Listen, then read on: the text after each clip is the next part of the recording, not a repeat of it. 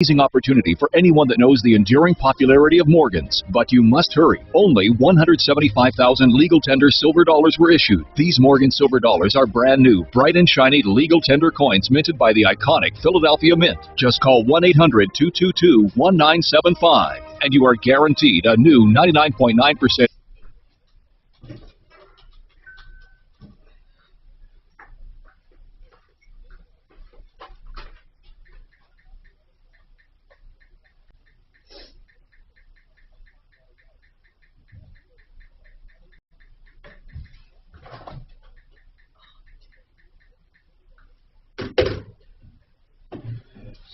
That's 1-800-fuck you. Kelly said she couldn't come in, huh? Yeah, I can ask her tomorrow or any other day if you want. It's up to you. I'm good. I just hate to show up and everything. I think she told me Friday's not working, so maybe we can get her in Monday. Oh, well, we have no show Monday. Oh. Why and then at that point, we have no idea. I asked her yesterday. I said, you going to be able to come in? She goes, no, Suzanne already asked me. That was for today. Yeah, I know. And I said, well, how about Friday? And she goes, I think so. And then a minute later, she's like, nope, anytime next week. So. Oh, okay.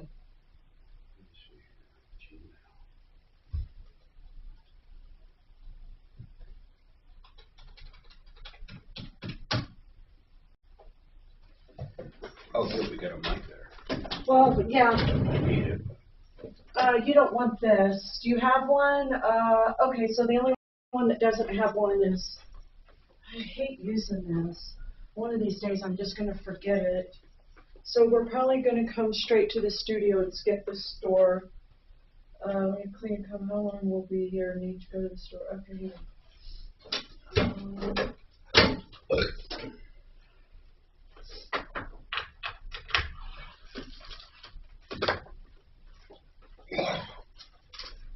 You can just tell Doc where you want to go, and that will be a little while.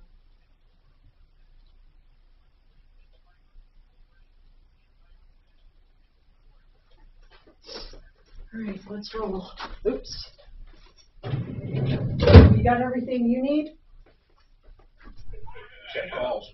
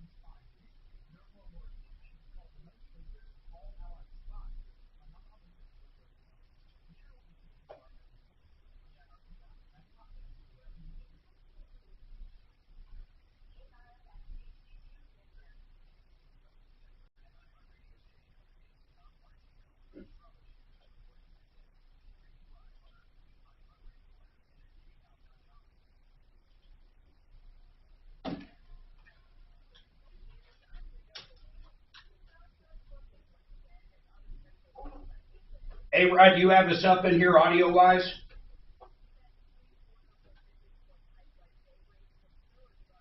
I can now. Cool, man. We're connected. YouTube's up.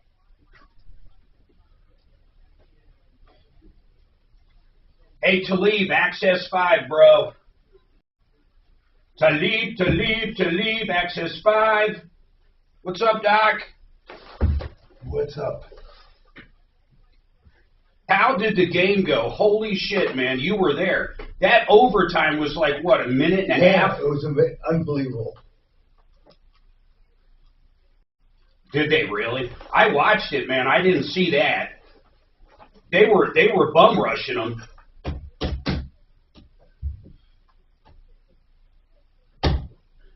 So I usually only bet NFL, man, like literally. And then yesterday I was like, you know what, fuck it. So I logged into my FanDuel, and I was going to bet the Avs. And long story short, it didn't work out. Game started. I didn't make a bet. Then all of a sudden, the fucking Avs are up, 2-0. 3-1. Yeah, I know. And I'm going, son of a bitch, if I had 30 more seconds, I would have made a few bucks. But then You know, what was it? The end of the second, it's 3-3. I'm like, oh shit, I don't know what's going to happen here. God, I'll tell you this, the over-under looks good. I think yesterday it was, what, 6.5?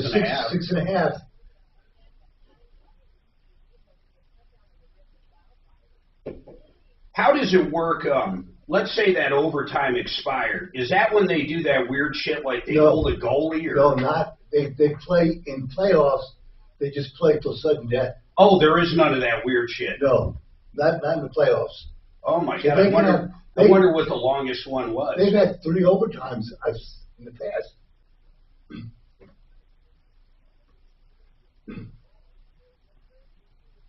That power play where the Avs were 5-on-3, holy shit. I told Suzanne, we were watching it, they were down to like 45 seconds before one came back. I said, there is no way they're not freaking scoring on this. No, and you shouldn't be playing, honestly. Unless you got Patrick Waugh and you're up against him.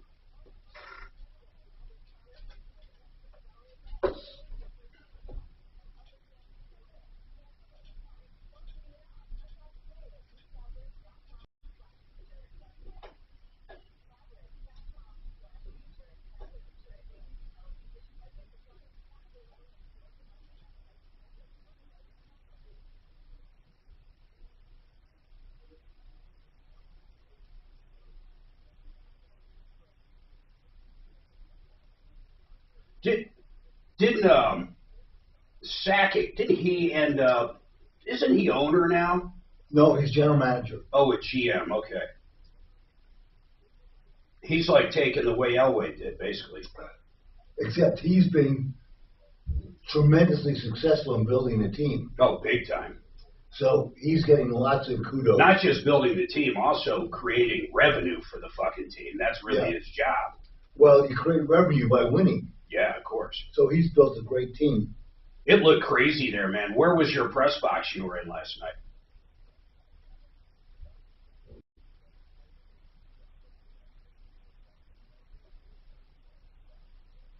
Wow.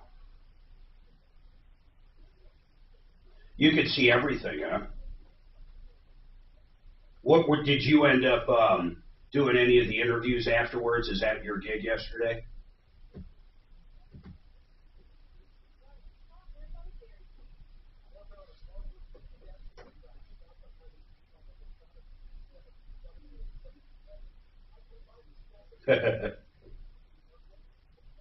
You know, Suzanne was watching afterwards some of the interviews with me, and she's like, man, you know, the NFL guys, when they're done, they come out, some of them are wearing suits, and they actually look pretty dapper. She's like, these guys don't look dapper.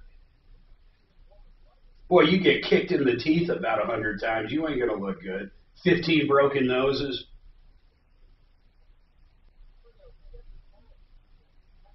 Now, wait, how did we just hear Talib? Talib, you there?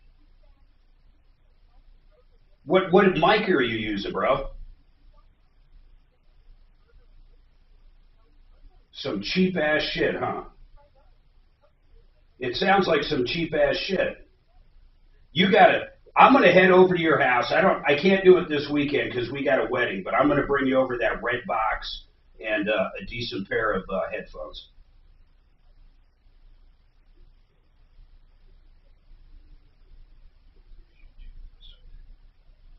Is this all going out through YouTube? Did you get it up, man? No, I know, but is the audio correct on our side? It's all going out. Cool. Listen to it real quick. I'll give our YouTubers. I'm going to give an update on Tom.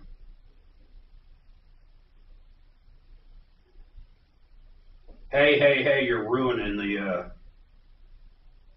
I know, spoiler alert, hold tight.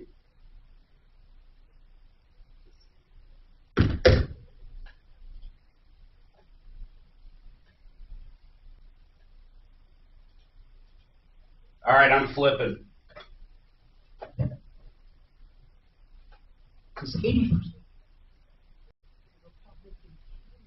That's fine to leave. Don't use wicked audio or anything. It's fine. It's off now. Now it's like it's supposed to be. All right, here we go. 4.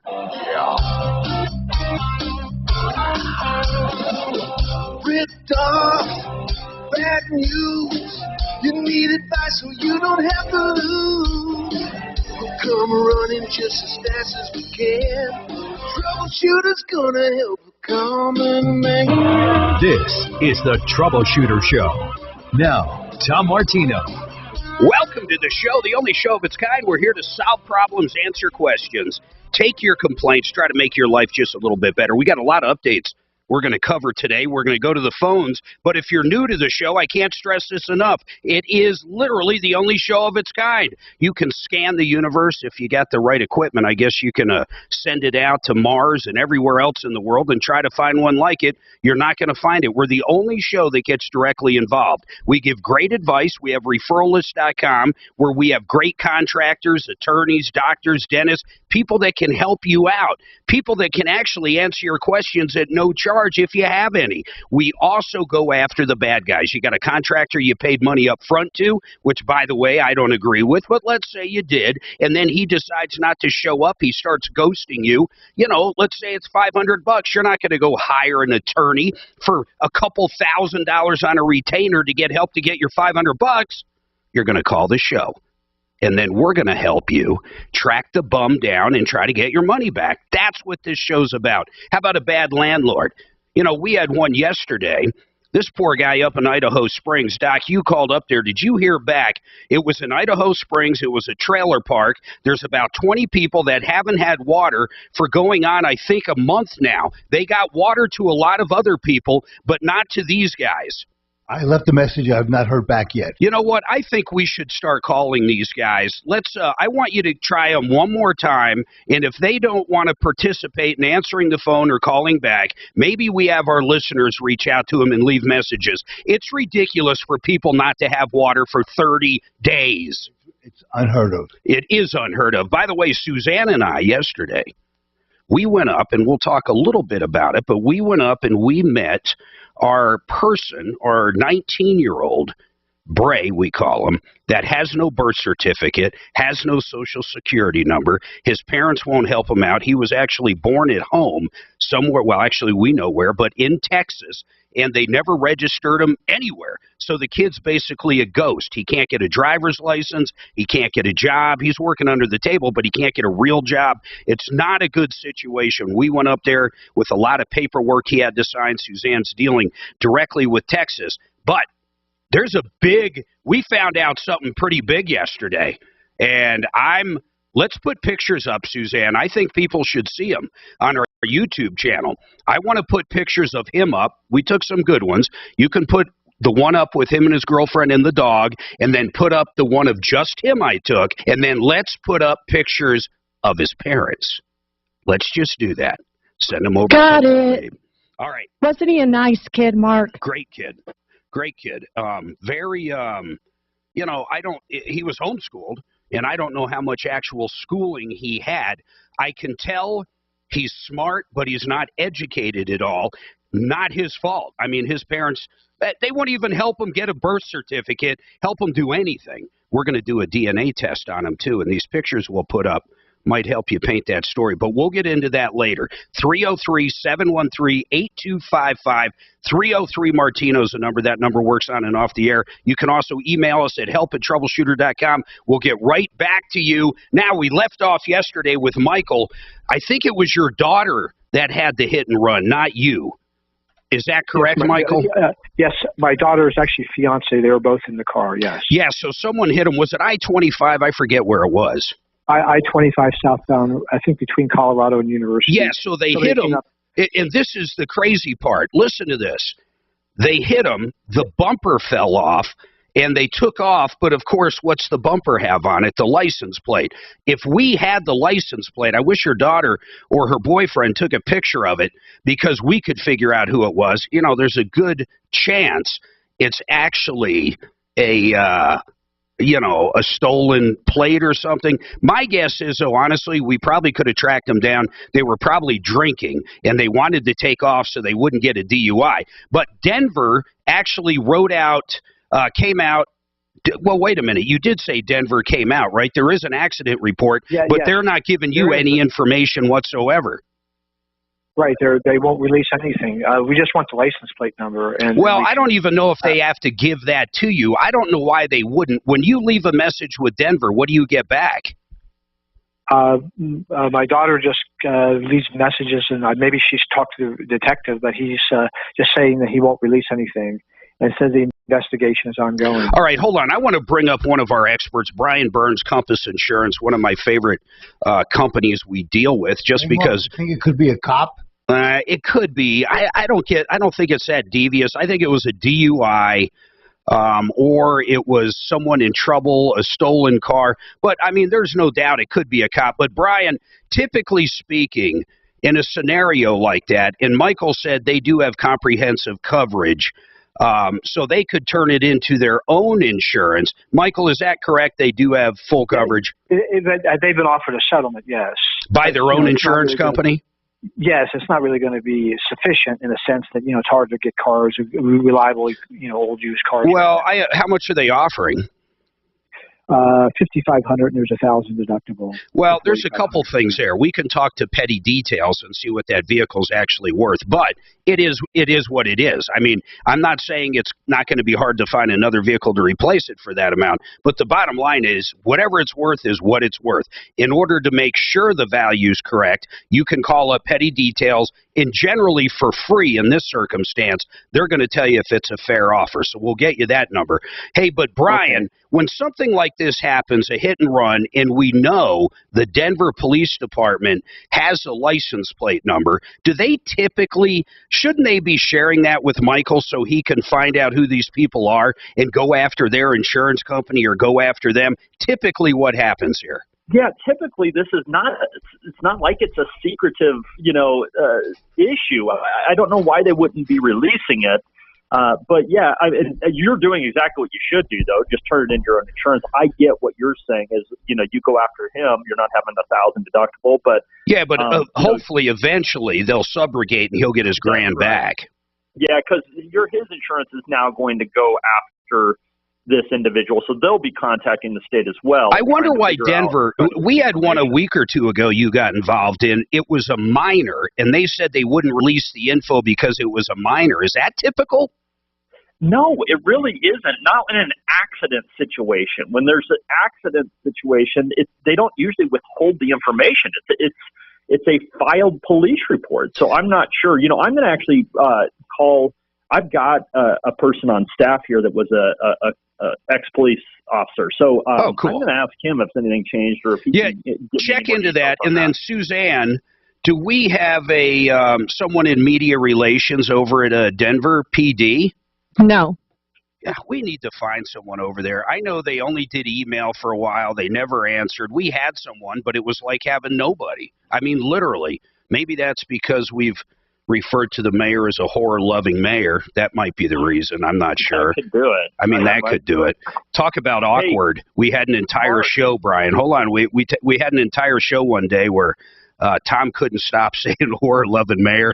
We left. Listen to this. This is even better. This might be why we don't have a contact. I have a feeling it is. So we were both beating up on him pretty good. We leave the studio. We're on the 4th floor for folks that don't know. So we hit the elevator. Guess who walks out of KOA and gets into the elevator with us? Oh, my God. The mayor. Talk about awkward as hell. I couldn't believe it. But anyhow, Brian, if you would do that, I'd appreciate it. And Deputy Doc, why don't you do me a favor and see if you can't get us a new rep over at Denver PD that can answer these basic questions. These guys should be given poor Michael's daughter the information. Michael, we've got your information, or I think we do. If we don't, make sure Suzanne gets it. We're going to reach out. We're going to try to get a new person over at Denver if they'll deal with us anymore. And hopefully they will. I mean, let's let bygones be bygones. Hey, by the way, you want to save money in insurance? I can't put it any other way. You call Compass Insurance, they'll save you money. I don't care if it's a commercial account, homeowners, auto, you name it. These guys will save you money. I've personally used them for years and years. Every year they shop my needs to other insurance companies to make sure I have the best coverage for the right amount of money. 303-996-9000. Steve's got a Ford truck broke down in Texas. We're going to figure out what that's all about, and we've got a couple lines open. 303-MARTINO, 303-713-8255.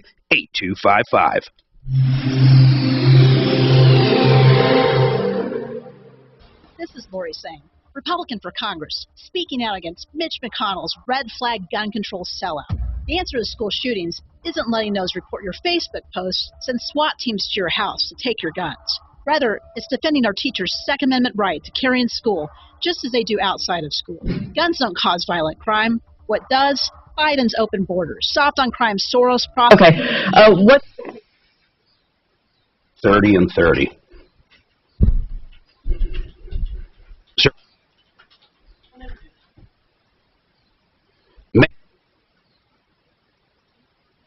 What's going on?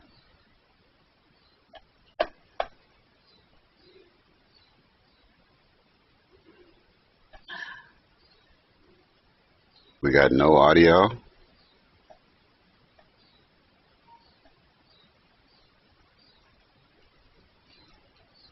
Hey, Rod, do you hear me? Maybe it's time to update that house. That siding's looking a little old. Maybe the doors, the windows. I want you to call K&H. These guys are great. Ted Rowland's the owner.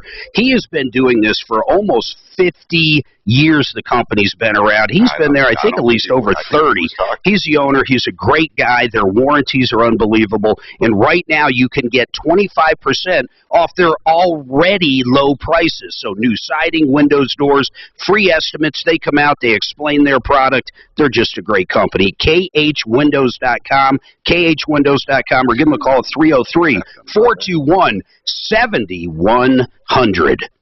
Now, let's talk about Colorado Pain Care, Sport and Spine. You realize if you've been, I don't know, not just injured, but if you're dealing with pain, even if you've been to your doctor, you've been to other places, and you're not 100%, I want you to give these guys a shot. And the reason I say that is that's all they do. All they want to do is make you feel better. Colorado Pain Care, Colorado Pain Care, Sport and Spine. 303-GOT-PAIN, 303-GOT-PAIN. Tom's used them numerous times. In fact, they really helped him up until the surgery yesterday. 303-GOT-PAIN. Well, I have a number for the PIO. Do you want Sue's try and get him on the air, or should I call him? They'll never come on the air. So if you can get him come on the air, then Suze will call her instantly, or him, whoever. I mean, it's such a simple Is he calling deal. The guy's just trying to get the information from the people that hit him in the hand. That would be, I'll tell you, if you were right on that intercom, that would be insane. But whatever.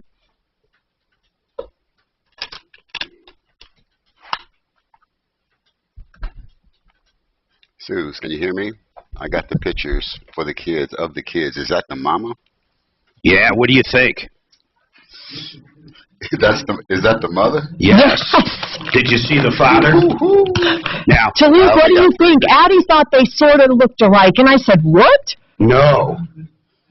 That kid looks nothing like his parents. I don't know. Let YouTubers decide. Let's see what their feedback is. Talib, do you think that kid looks like his parents? You should see pictures of siblings. It's crazy. No, he doesn't look like his siblings.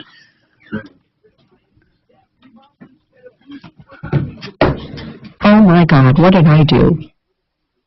What did you do? So that's the mother and father and the kid. I don't think there's one picture of all three of them. No, I have three pictures. Yep. I got a dad holding a baby. Yep. I got the mother looking like Yep, that's her. She looks. And the kid looking like he looks. From yesterday. Yeah, okay, so is right. That's exactly. I'm sitting there going, are you adopted or anything? I'm in the folder. So we stopped to get a DNA test in 2 places, and they were sold out. Yeah. Couldn't find a 23andMe anywhere. Yeah, Gee whiz, I'm going to order on Amazon and just take it up there to him. Walgreens. I can't wait to figure out his heritage. Mark, I wonder if he got hair samples, if somebody could test those, or if it's at a lot of money. Test them for what? To see to DNA and cross-match it with him. Here's my question. We're not going to get parents' spit for 23andMe. No, but we're going to get other relatives that will then call. I know, and his heritage. I'm missing something, because hearing this, this is my question. Maybe YouTubers have this question too. Are the parents cool like with this? No. They're not. They don't know anything. No, in fact, Can they give you a picture of the mom? Here? one of the sisters is trying to take legal action, whatever the hell that means, against the parents. So the parents didn't know that you had these pictures of them? Oh, no, I got them on Facebook. Oh, I was going to say. And they verified. If they were cool, you get and take pictures. If they do, then obviously they aren't hiding anything. Yeah, no, they don't. They don't know shit. They don't know anything. You know, he looks a little like the mom, but not. I see the mom. Look at the nose. That's the mom who have this similar nose. Hey, I didn't think so at all. Suzanne, Here we go. Come next. Culture has shifted so far to the left. Listen to Red Pilled America every week on the free iHeartRadio app. That's Red Pilled America. When he's not talking about it, he's tweeting about it. Do you Twitter? Follow the Troubleshooter at @RealTomMartino. And stay connected with all of Denver's talk station on Twitter. Just give me your Twitter and I'll follow you. Find us right now at 630 KHOW. Denver's talk station. Online at khow.com.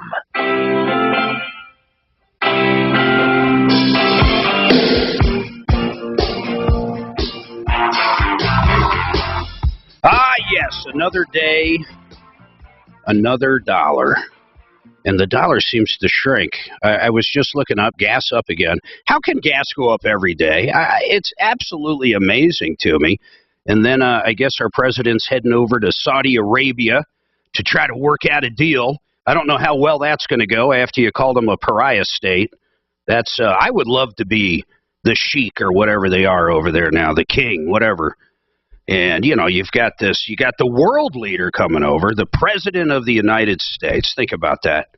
And he just condemned you less than a year or two ago. And he said, yeah, you're a pariah state. You guys suck. And you're murderers and thieves. Ugh. Now you got to come crawling to him. How would you handle it if you were them? Does the mighty dollar speak? Maybe it is. Maybe it all comes down to they want to make money. So if they can somehow up production and make more money off of us, and maybe it's all cool. Or do you say, as a rich sheik, one of the richest men in the world, or do you say, ha, ha, ha, ha, ha, we are pariahs, we don't do anything for you? I'm curious to see how it goes. What happens?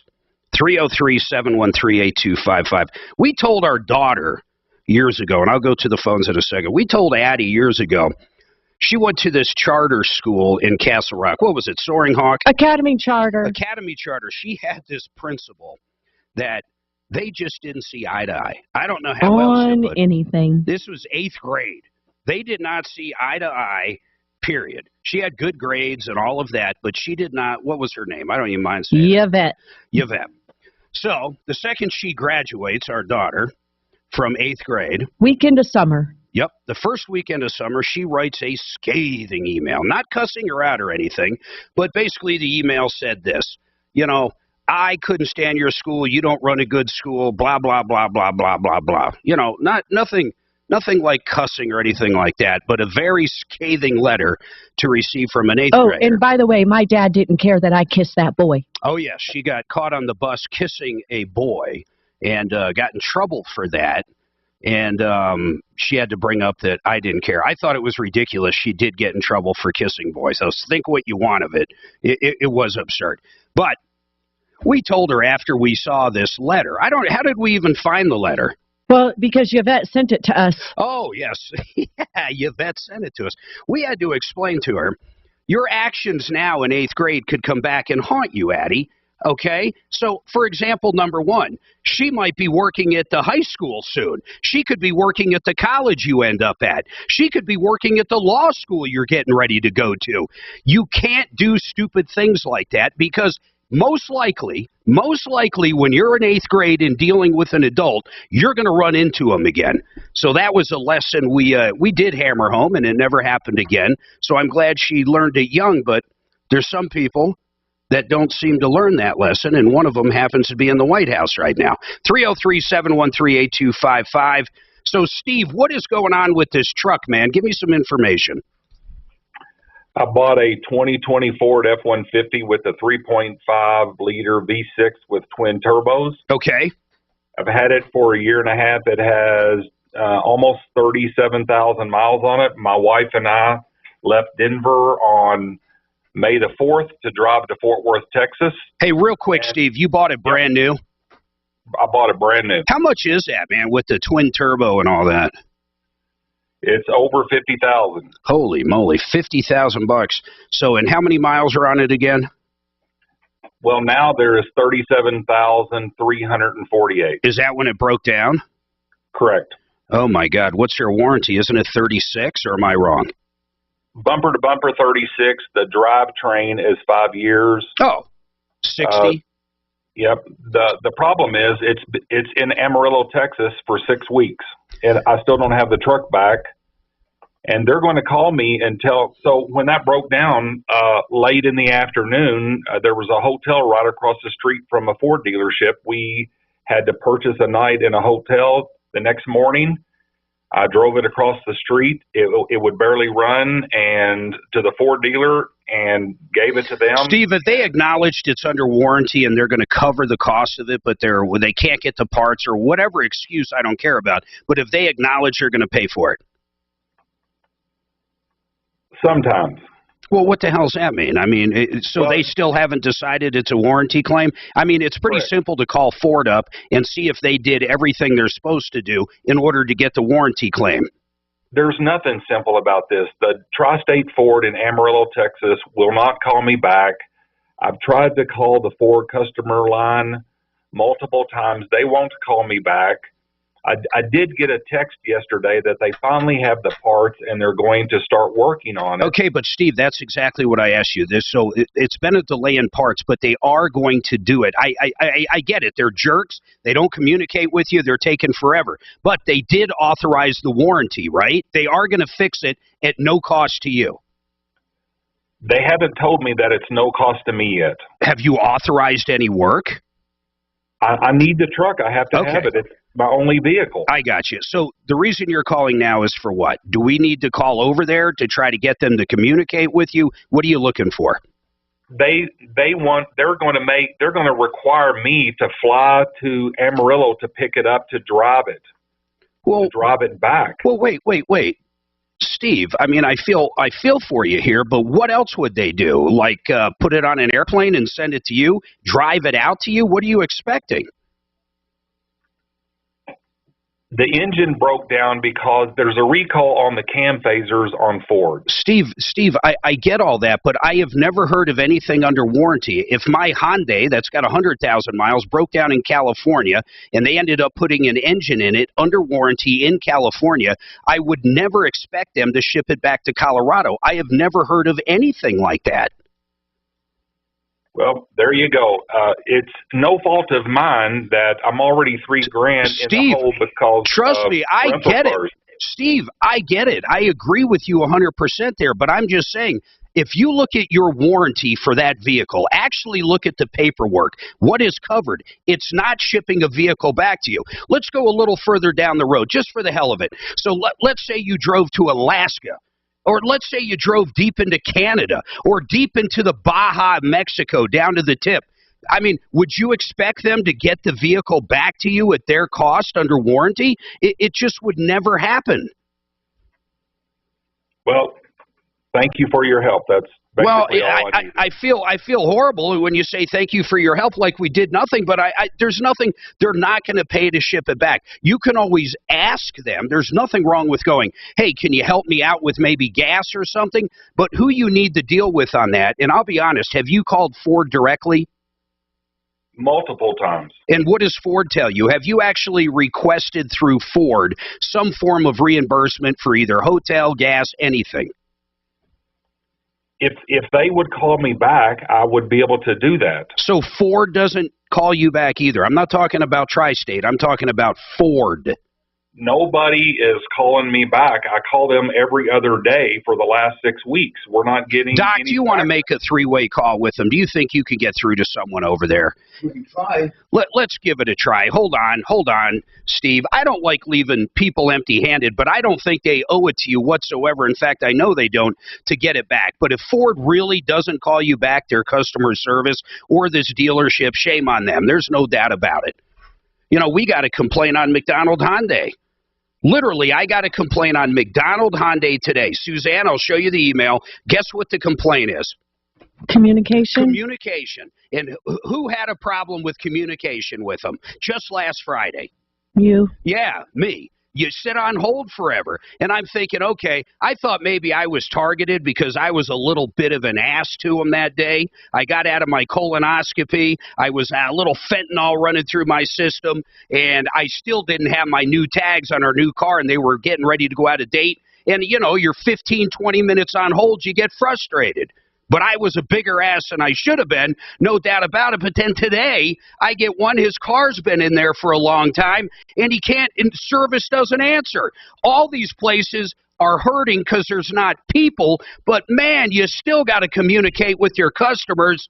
Daisy, hold tight. I hate when I read Adult Protective Services. I wonder what's going on there. We're going to find out after this.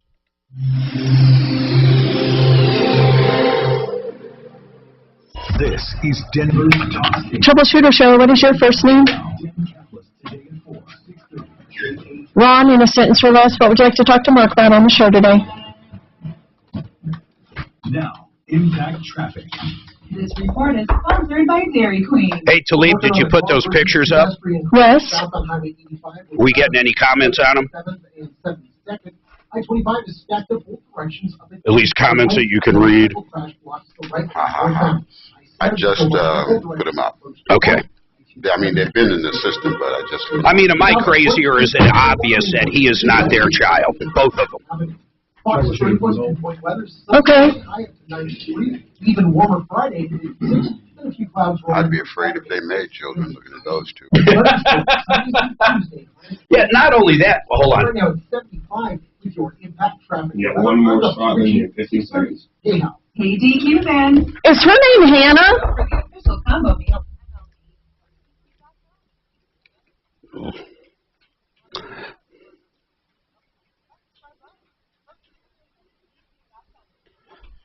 Okay. Man, I almost fell over when I saw our electric bill because of the air conditioner last month, and it snowed last month, and our AC was still high. Electric bills are absolutely insane. I hate when it's hot in the house at night. I don't sleep well. I want to tell you about QCcolorado.com. These guys sell the quiet, cool whole house fan. They install it on the upper floor. It takes all that cool air from your basement or the lower floors, and it pushes it up through the attic, out of the house, and replaces it with nice, cool air from that basement. It costs almost nothing to run.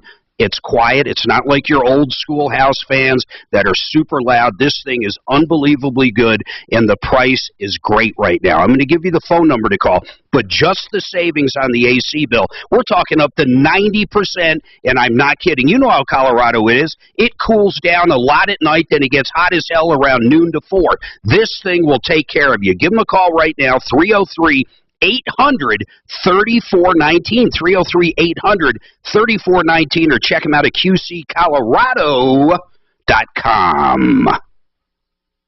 Now, I want to tell you about Become the Banker. If you have money in the stock market right now, the ups and downs are insane. But worse than that, lately it's all down. Think about diversifying. I want you to call these guys up. I'm going to give you the website, but you can see a little kind of, video Tom did with them. It's a product that you basically lend yourself money, and you can pay yourself back with interest and build that retirement account with a lot of interest. It's not crazy complicated, but you really need to watch that video and call them. They'll do a webinar with you. They're not trying to do hard sales. They're good guys over there. BecomeTheBanker.org. BecomeTheBanker.org. Going on right now. Mark, OMG. You will not believe who is called in. Who? Okay, you know the Bray sister that's taking legal action against her parents for her birth certificate? Wow. Her boyfriend's dad listens to the show and wants to help her. He's on line 3. Awesome. Oh my God, Mark, I can't believe it. I just can't. The sister's taking legal. The sister taking legal action. Apparently, we couldn't understand what kind of legal action she'd be taking, A-Rod, but Bray says she's doing her own thing and we don't talk. Holy shamoly. But the boyfriend's dad is on line 3 for us, Mark. You got to take that. Oh my God, I'm dying. You know, we're unraveling something that could be really crazy. I know. And you know, we haven't even mentioned, Mark. I know, it's crazy. And we haven't even mentioned our PI is making some calls today. Yeah, I know, the people in Texas. This is an onion. The more you peel, the brighter it gets. The stinkier it gets. Troubleshooter Show, what is your first name? Dave, in a sentence or less, what would you like to talk to Mark about on the show today?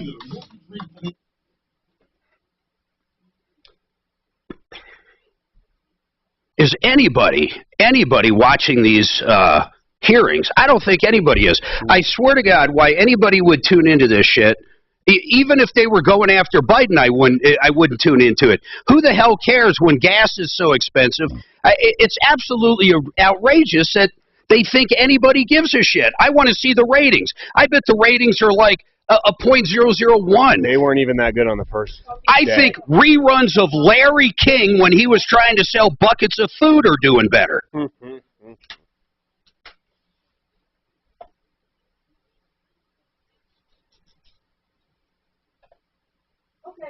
I have an update. Hang tight, listen to the phone. When you hear your name, come on and tell Mark about this. You got a couple calls ahead of you, so hang on.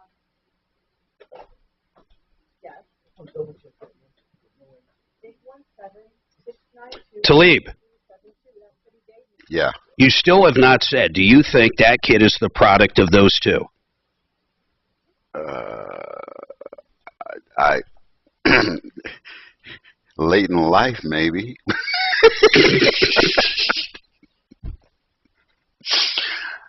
Oh, I don't know what to say about that. You want to hear something interesting? I'll say this on air, but one of the Social Security numbers, it tracks back, was it to the mom or dad? To the dad's mother, we believe. But just so you know, Mark, are you going to say about that other Social Security number? I'm not going to say anything. I'm just saying it's very curious. Yeah, but when I said to Jerome, what's the correct connection with that other one? He goes, his Social Security number and Grandma's Social Security number came up next to each other on an SSN list. That's it. So I don't know if there's anything. There's all kinds of weird I'll shit tell you going about on. that A-Rod I once just don't know if they're hillbillies or not. Man, Mark, it is freaking weird. From Lancaster, Pennsylvania, where men are men and sheep are scared. And women at Amish or Amish. Alphon Lapan, 303-295-6022. Buyandbuild.net. Denver's talk station, 630 KHOW.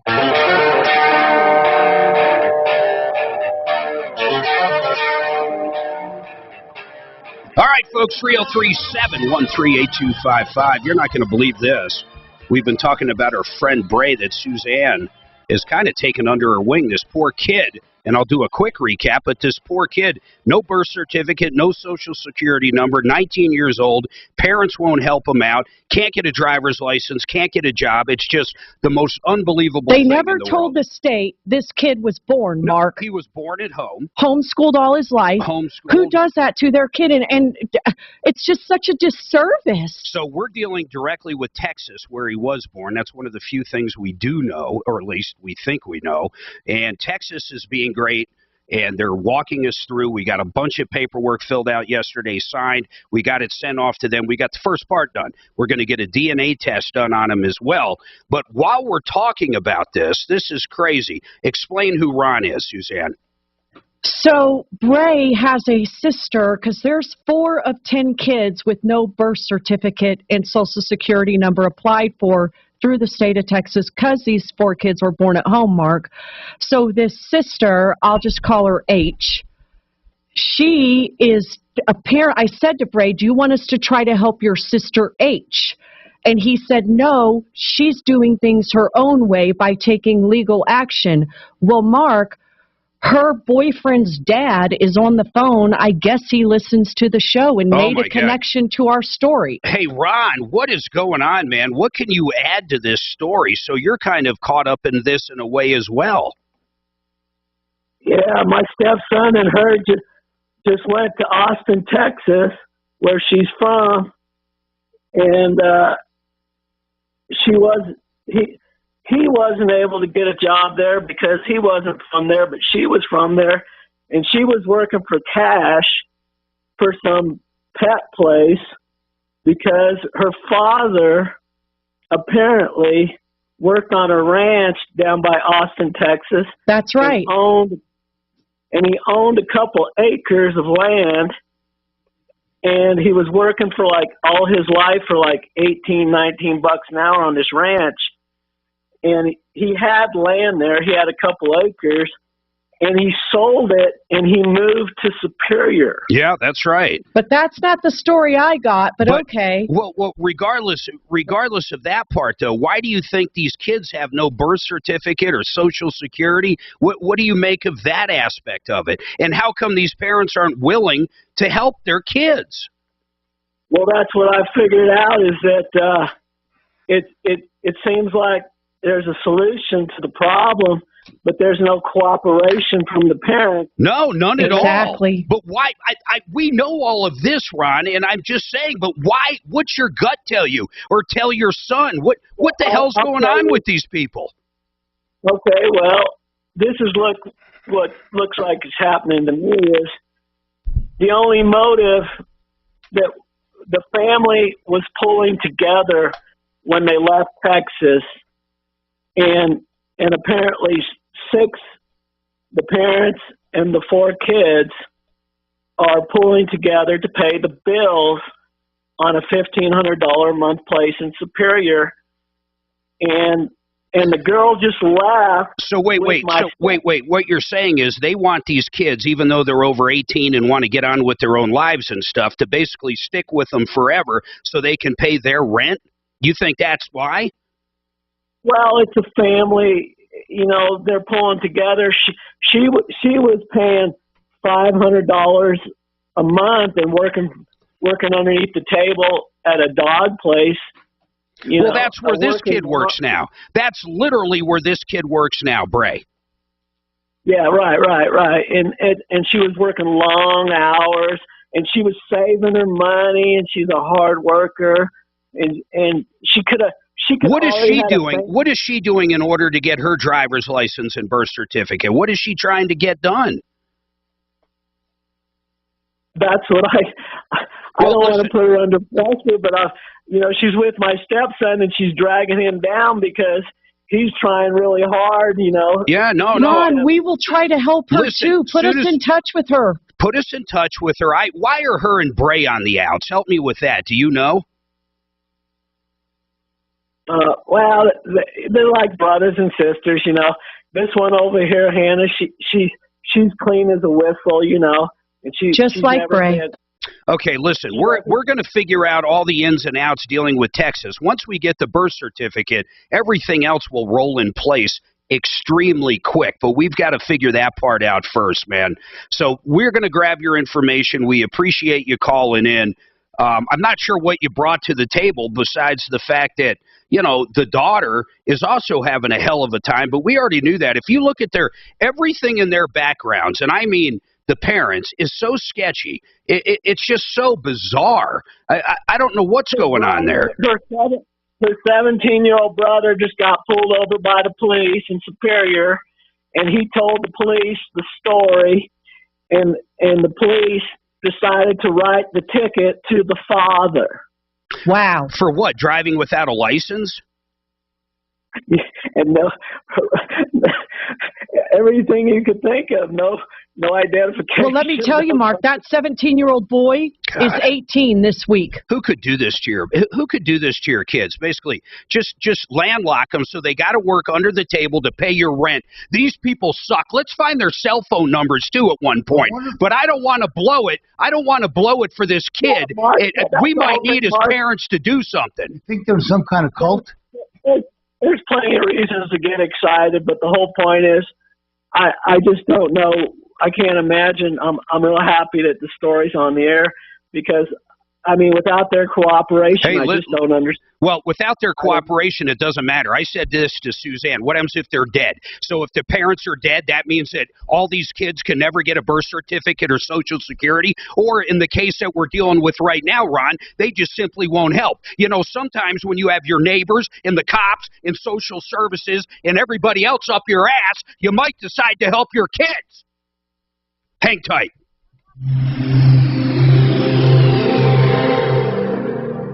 Now, Impact Traffic. This report is sponsored by Dairy Queen. We cleared out our motorcycle crash northbound I-25 up at Erie Parkway. Westbound I-70 still heavy through the ditch construction, and I-270 is bunched up both directions getting into Commerce City. I-225 has cleared out both directions through Aurora and on down to I-25. South Detroit Street closed for water main work between Dry Creek Road and Jamison Avenue. Fox 31 pinpoint weather, mostly sunny today, a high up to 93, even warmer Friday at 56. A few clouds on Saturday with highs in the mid-90s, and then thunderstorms Sunday through Tuesday with highs in the upper 80s. It's going to be sunny again on Wednesday and 91 degrees. Right now it's 77 degrees. With your Impact Traffic and weather, I'm Dustin Rich.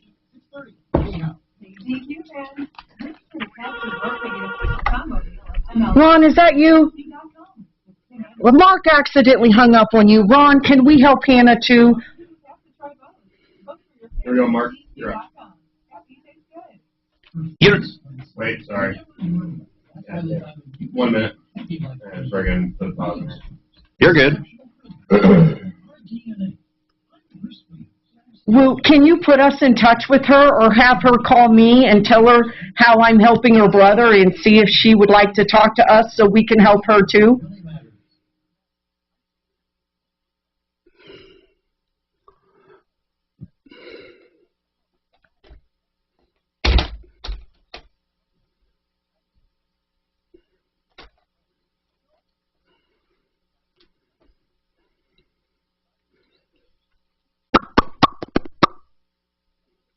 So is this kid working?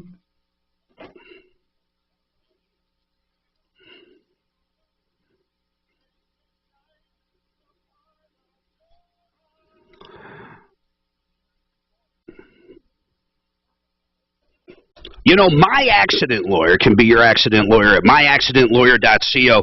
Big firms. And you see their advertisements on billboards on these light rail trains everywhere. You know, they take hundreds of cases all the time. They pick the cream of the crop or the ones that are easy that they don't have to go to court on. John Fuller, the guy that I personally use, in fact, we've used him multiple times, is smaller by design. He wants to serve the client better. He's got a great team over there, but when you want to deal with the actual attorney, you deal with John. I want you to write this number. Injured in an accident, give John a call. I promise you he's the best. 303-597-4500, 303-597-4500, or personalinjuryco.com. Now let's talk about Mitch Floria. Who is that? Well, he owns the Art of Granite. Suzanne and I had him redo one of our bathrooms, redo our mudroom, redo part of our kitchen, and man, are our new cabinets.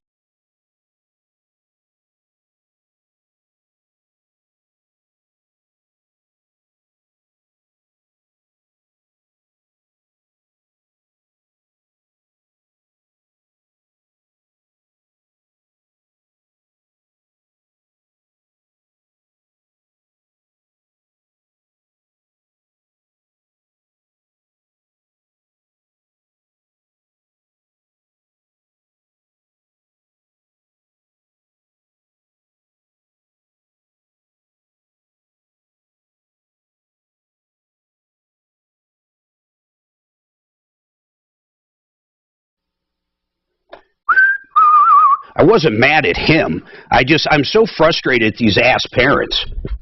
I wasn't mad at the call. I know it's fine, but when you get heated like that, you hang up on him, I could lose the call. Yeah, I know. So, okay, I didn't mean to hang Let up. me tell you about Daisy. This is good, okay?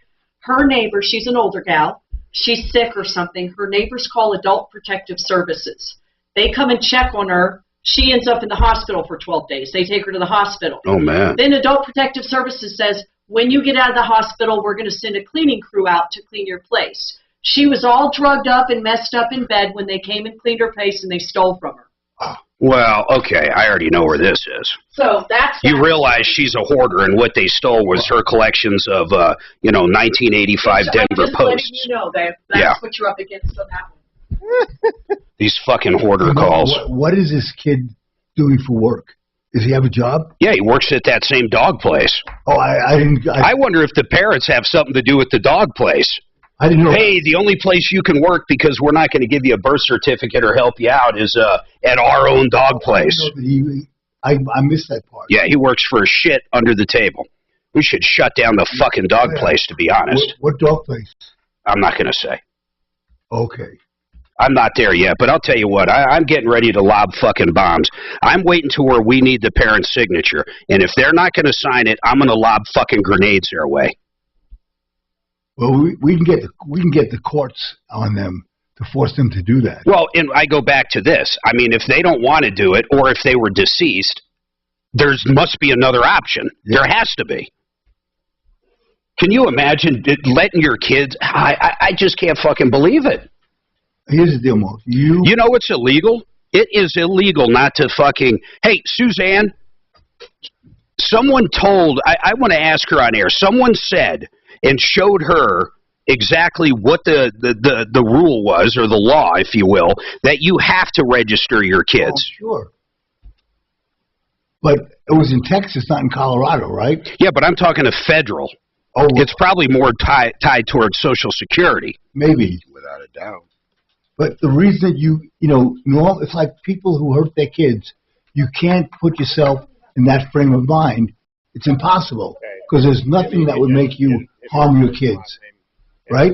Right. So how can you possibly get into the mind of somebody who hurts their kids? I have no idea. It's inconceivable, because you have a normal brain when it comes to that. 630 KHOW, an iHeart radio station.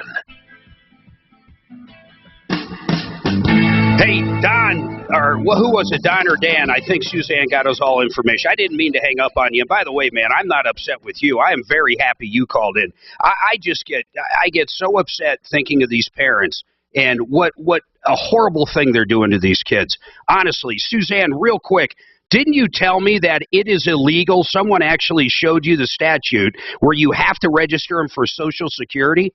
Well, I was on the phone with my sister telling her about it, and she Googled it, and she read it to me. Apparently, it's illegal not to register your kids in the first 10 days of their birth with the state they were born in. I'll tell you where this is going to come down, and I'm not kidding. We're going to get to the point where if we need one of their signatures and they're not willing to do it, I'm going to do everything I can to make their lives miserable on a daily basis.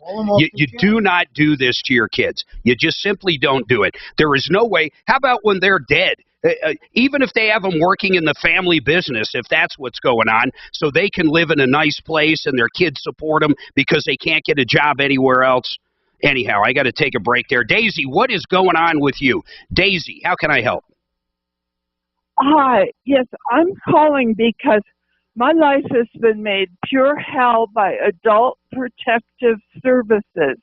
I'm an octogenarian and I have heart failure and need a hip replacement. My neighbors called for a welfare check. The police came and they called APS to help me. Where are you located, Daisy? Boulder. And then, okay, so Boulder came out. They actually have pretty good Adult Protective Services. And do you think, I mean, with the broken hip and having these problems, are you a little thankful to your neighbors for calling? No. No, okay. My life has been turned upside down. I'll try to be brief. They came out and took me to the hospital. I was hospitalized because of my heart for 12 days, and then put in like a nursing home for another 3 weeks. I understand. Well, Daisy, I promise I still want to have a conversation, though, when you say stuff. So what you just said, and I just want to revisit it real quick, you had a heart condition that you were in the hospital for 12 days. That is no joke. That's like a real serious thing. So I'm going to go back to this question. Don't you think it's a good thing your neighbors did call, because you could be dead if they didn't call? Well, yes, you're right. Okay. You're right. Okay, good. Because I hope you're not trying to blame your neighbors on this. I understand you're upset. Oh, no. Their Okay. intentions were very good. Excellent. I know that. Now continue on. So you were in the hospital for 12 days, and you were in a nursing facility for 2-3 weeks. Now what? You home? Okay. Oh, yes. When I was in the hospital, the APS person, caseworker, they call them, asked me for the keys to my house. I gave them to her, and they had a plumber come out to look at the problems I had. Oh, good. And then, yeah, and then when I got home, did they get the plumbing problems figured out? No, he did something to my plumbing, and I don't even have water in the kitchen, and the toilet won't work. Oh. And he told them it would cost thousands of dollars to fix stuff that wasn't even broken. I'm surprised. Let's just say there's nothing devious going on there, and the plumber's correct. And I'm not saying that's the case, but I'm surprised Protective Services didn't remove you from the house at that point when the toilet doesn't work and there's no kitchen water. But you're still at the house right now under those conditions, right?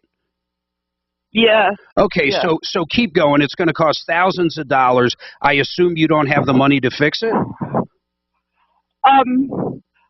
Not at the moment. Okay. No.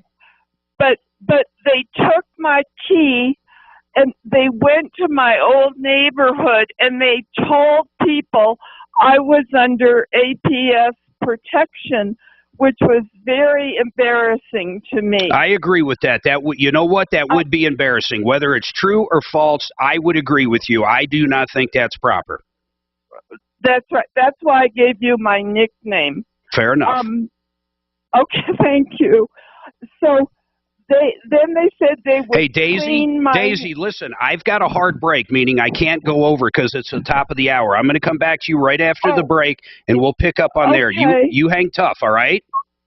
Thank you. And we'll figure out what's going on now. 303-713-8255, 303 Martino. Any problems you have, any complaints, any questions about contractors, landlords, you get the idea. We tackle it all. Over $300 million we have gotten back in cash merchandise, exchanges, refund services directly due to this show. 303 Martino. We'll be back right after this.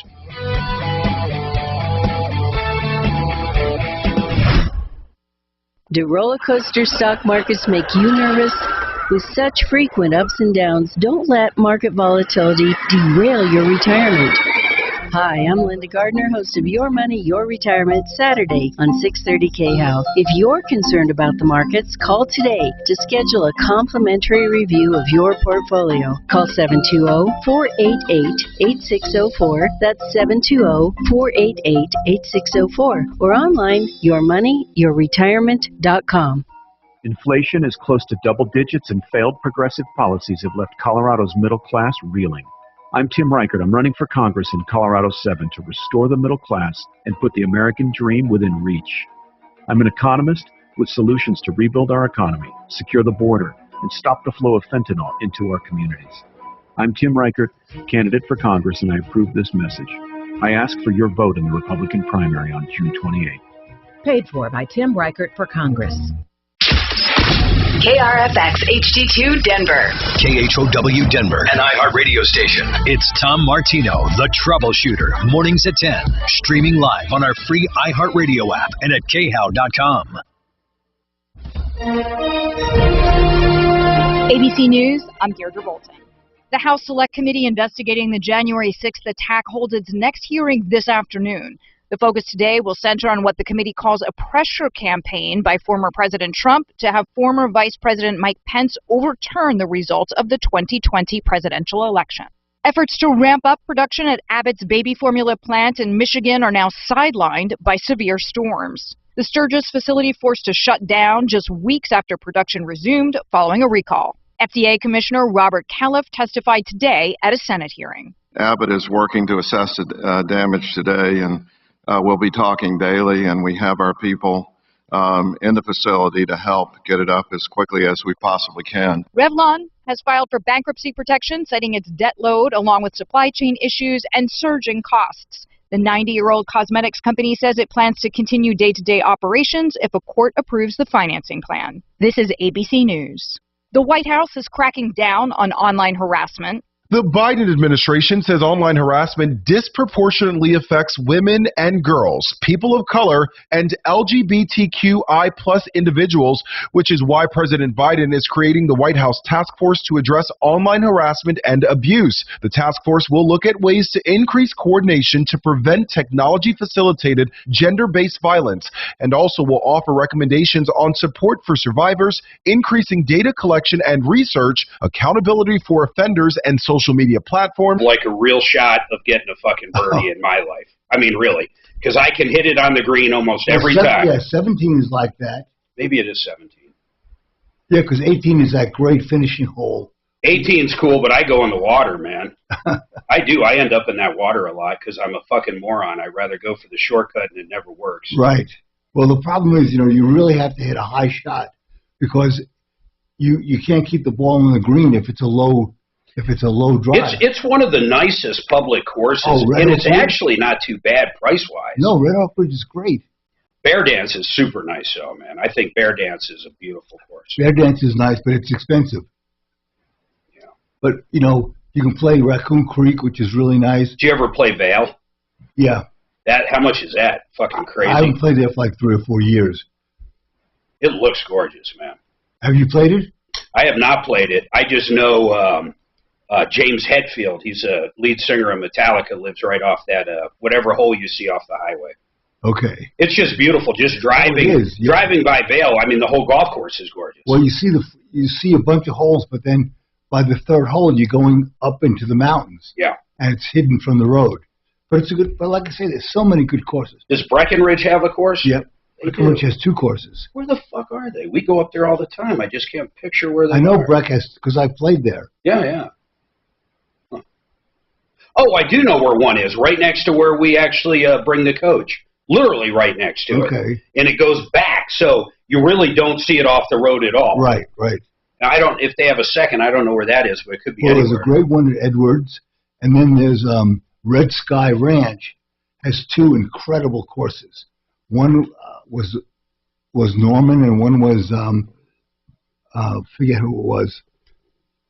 But there's some great mountain courses. So in Mexico, there's this cool place called Moon Palace. And it's in between, you know Mexico a little bit? Not at all. But okay, so it's in between Cancun and Playa del Carmen. Okay, yeah, I know where that is. Yeah, so let's say they're 60 miles apart, 50 miles.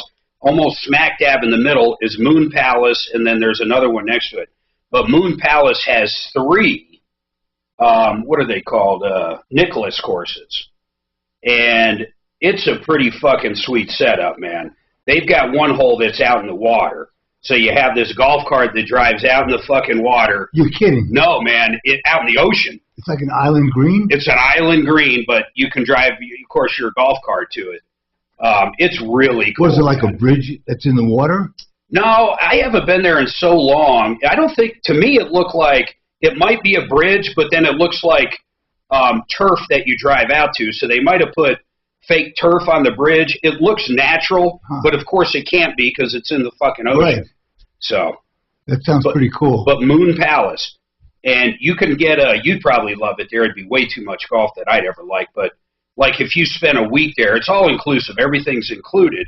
The golf isn't, but they have golf packages. Right. So you pay a little extra. You have access to all the courses the whole time you're there, anytime you want to be there. That's awesome. There's a place in Coeur d'Alene, Idaho, which has an island green. Yeah.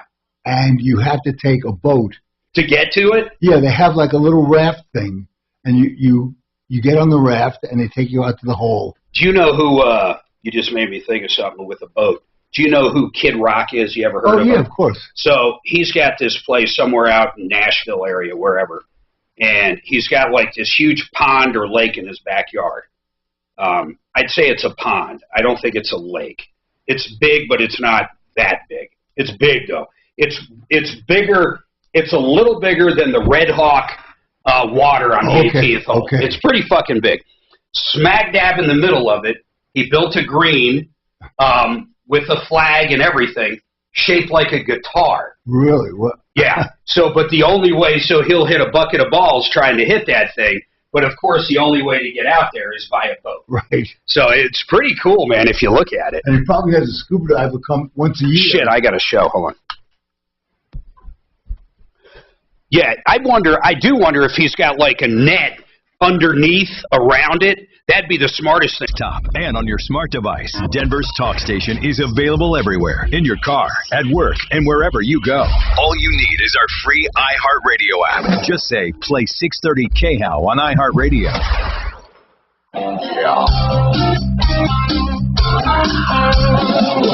Ripped off, bad news.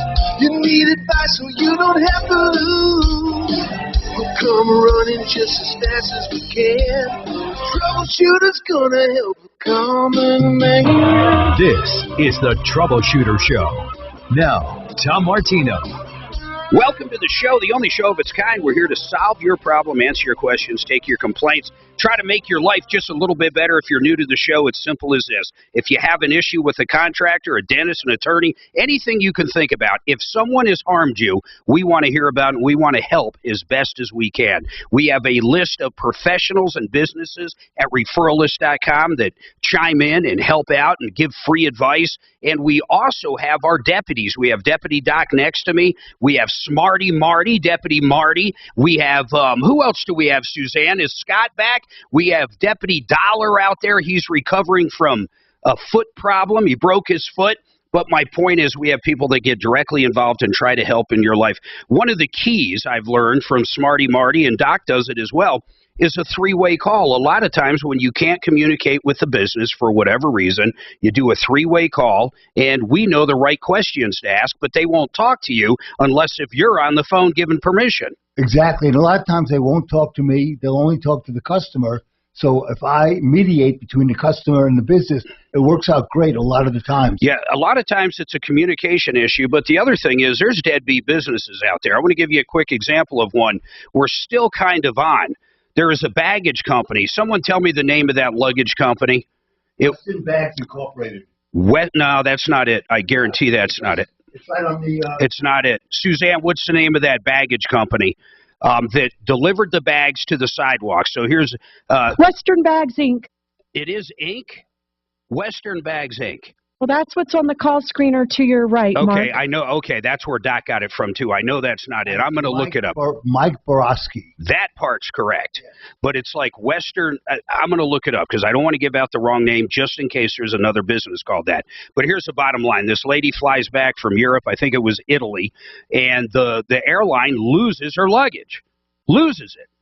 So they hire a company to deliver it once they found it. The company delivers it like in the middle of the night, like past midnight, doesn't call, doesn't do anything, and drops it off, not on the sidewalk in front of the house. And by the way, this is like a house like in Denver where the main road is kind of in front. It's not like in a neighborhood like Highlands Ranch or something like that. But instead of dropping the luggage off on the porch, which was right there, in fact, they could have easily put the luggage on the porch, put it to the side. No one would have ever saw it. They dropped it off like in front of the porch, but behind the sidewalk. So you got the street sidewalk, and then you walk up one flight of stairs. That's where they dropped it. If they weren't so lazy and walked up one more flight of stairs, they could have left the luggage on the porch hidden. But what happened was, listen to this, someone came by an hour later and stole all her luggage. Now, no one seems to want to do anything about it, so we're directly involved in that, and I'll explain other stuff. But do you have any questions? You need help, 303-713-8255. Got a couple lines open right now. I'm going to go back to Daisy, 303 Martino.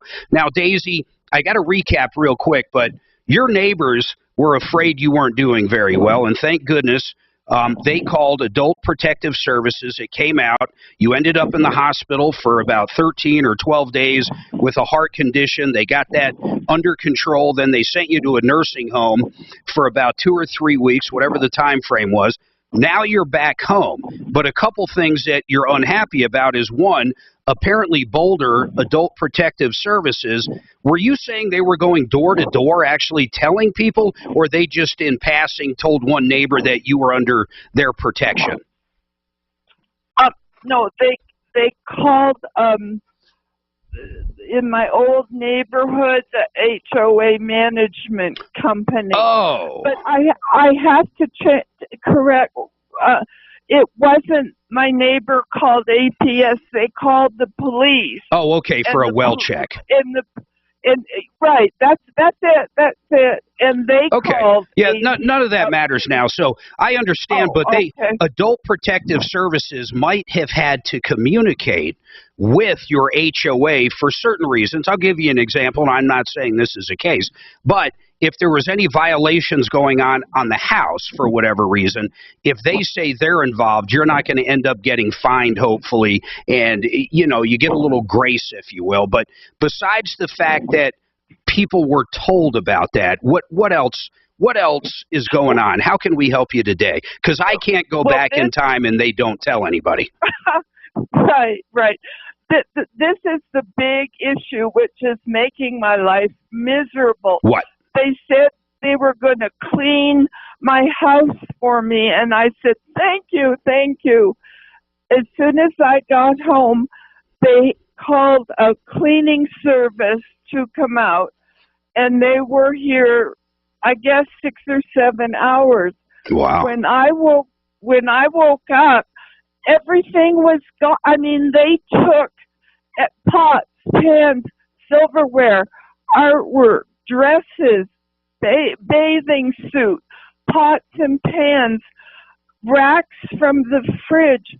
And I called them right away and I said, all a Dyson vacuum cleaner, an iron, everything gone except like the heavy furniture. So I called them and they said, oh, you're a hoarder.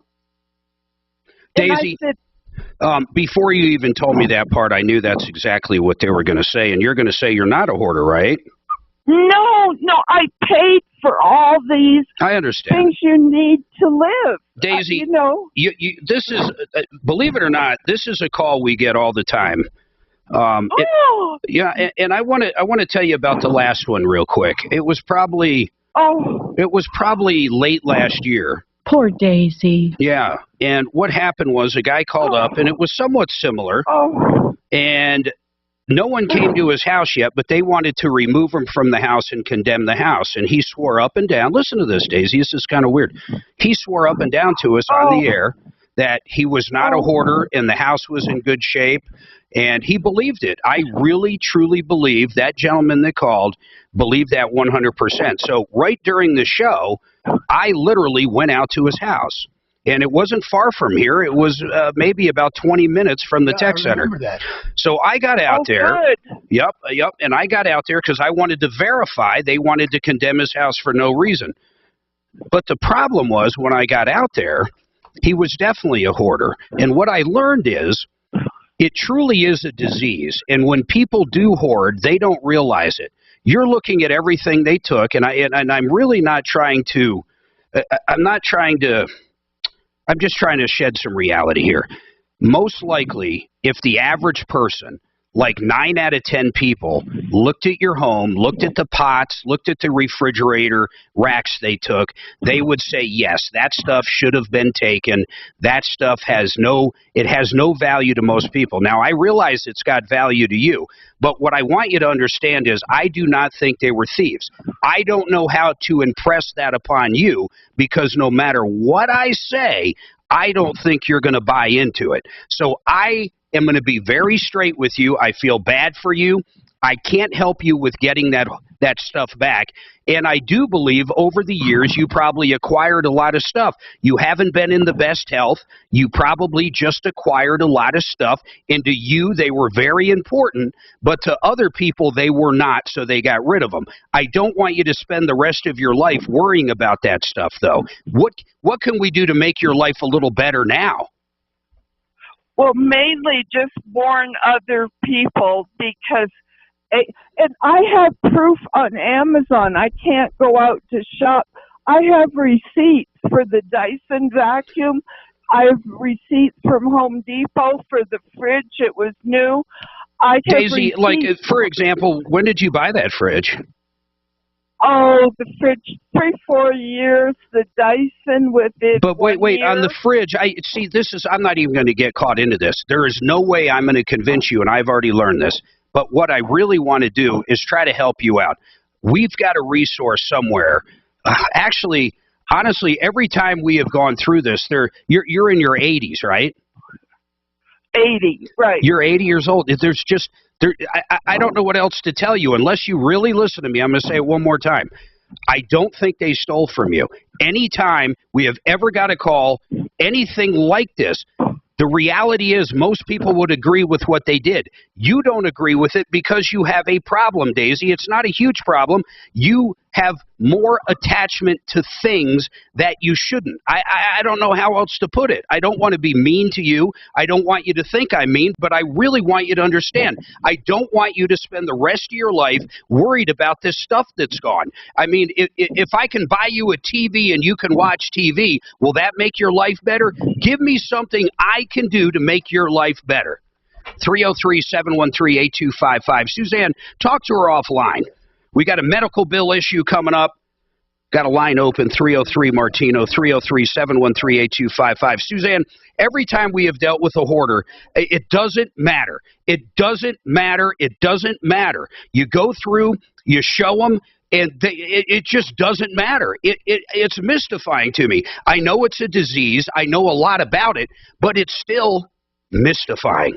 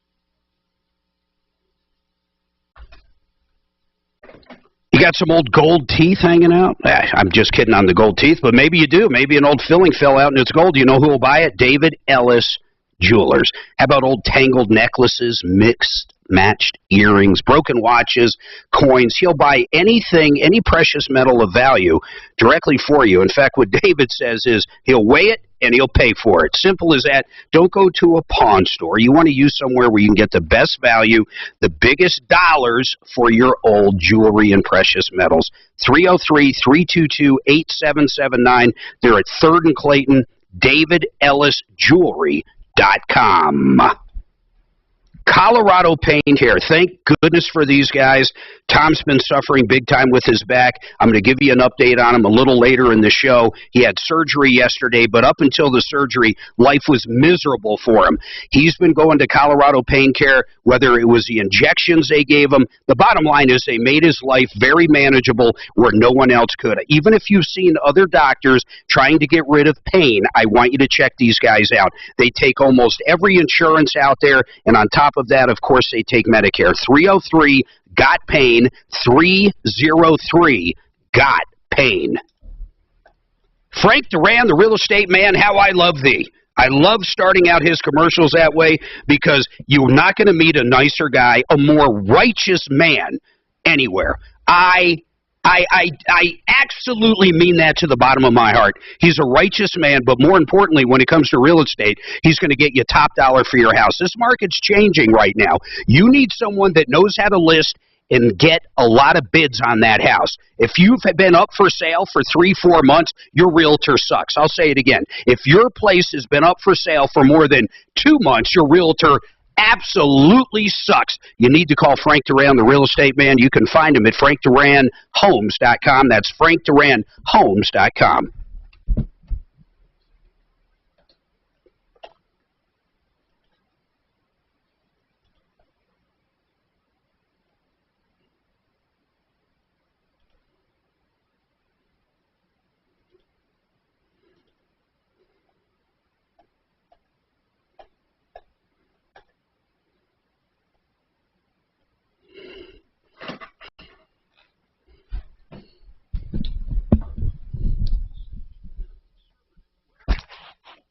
Googles will be here in a minute.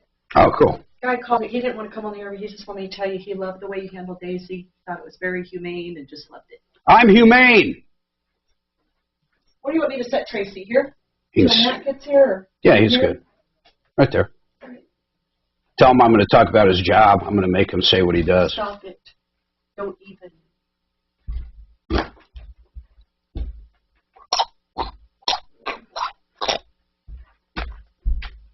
Mark Humane Major.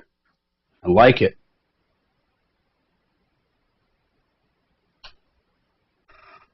Hey, Talib. Yes, somebody called you a shill for the state. You heard that? You heard that, though. I'm humane. You know that. You've called me humane before. Mm.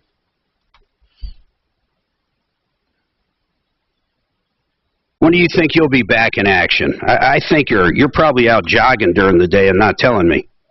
Nah, I'm not out jogging during the day. Is your incision completely gone? Or My you know? incision is healed completely. Cool.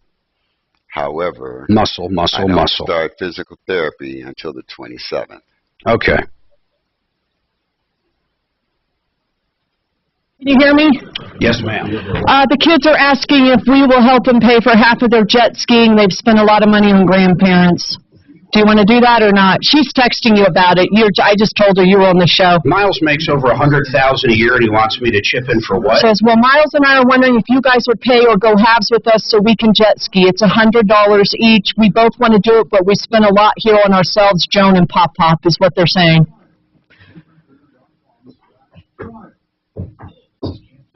It's his birthday. That's it. That's his birthday deal. I'll do half. Bam.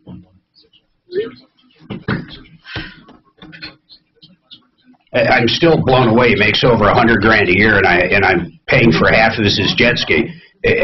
He's as cheap as me, I guess. He's your child, definitely. Gotta work it. He's working it. Unbelievable. They paid for their own tickets and shit out there, right? I didn't pay for any of that. I didn't pay for any of that shit either. At least they're going to see grandparents, right? I dig. Here we go.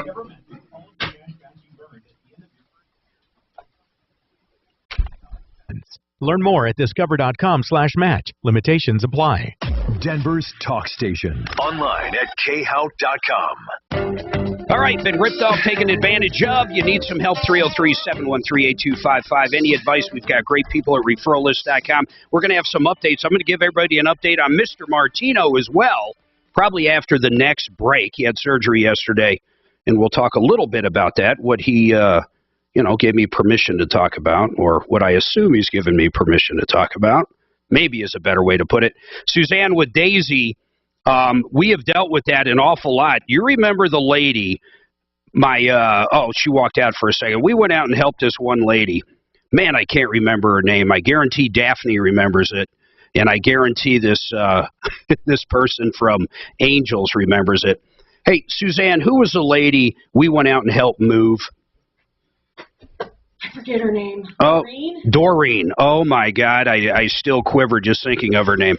So the whole gang of us went out, all of us, went out and packed her stuff up. She was a hoarder. She didn't tell us this, of course. She said, hey, the apartment complex is making me leave, blah, blah, blah. So I went out there to check it out. I was thinking maybe she was a hoarder. But when I got there, everything looked okay. I was like, oh, she's not a hoarder. She must really need some help. And she was moving to a new apartment, had no way of moving stuff. And we said, okay, you know what? We're all going to show up next week, 5 of us. We've got a trailer. We're going to help you. You box everything up.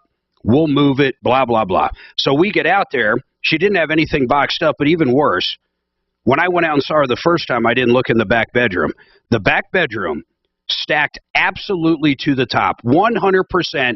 You couldn't even see the ceiling of crap. And when I say crap, I'm talking like 1985, never opened pleather purses from Montgomery Ward's. This woman hoarded nothing but new junk. I mean, this is stuff you would buy at the Ben Franklin 5 and dime, Montgomery Ward's, just crap, never opened, just sitting there. We had no idea what we were in for. We spent the entire day moving this lady. We get it over to her new place, get her set up. It was like 5 or 6 of us. All of a sudden, we saw the true Doreen. The cat was out of the bag. The hag was out of the bag. All of a sudden, she looked at Daphne and said, oh, you must have taken one of my purses. Well, once again, I already described this. We threw away a lot of her crap. No one in the world would want her 1985 Montgomery Ward's pleather purse, I promise you. There was a lot of stuff we had to get rid of because she went from a 2-bedroom to a 1. You simply couldn't put all this stuff in. My point is, hoarders don't even understand their circumstance. Oh, do you remember what she accused me of, Suzanne? Ready for this, Doc? Mail fraud. Mail fraud. How does that relate to mail fraud? I went and checked her mail on the last day. She gave me the key. I grabbed her mail to give to her at her new place. And she said, you should have never went into my mailbox. You went into my mailbox. I'm going to call the Postmaster General. That's mail fraud.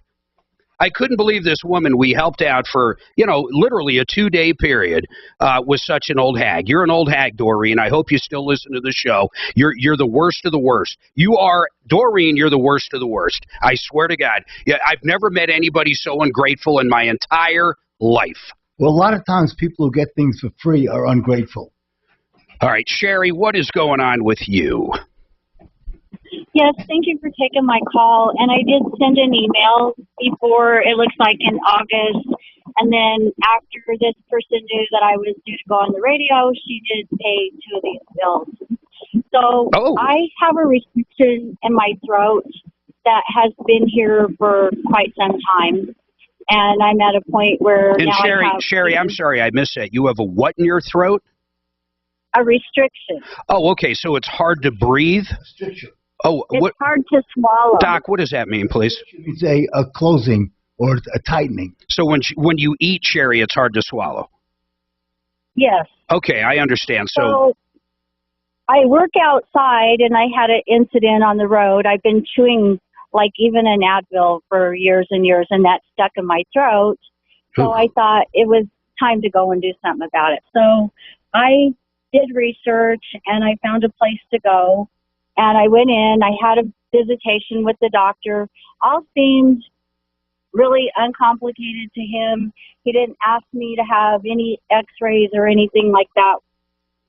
So he came up with a plan for you for some form of surgery? A scope. Okay. For a scope that would take the scar tissue out, I believe. Well, I don't quite understand. In, but, Sherry, hold on. Was he just going to go in there with a scope and figure out what the problem was, then come up with what to do about the issue? He had a really good idea after me talking to him, and I'd had this like for some time, and I did have a scope previously. Okay. And a long time ago. Okay, so did you have the scope done? So I went in, and I get to where they're going to put me under. They say, I'm going to get fentanyl, and we didn't talk about that previously. So I'm really freaked out about this as they're putting me under. But the next thing that I will remember is... But Sherry, hold on. I just want to say this. Fentanyl is going to be more of a twilight. I mean, so they don't want you going crazy while they're doing it. I just don't find anything weird about that. I'm not saying it was weird, but it freaked me out. Yeah, with okay, all this because you going didn't on. know about it. I get it. So then what? Right. So the next thing that I remember is kind of being jiggled awake in their little recovery, which is a big room with a lot of curtained off rooms. Okay. And someone was talking to me and telling me that didn't go well and there could be complications. Oh, my God. What didn't go well? What did they? Hold on, though. Hold on. I got to take this break. Now this is getting interesting. It didn't go well. Doc, I wonder what that's going to mean. 303-713-8255. Hang tight.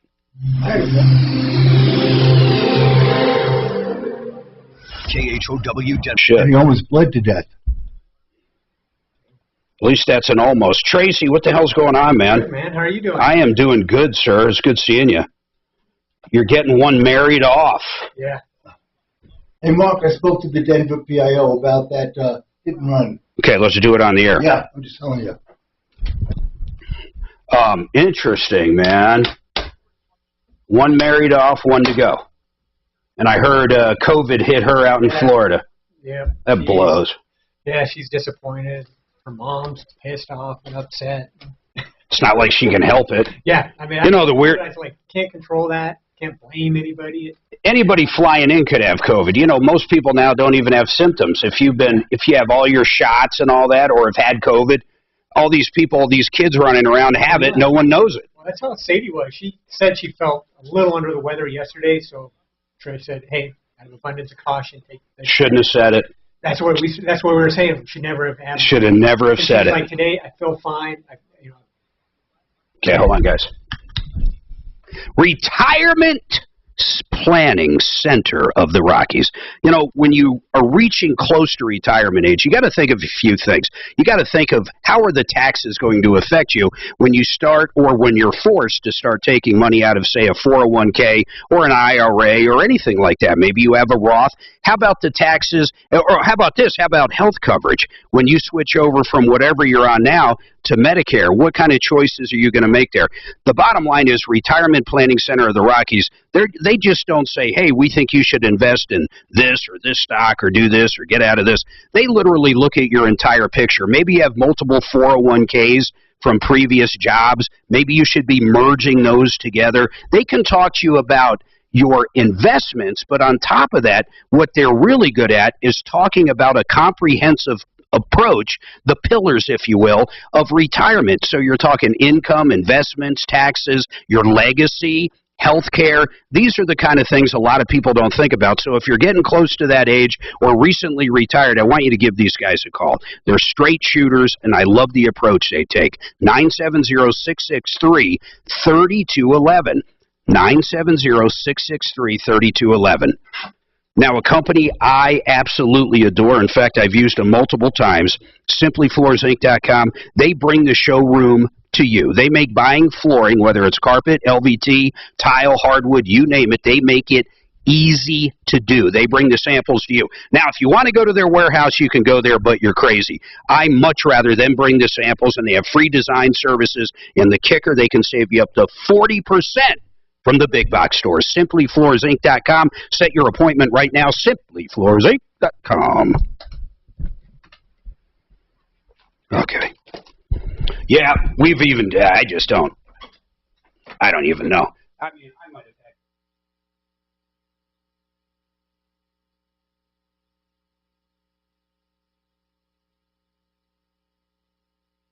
antibody test. To see if you're immune. To see if you're immune from COVID. How could that? I have no fucking idea. It's in a beta test right now, and I have no idea how it works. I can't imagine how that would work. Let me see if I can find it. It was on, I think it was on Fox. To see if you're immune. To see if you're immune. Well, maybe just what they checking the antibody levels. No, because remember, people with antibodies are picking up COVID left and right. In fact, some of them more than not. That's what I'm trying to figure out, how they can measure immunity unless they're checking for B or T cells that have been primed against the virus. Here we go. Researchers have successfully developed a rapid point-of-care test for the detection. Oh, that's for the detection of antibodies. Yeah. That's not it. Hold on. Here it is. A new test can help reveal if you're immune to COVID. How much protection do you currently have? If so, how long will it last? Blah, blah, blah.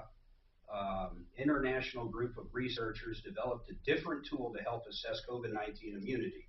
A blood test that can measure T cells, white blood cells that work alongside with virus-fighting antibodies to mount an immune response. Their work is described in a new study published in Nature Biotechnology. T cell testing for the SARS-CoV-2 virus. Right, they're going to see if the T cells are primed against the virus. And it says, their process starts with mixing a person's blood sample with material from the, oh, that's interesting. They literally take your blood and they mix it with SARS. Yeah. They see if there's T cells that's specified. Right. They'll react to the viral material and produce a substance that can detect via polymersa chain reaction technology. Yeah. Is this for people that are like born with it, some type of natural immunity? Or? No.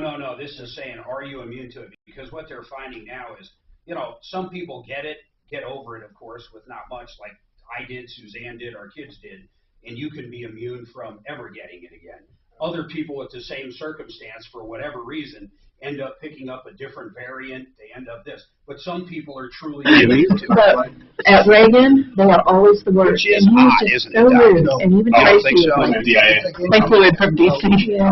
I was just like, you gotta be kidding me. That sucks, girl. Tracy's like, it didn't kill 100%. Hated the plague. Yeah, but it didn't kill 100% of the people. You lived through it. You had the plague. For the 1918 influenza. But you know, it's a normal curve, and there's always going to be people on the extremes. Not everybody died from smallpox.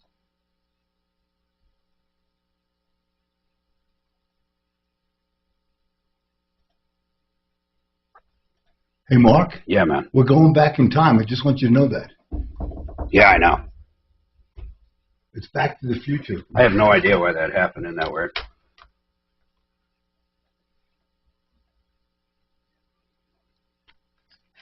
K-How. All right, 303-713-8255. Any questions, complaints, need help? 303-MARTINO. As you know, that number works on and off the air. You can also reach us at help@troubleshooter.com. We'll get right back to you no matter how you contact us. Our entire goal in life, the team's goal, is to help you out. You got any problems? We want to help you out. You know what's happening a lot is landlord stuff, but right now I want to go back to Sherry. She's got a medical bill issue. Kind of where we left off is she had a problem with her throat. They did a scope on it, and she woke up in recovery. Now tell me this isn't everybody's nightmare. I mean, everybody's nightmare, including myself. You go in for surgery, you're either twilight or you're knocked out altogether. You wake up to bad news. It's absolutely unbelievable. Doc, I'll tell you what I'm afraid of, and I kid you not. I don't know if there's You're afraid of not waking up. I'm afraid of not waking up. It is terrifying to think they put you under anesthesia, and next thing you know, nothing. I mean, that's it. It's over. It's done. That's one of the scare. It's either the best way to die or absolutely the worst way to die. It's probably the best way to die because you don't feel anything. Is there a phobia? Is there actually a term for that? I'm sure there is. But the point is, well, almost nobody. Now waking up is almost unheard of because the drugs wear off. Yeah, you know what they told me last week, Doc? They told me there was only a 1% my colonoscopy would not be successful. Guess what? You're the 1%. I happened to be the 1%. I had to go in the next day for internal bleeding, which was insane. So when you say it's very unlikely, to some of us, the stuff happens. There always is that 1%. I'm saying that it's infinitesimal that you don't wake up from the anesthesia. I got you. I know what you're saying. All right, so Sherry, you're in the recovery room, and the doctor comes in and says what?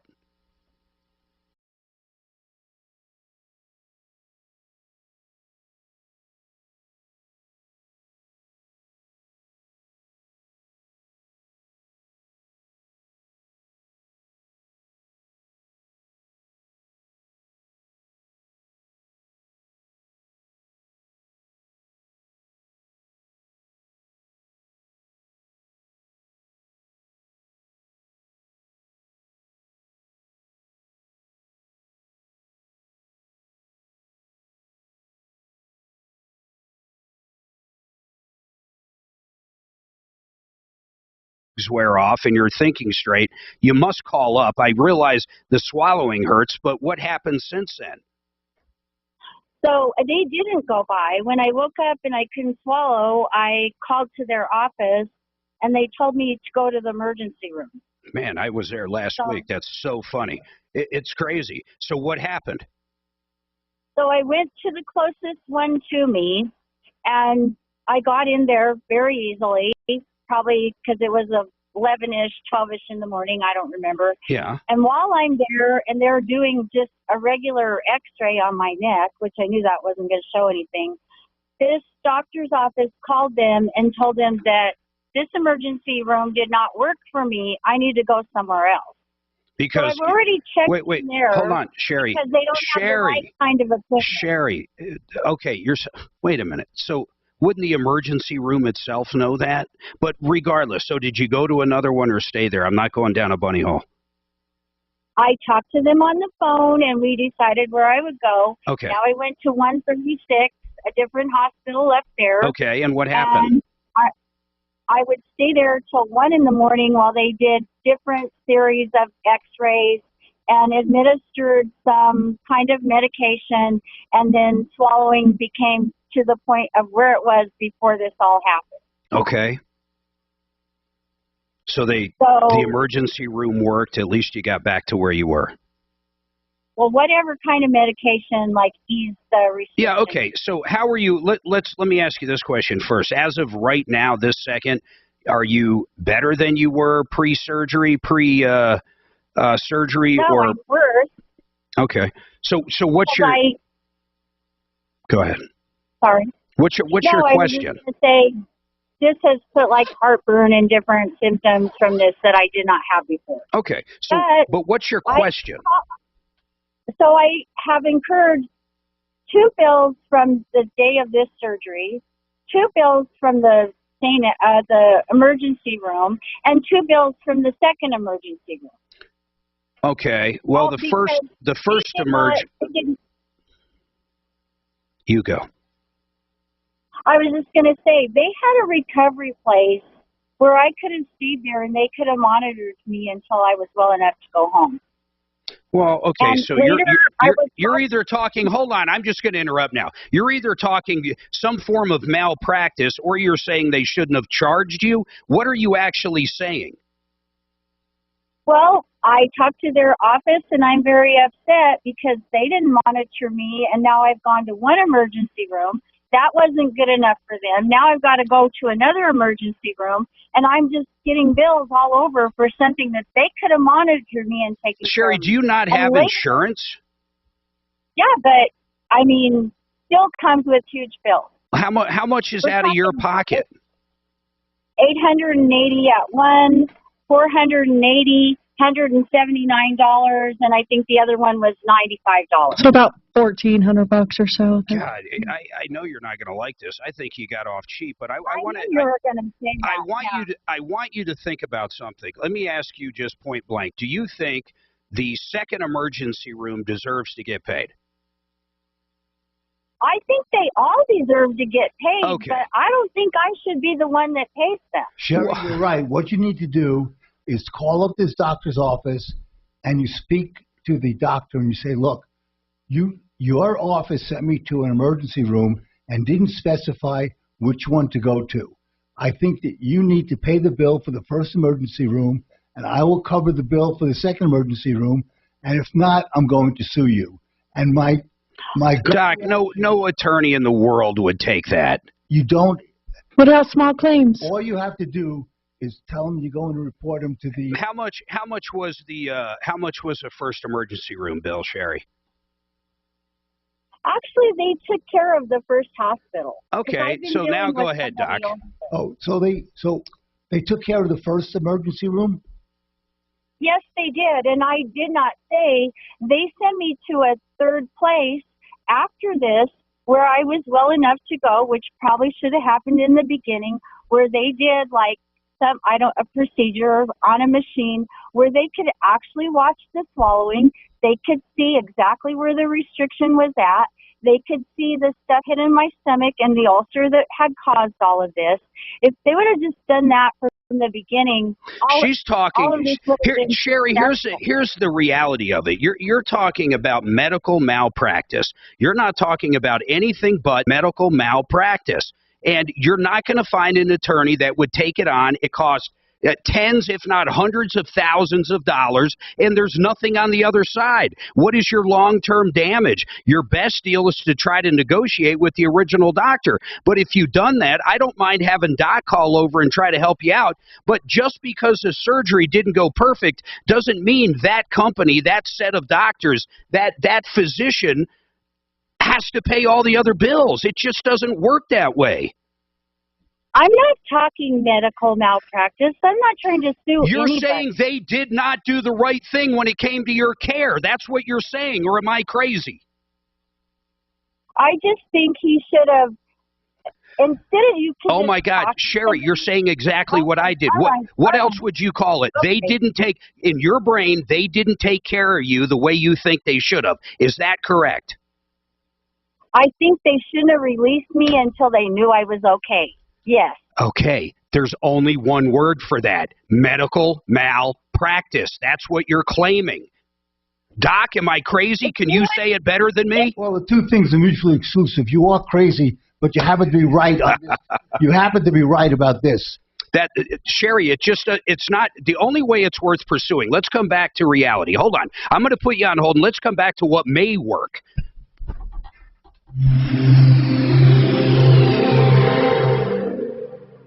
Now, Impact Traffic. This report is sponsored by Dairy Queen. Westbound I-70 bunching up through the ditch construction. We're clear. Hang out with Susan. What did you want that she want? If she calls up... There's only one word for that. Here's the reality of it. Last picture I got Susan, so the kids, I got here's the reality. I don't know what you want. Are the kids lodged right now? Have you even talked to them? Or they just got their minds over their car? She had multiple surgeries and all this other shit for $800. Maybe sounds like they should have been supposed to My nose cost me. I already $7,500 out of pocket on myself this year. Yeah, that's my max. You know what the fucking it was like $14,000. My max out of pocket $7,500. I'm done. So I have no more. Now I'm going to the doctor for shit I don't even give a fuck about. My fucking pinky hurts just to stick it to those asses. K&H Home Solutions. You know what? You got that tax refund? I hope you got it. I hope it's a big one. Hey, been thinking about new windows, new siding maybe? How about brand new entry doors? How about those nice sliding doors to walk out of your patio? A little treat for the upgrade. Call my friends at K&H Home Solutions right now. They're already regular low prices. 303-421-7100. 303-421-7100. I hear you and Trish. Last picks I got were the parents. Pain care, you got to call these guys if you're in pain. I don't care if you have a family doctor that's been trying to manage your pain, how comfortable you are for the last 5 years, and it's a little better but not quite there. I want you to call these guys because they're the best out there. They really are. It's a group of doctors that just want you to feel better. It's their only goal in life. 303-GOT-PAIN. 303-GOT-PAIN. Thank goodness for them. They have helped Martino out for almost 6 months now leading up to his back surgery yesterday. Without them, he wouldn't have been able to move at all. You got any issues with pain, 303-GOT-PAIN. Doesn't matter what. I mean, I could have charged $100,000 for a C-section. Yeah. And the insurance company would pay me $1,500. Didn't matter what I charged, because you sign a contract with the insurance company to pay, whatever the reimbursement is. Yeah. But whatever the doctors, there's doctors out there that just take cash. You don't have to take insurance. Right. Like I remember Rose Hospital, our insurance back then covered both births 100%. But if we wanted a private big room with all kinds of shit, then that cost extra. Right. I loved it when the best thing was we got Kaiser patients in the emergency room, because then you could charge whatever you want. Kaiser, there's no connection. Right, Kaiser had to pay a full bill. So they have now, just because I've had Kaiser forever, they got deals with virtually every hospital. Yeah, but not with the doctors. Oh, that part I don't know, yeah. Oh, no, they can't. What's interesting is when I went for that emergency Friday, yeah, they had one of their doctors meet me at the emergency room. Right. So you better work. I mean, obviously you're here. Oh, I'm going to say what happened on the air because it's similar to what she's talking about. But I didn't have a contract with Kaiser, so they had to pay me what my bill was, not what the insurance company paid me. Yeah. So we love that. By far, though, the lowest is always Medicare, right? Not like you would deal with it. Right, I didn't deal with Medicare at all. But usually Medicaid is the absolute lowest. Well, no, I have a buddy who's a pediatrician. He loves Medicaid. He said for pediatric services, Medicare actually pays really well. Wow. You got to wonder why a lot of people are like, okay, we're only going to take the 5% we have to. Well, because it depends on different CPT codes. You know, when states want to decrease their Medicaid bills, what they do is they just go through the book. So, okay, we'll take out this code, this code, this code. We're not covering that anymore.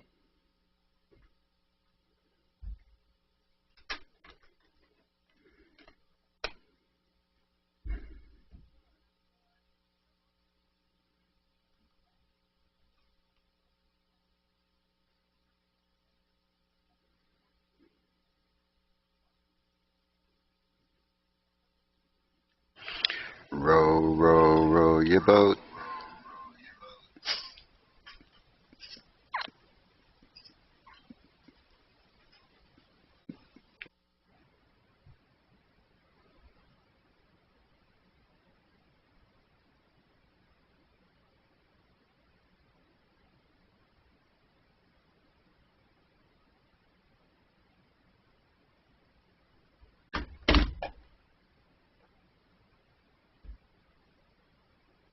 I got you.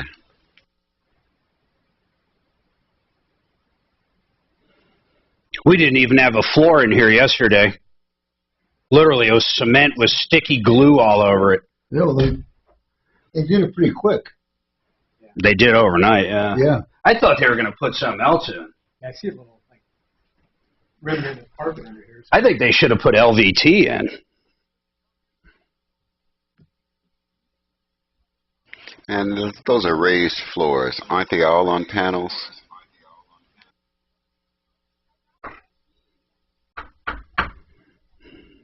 So I'm taking it your screen looks different than this one, so you know when a commercial's coming up.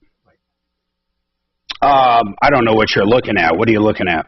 Well, it says it has Sherry. Okay, yeah, no, that, if you scroll down a little, you'll see commercial this break. But as far as the exact times, there never is an exact time. When we go to break, except for the big breaks, top of the hour, we don't do lives. But he'll tell me, A-Rod will tell me on the other side, you got a live coming up in 10 seconds. Okay. But next break, we never have lives. It's like our only time we can get the hell out of the studio. Because...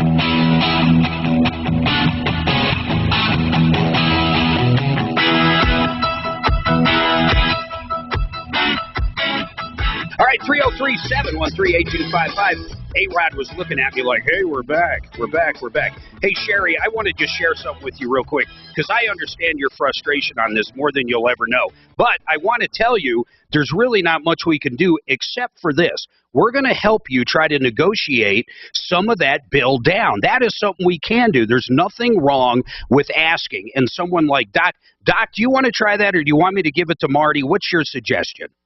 I want to know, what is it that you want, Sherry? She wants a discount. Actually, let me pull her up. That's my bad. Sherry. Tell me what you want specifically.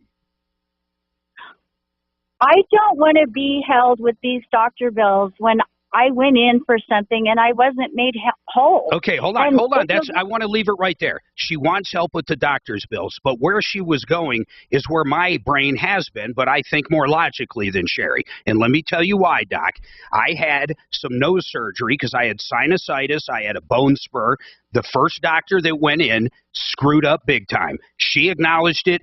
Well, she didn't acknowledge it, but let's put it this way. Her boss did, and I had to go back in for a second nose surgery. Guess what? I got billed for both of them. Last week, I go in for a colonoscopy. First time I turned 50. It's no fun, by the way. They put me on fentanyl, just like Sherry was talking about. They go in, they do everything. It's over. They say everything went good. I'm thinking, great. That night, I had issues. I'm not going to TMI this, but next morning I had big issues. He said, get your ass over to the emergency room. I ended up driving straight to Sky Ridge. I am back under getting my second colonoscopy in my life 2 days in a row. He clipped an artery, and I was literally bleeding out inside. They had to go in there and cap it off. Of course, that was it. That's all they had to do. Now I'm fine. There's no way I could make the argument that first one you should not get paid on, because you know what? That does happen sometimes. Would you agree? Absolutely. We always put down what the possible complications are. And when you went in for the second colonoscopy, if you get a bill, you're going to have to pay what your deductible is. Exactly. And Sherry, that's really what I'm trying to tell you. But we are going to hand this over to Deputy Doc, and he's going to try to, negotiate it down a little bit. But I'm just saying, technically speaking, not what's right or what feels right. It's just, I'm sorry it didn't go good, and I hope that doesn't prevent you from trying to fix it in the future. Has it? Have you gone back and actually decided maybe go somewhere else and get a different operation so you don't have to live with this? First off, can I just say that I talked to someone over there, and she took days to investigate this. And when she called me back, she did say they changed their procedure in that little area where you're recovering to where they no longer let people go home that had some kind of experience that did not go well. Oh, good. Until they're well enough. But Sherry, what is that? That's good. I'm glad they did that. Because of you, they changed something. I am too. But what does that have to do with anything as far as your monetary, penalties you want to give them or whatever? Like, something good came for other people. It sure did. Absolutely. Now, do you want Doc to call over there or not? I do want somebody to talk to them. All right, Doc, you good with that? I will do that, of course. Yeah, we're going to do that. We're going to, maybe he can get you, 50% off or help pay for that hospital bill. I don't know. Let's figure it out. Hold on. Give Suzanne your information.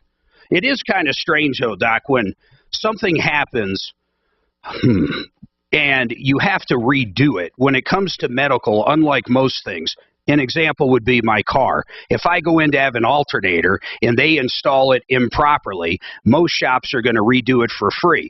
If when they installed it improperly, it throws a belt and breaks a belt, they're generally going to put the belt on there for free. But with medical, it's like doctors can somewhat screw up. Just like automotive, though, I understand there's a percentage chance something's going to go wrong. But one's covered, one isn't. It does kind of suck. Well, because when you bring your car in, they don't tell you what the complications are. When you agree to surgery, you understand and agree that there are complications that might arise. Yeah. And so it's informed consent, whereas with an auto, it's not. All right, listen, we've got a lot going on. I'm going to introduce a friend of mine that just happens to be in town. His kid's getting married, and I'm dying to know what that's like. I can't wait till mine are married off, both of them. 303-713-8255. We've got another hour. Get Sherry's information. No, what am I talking about? We're only halfway. Is that clock even right, or am I crazy? Why does this clock change every 10 seconds? Hey, Rod, I swear to God, it says 11:30 right now. I knew I was going to hear the music. I'm not going crazy. Well, maybe I am, but the clock is wrong. All right, 303 Martino. We got a lot going on. 303-713-8255. When we come back, I'm going to give an update on Tom, how his surgery went. Hang tight.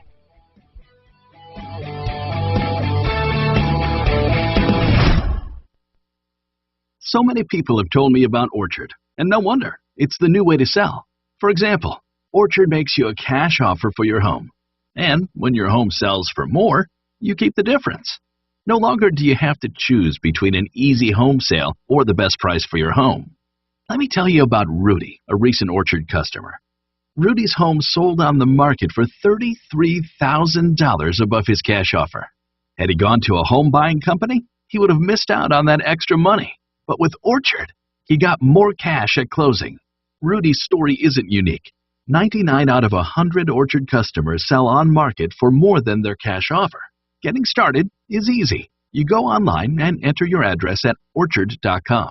Takes just a couple of minutes and lets you skip home listing hassles. If you're thinking about selling or just curious what Orchard would pay for your home, get a no-cost, no-obligation offer at orchard.com. That's orchard.com. Portions of the following program were pre-recorded. KRFX HD2 Denver. KHOW Denver, an iHeart radio station. It's Tom Martino, the Troubleshooter, mornings at 10. Streaming live on our free iHeart radio app and at khow.com. ABC News, I'm Deirdre Bolton. The next public hearing in the January 6th investigation is now underway. Members of the House Select Committee will hear testimony from aides close to former Vice President Mike Pence. ABC's Jonathan Karl says the committee will detail a pressure campaign for Pence to intervene in certifying the 2020 presidential election results. Pence himself is not testifying today, but he has given a green light to all of his senior advisors to cooperate with the committee. You will hear from several of them today. At a Senate hearing, the FDA says it is working with infant formula maker Abbott to get its Michigan facility back up and running. Flooding from severe storms forced the Sturgis plant to close again. Flooding from severe storms forced the Sturgis plant to close again just after it began production following the recall that triggered the nationwide shortage. Cleanup continues from this week's severe flooding at Yellowstone National Park. The water treatment plant in Billings, Montana that was forced to shut down this week has been restored. This is ABC News. One of the top ISIS leaders in Syria was captured overnight. Officials say he was an experienced bomb maker and was actively planning ISIS operations. U.S.-led coalition forces apprehended him during a rare military operation. New details about the suspect in this week's shooting at a summer camp near Dallas. Brandon Keith Ned was with a friend who was dropping off a child at the day camp in Duncanville, Texas. After waiting in the car, he entered the building with a gun. My husband was bipolar. He was having an episode. Laquitha Ned says her husband didn't want to harm anyone despite firing several shots. I feel like if he had went in to hurt someone, someone would be hurt. No one was hurt. When Ned fired at police, he was shot and killed. His widow wants to see body cam and surveillance video to get a complete picture of what happened on Monday. Jim Ryan, ABC News, Dallas. FIFA will announce today which North American cities will host World Cup games in 2026. 22 cities are in the running, and experts say 10 U.S. cities will be named. Deirdre Bolton, ABC News. Millions of people use Zoom Phone, the innovative and feature-rich cloud phone system for businesses of any size. Zoom Phone is simple to use, whether you're on a mobile device, desktop, laptop, or desk phone. And because every call is important to your business, Zoom Phone was built with reliability in mind, using geographic redundancy to keep your communications online.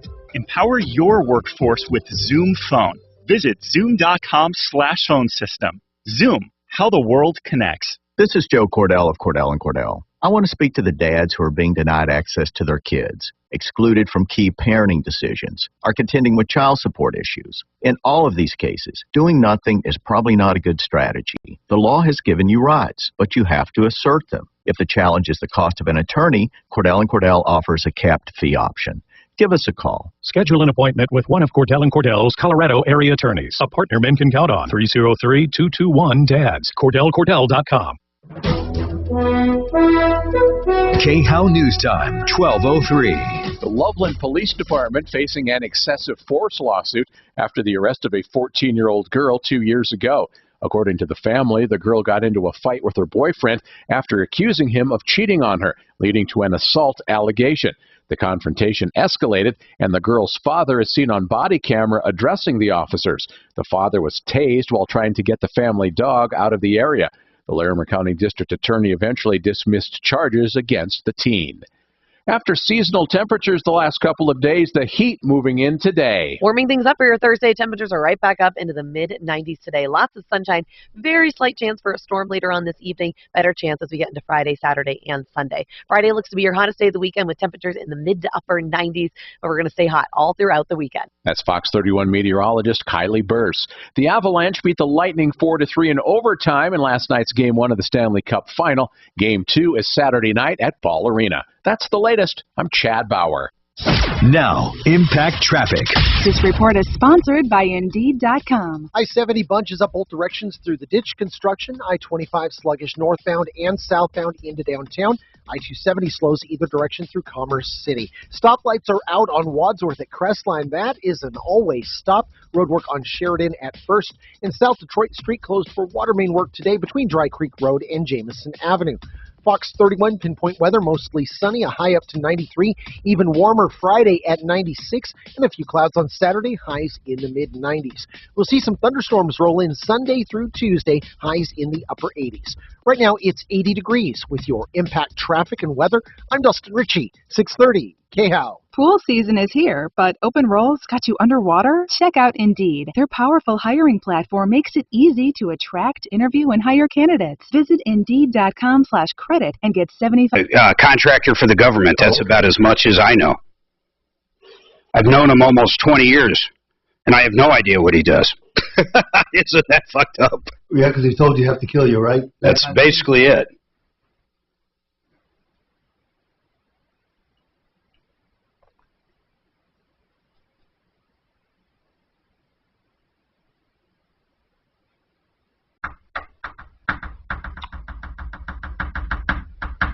All right, so I did talk to the PIO. Oh, yeah, let's talk about that. Hand me you got a piece of paper there I can have? I'm horrible at bringing paper in. You need a pen? Nope. How are you doing, Trish? I can barely see her.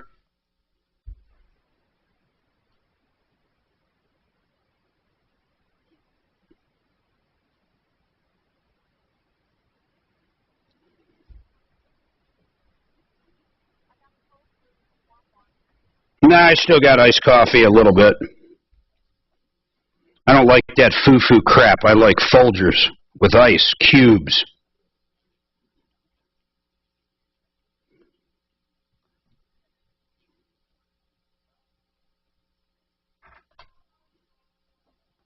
Ripped off.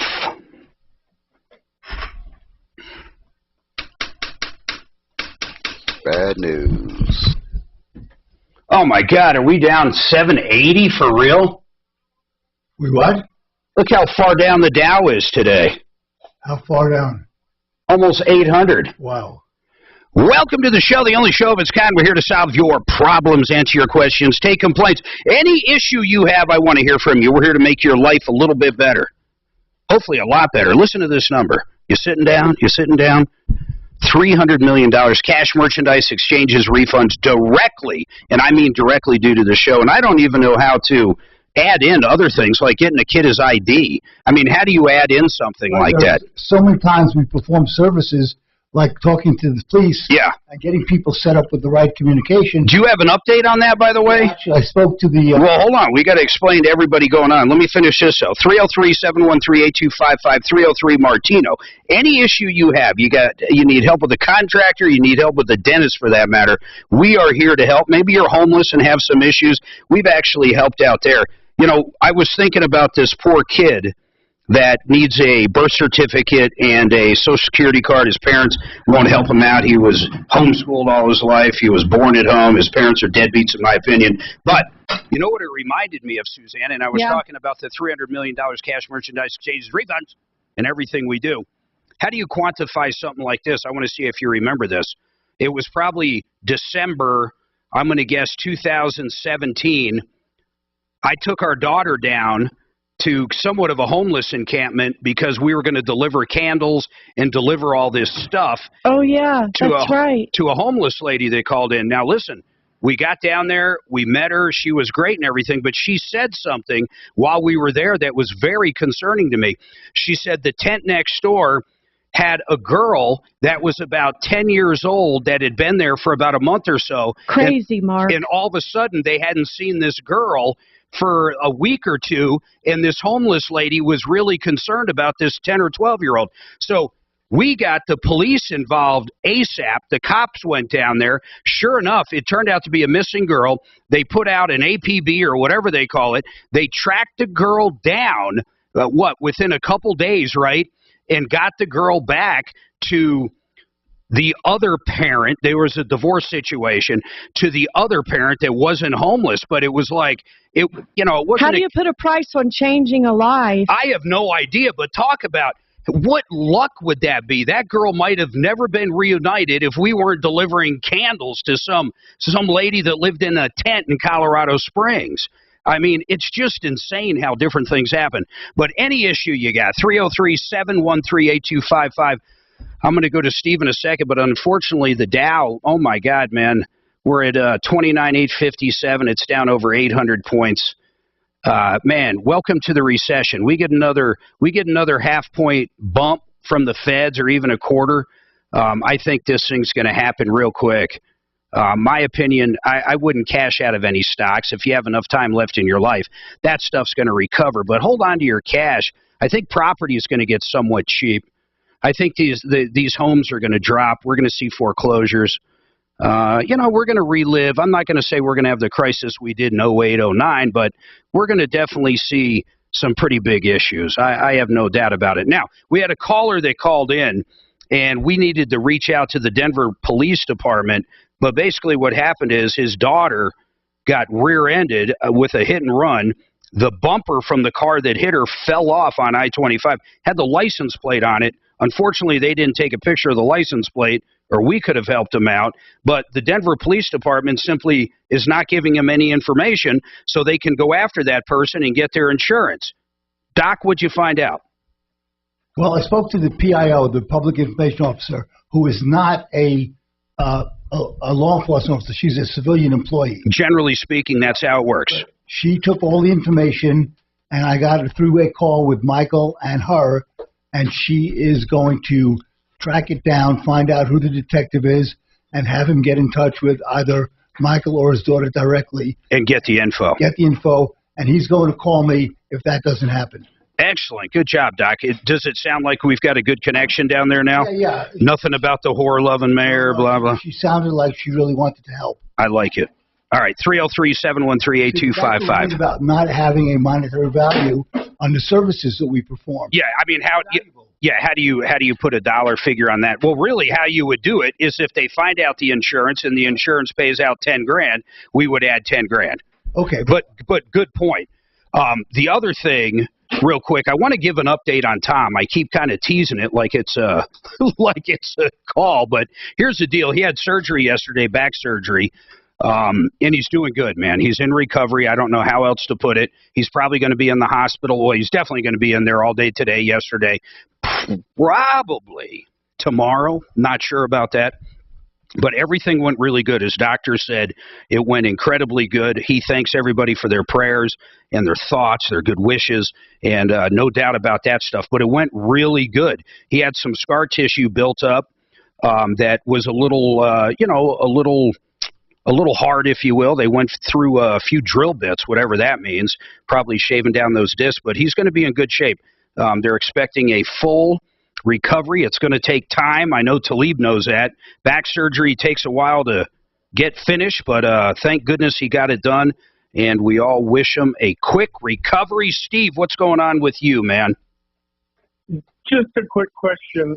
I tried to buy a new car, and there's nothing available. So I went out to Hyundai in Loveland. They had one coming in 6 weeks. I put a deposit down on it.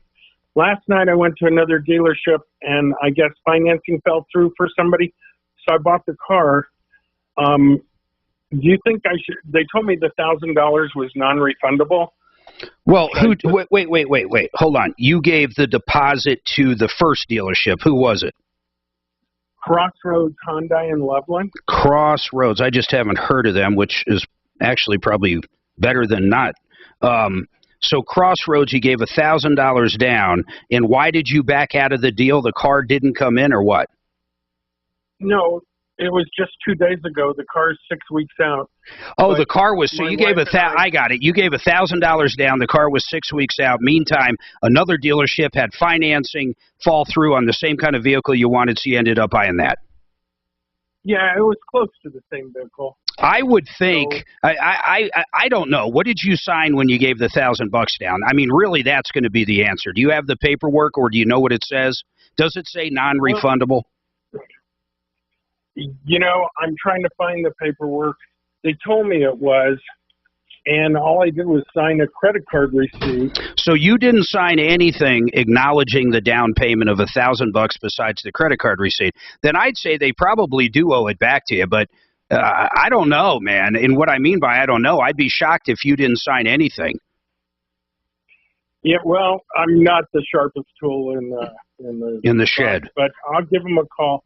I just wanted to know if there's like a 3-day right of refusal. No, and why people think that drives me a little crazy. There's only certain things, and I'm going to tell people listening just a couple of them.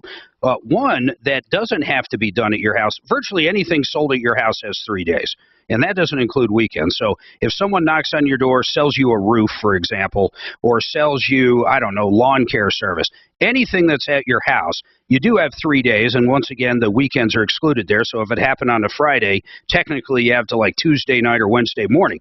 But that's at your house. Outside of it, your house, there's very few things. One is a health club. If you sign up for a health club membership, you have 3 days. But when it comes to cars and it comes to other things, unless that dealership absolutely has its own kind of 3-day guarantee, 3,000 miles, whatever it is, unless they have their own kind of warranty or guarantee, absolutely not. But what if you didn't sign anything? I think we can probably get you that $1,000 back. Why don't you call them up and say, hey, can you send me anything that I signed, even though that sounds weird, but you don't remember signing anything but the credit card receipt? Pretty much. You know, if that's all you signed, Steve, I think we can get your money back. What about calling the credit card company and just dispute it? That's what I was well, because he signed it. They swiped his card and he signed it. The dealership's going to go, he gave us his card, which is evident because it shows as a swipe. It's not like they did it over the phone. They're not going to do anything unless the credit card company might do something if there's nothing about a non-refundable deposit. Exactly. You got to find that out, Steve. You want us to call over for you? Sure, if you'd like to. Yeah, let's do this. I haven't given Smarty Marty anything for a little bit. Let's try to get this guy his $1,000 back. I'd like to at least recoup some money from somebody today. Let's just do it. Hit it balls to the wall, Marty. Just get him this $1,000 back. Let's do it. And Doc, try to get that lady some money off there. And I bet you do. You've had really good luck with dentists and doctors, talking them into something that's fair. I'm not saying they did anything wrong in that case, but let's get them some money back. We'll try and do that. That's what this show's about. 303-713-8255. I got to take a break. We're going to come back. Oh, man, we hear about this one all the time. I don't know if it's a college deal or whatever, but the kid signed the lease. Now there's problems. I don't know if he moved in. I don't know what's going on, but we're going to find out. Pam, you'll be next. 303 Martino. Steve is one of my poker buddies. What's that? Steve is one of my poker buddies. Oh, is he really? Yeah. Is he any good? No. You guys play Hoarding? We play No Limit? We play one round of No Limit Hold'em and one round of PLO. We will just alternate. What's the buy-in on that? 500. Oh, you're high rollers. Yeah, some of the pots get pretty big. I would say so, yeah. You guys got 6-7 people at the table. You're talking a couple G's. Yeah, but everybody's a pretty good player, so it doesn't get out of control because you don't have people going in. Somebody raises $50. You don't have a lot of people going in. Right. You may have 2 or 3 people. You don't have 9. We usually play with 9 people, so you're not having 9 people go in when there's a raise. You guys take turns of like whose house you play at? Yeah. And we have a dealer that comes in. Okay. Which is great. So we give the dealer $30 to show up. Hold on, guys. And then okay, maybe you are living with someone that's not your spouse and you're looking at buying that first house or another house. You're looking at buying a house as an unmarried couple. You need to get a real estate attorney involved. How about looking over seller financing before you make a deal? Maybe you're trying to lease something out or sell it by yourself. You need an attorney involved. Buying and selling of any form, even if you're buying your first house, you need to have a good attorney involved. Bradley O'Brien's the guy I would call, whether it's your first house, your fifth house, anything to do with real estate. Maybe you're a landlord, you don't know about all the new changes, and there's a lot of them in leases, different regulations. You better have someone updated, or you might have an invalid lease that anybody can get out of at any time. 720-370-7388. 720-370-7388. OlsonLaw.com. Now, Blake Harris is another great attorney. In fact, I've used Blake personally. He did a trust for us and a will. He can do a will, a trust, a power of attorney, a simple medical directive. He can do virtually anything when it comes to asset protection, lawsuit prevention, and basically protecting your legacy. 833-ASK Blake. He's got flat rate pricing. I talked to Blake. I explained how many kids we had, what assets we had, what we wanted to happen. He told us what we needed and gave us a straightforward price right over the phone. 833-ASK Blake. Frank Duran, the real estate man, how I love thee. Yes, I did it again. That's how I say it. I love Frank Duran. He saved me so much money when I bought our house out in Franktown. He negotiated it down close to $100,000. He told us what to do. He said, listen, if you got the cash to do it, let's guarantee we'll close in 30 days and we'll lowball them. It's been sitting on the market for a while. They'll either take it or not. Everything he said worked out perfect. We saved a lot of money. We love the house. And if you're looking for a house, he can negotiate for you the best price. FrankDuranHomes.com, FrankDuranHomes.com. What is shaking, Bacon? Clock changed again. I know. I know. It fucks me up. I got to look. They're doing that just to fuck with you. I got to look down here because I knew we were up against the end of the hour, and then I look up. Here, you're like, we got an hour left. I'm like, oh shit, I better get there. You got 2 hours left. It kills me. It's killing me, Smalls. It's Back to the Future, right? Yeah. So you got that guy a roof, huh? Yeah. Done deal. Done. Fucking A, man. Yeah, probably, I think about 15K. Fucking A. Yeah. Fucking A. Yep. I'm going to start using fucking A lot. Not on the air. It's a good one. It gets the point across. But yeah, Susan was asking me about the Bradley Cooper thing. I did not double for him. Who'd you doubled for Emil Hirsch in Into the Wild. That's right, Into the Wild. Yeah. So you know the old joke about fucking A, right? What's that? I know it. Yeah, the kid gets called, parents get called down to the principal's office, and they said, you know, we're having problems with little Johnny with the alphabet. So what do you mean? He knows the alphabet, he knows his numbers. I said, okay, Johnny, show him, you know. But that's not the one I heard. Oh, what did you hear? Why fucking A when you can fuck a B? It's got more holes. Oh. You're welcome, YouTube. You know, that's fucked up. So I know he's actually becoming a good friend, but God, he ends even every email. Fucking A. He's probably one of the. He's just a very.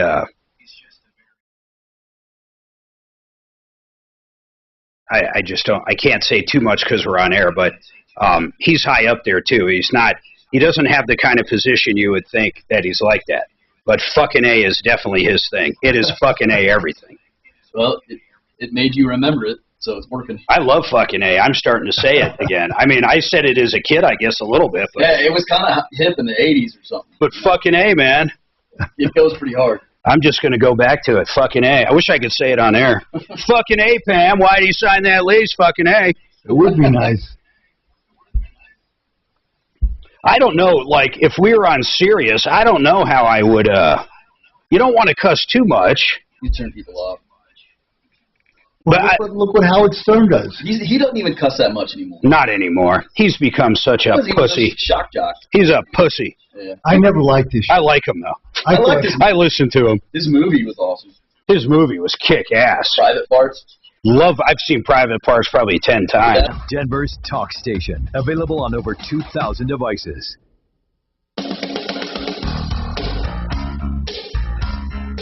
303-713-8255, 303 Martino. You've been ripped off, taken advantage of. I want to hear from you. Pam, I'm going to come to you in a second, but I want to introduce Matt with Paragon Services. Matt, I've been talking about you for, I don't know, years, I believe, right? It's been at least close to that. Yeah, 6 years, 7 years, maybe. You got me, I do this in your commercials a lot. You got me $70,000, my homeowner's insurance. I forget even what company. And ironically, they declined me when we had the hail damage. They said, you don't have damage, or it's old damage, or whatever they said. I don't remember. They basically said, no roof for you, no soup for you. But I switched insurance companies because I was so upset about that. No, actually, it didn't even go down that way. I didn't care about that. They denied it. I was pissed. But Compass Insurance shops my insurance all the time. They found me a better deal with better coverage on it, so I switched to a new homeowners. Then time went by. I started seeing my neighbors. One of them's getting a new roof, so I go over and I say, Dave, what the hell's going on? He goes, yeah, I had hail damage. Didn't you have it? That's when I said, those SOBs wouldn't, they said I didn't have any damage, even though it sure looks like I have damage. I see granular, or granulates, whatever they're called, blah, blah, blah. So I called you up, and I was already had a relationship with you as far as advertising, but I was like, what the hell? Let's see what he can really do. And you got involved. Next thing I know, it took a little bit, but I got $70,000, bro. Yeah, it was National General, I think, is who you were with out of California. So they sent out a third-party guy who I happened to work with before. We went up on the roof, and he couldn't argue with what I was seeing, and the way we went. Once we opened the floodgates, as you know, it's like siding, paint, with everything. Your concrete deck. Yeah, we got stuff for the deck. We got paint for the entire house. We got paint for my barn. We got a roof for my barn. We got a roof for my house. We got new garage doors. I got a check for $70,000. Yeah, it was a good one. It was huge. It was really good, man. I mean, most roofs, we got a real big roof, and then I upgraded with Excel Roofing. I came out of pocket and bought that hail-proof stuff, so you'll never have to help me again when it comes to hail. Yeah, I've been doing a lot of the wildfire stuff now. That's kept me busy because we haven't seen a hailstorm. You're seeing a ton of people underinsured, though, aren't you? A lot, yeah. It's unfortunate, and hopefully, I don't know if FEMA or some entity steps in and helps supplement that, but it's a problem. So maximizing it is the goal. Yeah, no kidding, man. You partied with Bradley Cooper. Met him. I actually rubbed elbows with quite probably your favorite guy, Sean Penn.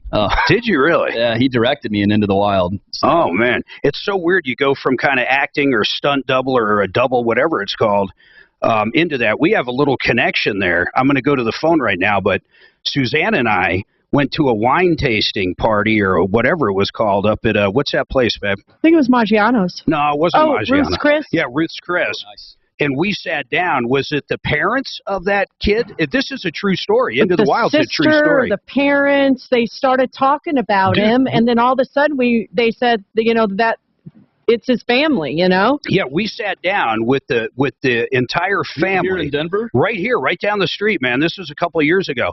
With the parents and the sister of the movie, the kid, the movie. McCandless was his name. Yeah. So you met his parents and probably his sister, Kareen. It was unbelievable, and then it all connected that you were actually in that movie. Yep.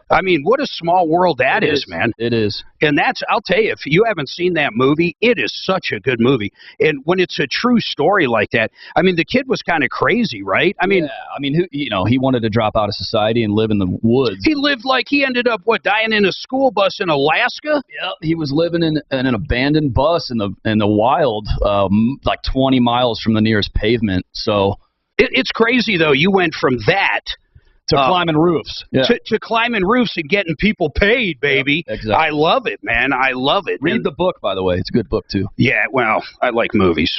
Or audiobooks. I like audiobooks when I'm driving forever on trips. Pam, I'm sorry I waited so long. So your kid signed a lease. Give me some more information.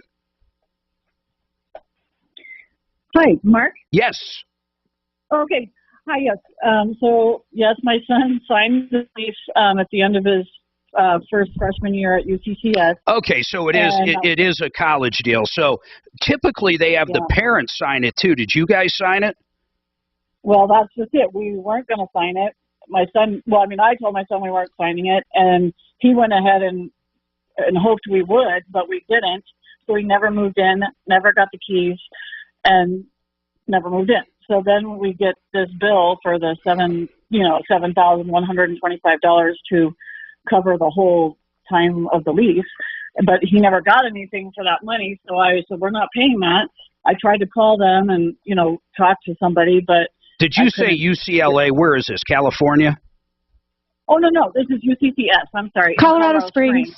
Oh, yeah. UCSS. University of Colorado Springs. That's a nice school, isn't it? Is that the one I'm thinking about? Is that not quite Ivy League, but really nice? Don't know. I've never been there. Okay. I might be thinking of it. Here's what I want to do, Pam. I'm going to send this. Suzanne, send a copy of this over to Brad Bradley O'Brien. We always talk about Bradley, what a great attorney is. I want him to eyeball it, but really, Okay. I'm gonna. The kid, I'm just curious. He's 19 or 20, whatever. Yeah, how old was he when he signed it? He's an adult, though. He was 19, and I just feel like they took advantage of him. And Well, now no, but Pam, there's a couple things. Taking advantage of them, I don't disagree with. It sounds like they did. But whether or not they owe the deposit back is what we're trying to figure out. And I don't even mind pressuring him if they don't, but let's kind of think this out. If he's over 18, which he is, he signed it, and he gave the deposit, but they didn't qualify him at that point by himself. They needed your signature or a cosigner, correct? Correct. So the question is it enforceable, just the lease, unless if he signed another document that says that this deposit that he's giving, did he give a deposit, by the way, $1,000, right? Yeah, but it's more than that, Mark. He did, but they're coming after him for the whole year. No. I get Okay. that. I'm just trying to think the whole lease in its entirety. I doubt if it wasn't signed off on them and they let him in that he'd owe for the whole year. I was thinking more of the $1,000 deposit, but this could lead to all kinds of problems in the future. If he goes to try to get a place now, that's going to be on his record. He's going to have a hell of a hard time renting a place. Well, that's what's happening now. 'Cause now Right. So they did. They hit his credit and everything. Yep. Let's get. We're gonna send this over to Bradley O'Brien. Hold tight, Pam. Hold tight. I want to come back, get a few more details. But I want to go ahead. Really quick, we don't really care about getting the deposit back. We just care about getting this off of his credit so he can rent a place. Yeah, I got you. I wonder if this could actually be credit slander. We got to understand what this lease says. I don't know how you have a lease that they do not sign off on and give you keys and let you move in, but then charge you for the whole thing. Unless if somewhere in that lease he agreed when he signed it that he was going to get a co-signer. I'm just not sure. I want a legal opinion on this. 303 Martino, 303-713-8255. This is Denver's Talk Station with Michael Brown in the morning and Dan Kaplis in the afternoon. 630 KHOW, Denver. Oh, Joe Lazara. I look up at the clock. I'm such a creature of habit. Oh, for frick's sake. Dude, I think you're right. They're fucking with me. I don't know what they're doing. I don't even know who, like... Who actually controls that clock? Can you hear me? No one controls the clock. It malfunctions. Same stuff happens in KOA. Oh, it just malfunctions. My little clock on my little thing here says it's 3:54. I got it. It's all a mess. Whenever they're working on stuff on this floor, they touch the wrong thing and just make stuff go haywire. Pain in the ass. Pain in the ass. Hi, Brad. It's Suze with Martino. How you doing? Good. I sent you an email with a copy of the lease in case that's helpful for you. Basically, here's...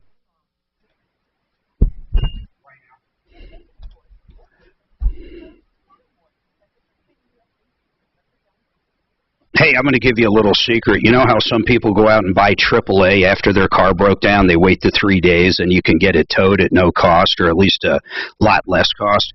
The guys at Fix It 24/7, they have this club, the Green Bubble Club. It's only $139 a year, and it includes 4 visits where they come out and they actually clean your AC. They come out, they clean their furnace. They send an electrician out to make sure everything's good with your electrical components, and they also send a plumber out to flush your water heater and make sure everything's in good shape.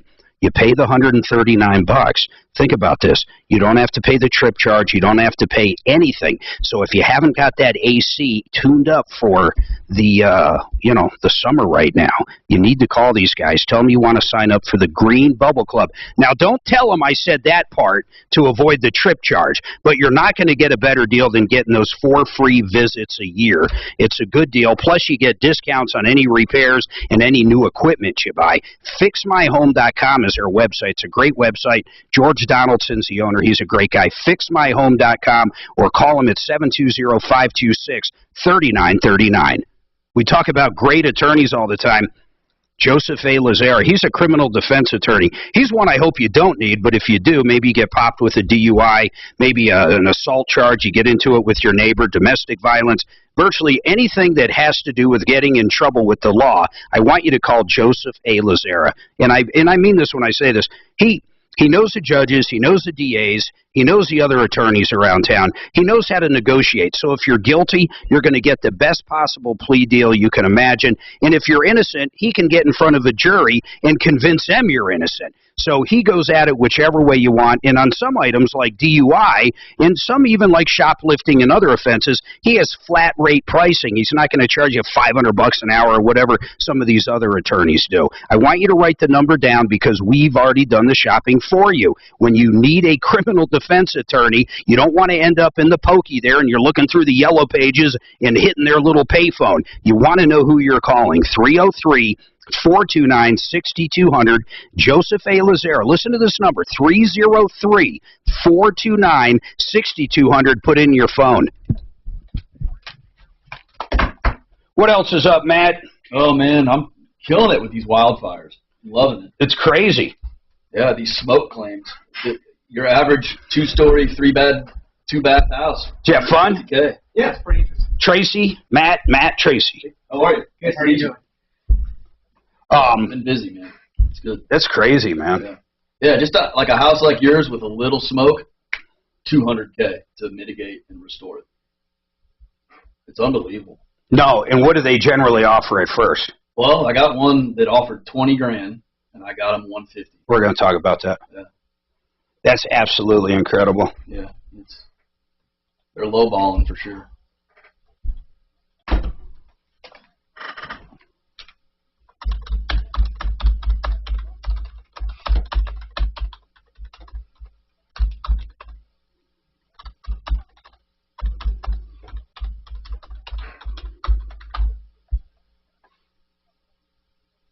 Kill the keyboard, Mark. Did you get on the air with Ross? Yeah. No, and he was doing like an extra segment because of the Rockies game. So basically his show was over with. And Okay. I guess I knew, but he wound up having to stick around. Are you a guest today, or are you part of the... I'm just in town, you know. They're friends of the family forever and a day. Our wives have been best friends since. Common man guest.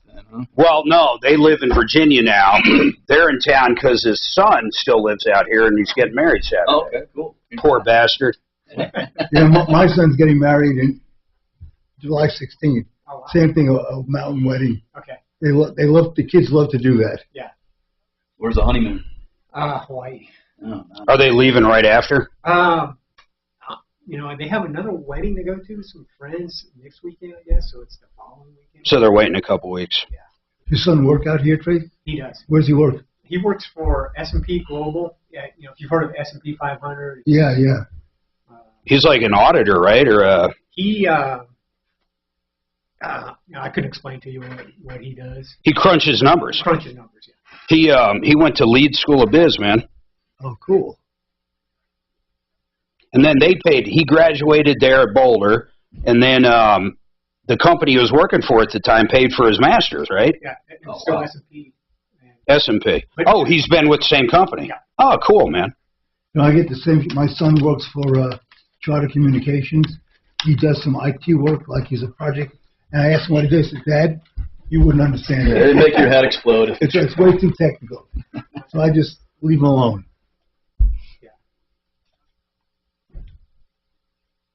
Yeah, there's big S&P 500 companies pay S&P a fortune. But more importantly, you've got an open bar at the wedding.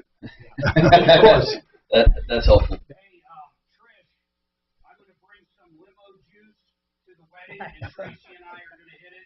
What part of Virginia do you live in? Fairfax County. 303-584-1161. Securities offered through Cambridge Investment Research Inc., a broker-dealer, member of FINRA SIPC, investment advisor representative, Cambridge Investment Research Advisors Inc., a registered investment advisor. Cambridge and Centennial Capital Partners are not affiliated. Denver's talk station. Online at khout.com. All right, folks, 303-713-8255. You've been ripped off, taken advantage. We do have a couple open lines. 303-Martino. you need any help, I'm hoping by the end of this day we recoup at least that $1,000. Doc, real quick, then I'll go back to Pam. Oh, you already told me you talked to the PIO over there. Yes, we're working on it. All right, awesome.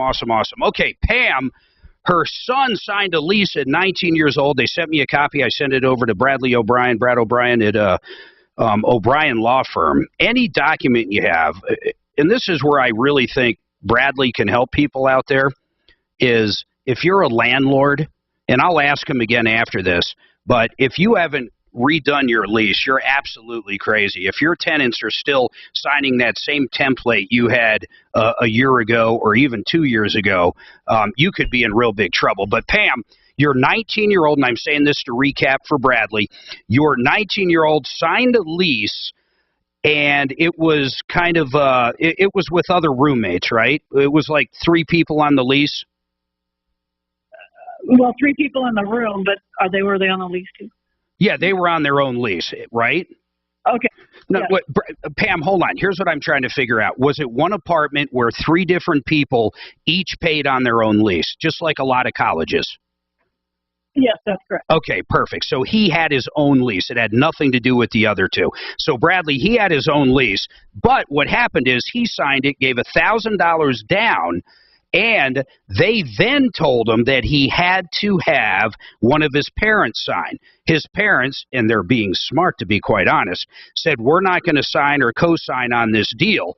So therefore, the lease, he never got keys, and now, Brad, they're coming after him for the entire year's rent, which is like $7,000. So really, just as a matter of law, without looking at the lease, I know I sent it to you, but if you put a deposit down and I don't care if you're buying a car, if you're renting a place, and they come back to you and go, we're not going to take you by yourself, you've got to get a cosigner or else we're not going to rent to you, what would possibly give them the right to keep the $1,000 and then try to get $7,000 out of you for the entire year, but yet they wouldn't let you move in? Well, Mark, I just got a copy of this housing agreement that you forwarded just a few minutes ago. Yep. And I first noticed that it's not a lease. It's actually a license agreement, which when you stay at a hotel, you have a license. That's not a lease. But this appears to be some kind of university housing down in the Springs. It is. And it looks like it was meant for a bedroom, not like a unit, like an apartment unit. Yeah, it's like 2-3 bedrooms. Everybody's got their own lease, and then they share the common space. Yeah, and there was no bedroom or even room assigned in the lease, so it appears that it wasn't like a specific space that was rented or that this license applied to. So this is not a typical lease. It's a pretty complicated document, very pro property owner document. I'll say it's not even pro landlord; it's pro whatever the hell it is. Yeah, licensor. So it's something that I probably can't really digest in just a couple of minutes. Sure. But I think it is something that a judge, if looking at it, would probably give some benefit to the tenant, the licensee, to her son here, because it was over 3 years ago. This thing was signed in May of 2019. So there's a 3-year statute of limitations on any kind of breach of contract action that may come into play here, although the lease started over 3 years ago, but should have ended between 2 and 3 years ago. Bradley, so, here's where their real issue is. They don't really care about that $1,000 getting back. What they did, though, is they turned them over for collection for the entire, well, not lease, but the entire agreement for $7,000 for that year, and they put it on his credit. So now, years later, his girlfriend and himself are trying to rent a place, and they can't rent a place because this derogatory information on the credit report. Is it just on the credit report, Pam, or is it on actually the deadbeat leaseor list, or where is it? Where is it showing up that you know of, Pam? It's a credit report that we can see on Credit Club. And when he tried to apply for an apartment, yeah, I understand. He tried to apply. They wouldn't let him do it because of that. So what does that throw into your mindset, Bradley? So is the landlord coming after them for $7,000 at this point? Yeah, 7,125. Okay, that's what's on the credit report. But are they actually making an effort to try to collect that, like by suing or sending demand letters? Well, we got lots of letters from this. They turned it over to National Credit Systems, and then they were calling us, and we send us tons of letters here. I call. That's a bill anything collector for that money? Yeah, it's a bill collector. So Pam, you're going in and out. Try to stand in the same place. Okay. Well, one approach here might be to get it off the credit report. There's under federal law, if there's a derogatory item on your credit, you can write the credit reporting agency in an effort to get that removed if it's incorrect. After the 3-year statute of limitations has run, so that would be sometime this year, at that point, when it's clear that it's too late for them to ever sue on it because the statute of limitations is run, that would be a good time to send a letter to their credit reporting agency saying this item should not be on the credit report because it is too old to be enforceable. And it could actually be credit slander. I'm not saying it would be worth it going after that, but I mean, honestly, it seems absurd to me. Bradley, let me ask you this, though. If it was a typical lease, there's no way they could do any of this, correct? Well, if it's a lease, then the Colorado law requires a landlord to make good faith efforts to re-rent a property to attempt to mitigate its damages. Yeah. So if somebody leaves in the first month of a 12-month lease, odds are the landlord should be able to re-rent that. Well, I just think of like a car deal. You go in to buy a car and you sign everything. They even put a percentage down. You're at 7.5% or 19%. Everybody signs the deal. Then they come back to you the next day and go, "Hey, we can't sell you that without a cosigner." You can get out of that deal. I mean, they literally have to let you out of that deal. I just can't believe that they. I don't know how. Well, once again, it's not a lease. That's where I'm getting confused. It's simply not a lease. Landlord-tenant laws are entirely separate from car purchase laws. Yeah. And like the Lemon laws and the rescission rights you have on buying a car have no applicability to landlord-tenant situations. If you sign a 12-month lease, you're on the hook for it. Period. End of story. Yeah, but to mitigate that. But they don't give but wait a minute. Hold on. This is where I'm getting stuck. And I got to take a break, but let me tell you where I'm getting stuck. They refuse to give him the keys. They refuse to let him move in. I don't, and Brad, I put you on there because I have to take this, but I don't understand for the life of me. He might have signed it, but then they don't live up to their side and even let him in the room. It just, I know you're the attorney and you know, right, but it just seems absolutely insane. Now, Impact Traffic. This report is sponsored by Root Insurance. I-70 is bunched up both directions through the ditch construction. I-25 slowing northbound, Downing to Spear, and southbound getting into downtown. Southbound I-25 through the Gap, heavy crowding for construction out of Castle Rock with an earlier crash before Larkspur. I-270 still slows either direction through Commerce City. We have a car versus pedestrian crash on 53rd Place at Bannock. Fox 31 pinpoint weather, mostly sunny today, high up to 93, even warmer tomorrow at 96. We're going to see a few clouds on Saturday, highs in the mid-90s, and then thunderstorms Sunday through Tuesday, highs in the upper 80s. Right now, it's 82 with your Impact Traffic and Weather. I'm Dustin Ritchie, 630 KHOW. Look, Colorado, we get it. There are too many obnoxious car insurance ads. We're Root, and we do car insurance differently. Our app lets us give you smarter rates based on how you actually drive, not things like your job. Root, for good drivers. Download the app today. Disclaimers may apply. See root.com for details. Grainberry, healthy cereal for your family. I'm Peter Harris for Grainberry cereals with amazing onyx sorghum. Just one bowl of Grainberry every morning can help you reach your health goals, whatever they may be. I want to keep my family as healthy as possible, so that means I'm choosing foods high in antioxidants. I'm focusing on my gut health, and that means adding more whole grains into my diet. I want to lose weight, and that starts by cutting down on sugar. At Grainberry, we call those bowl goals. Every single bowl of Grainberry contains less sugar than other cereals and more of what matters most, like plant-based fiber, whole grains, antioxidants, and of course, flavor. Grainberry is great for managing diabetes, pre-diabetes, and other health-related issues. So grab a box of Grainberry with amazing onyx sorghum at King Soopers today and keep your bowl goals on track.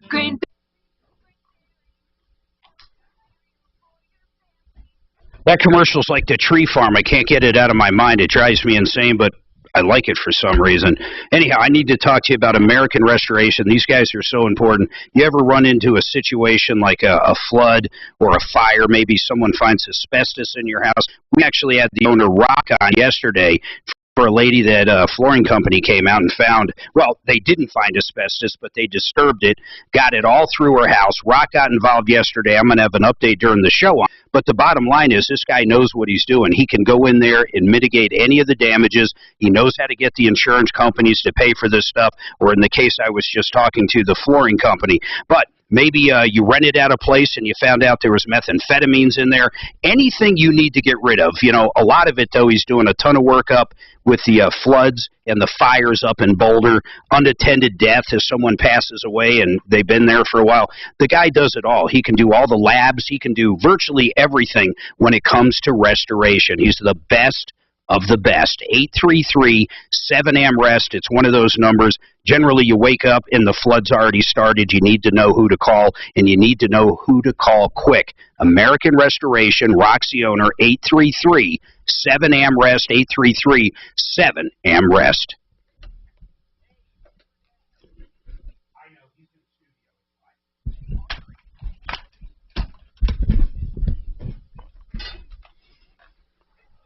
Boom, boom, boom, boom. What's the biggest one? What's the biggest?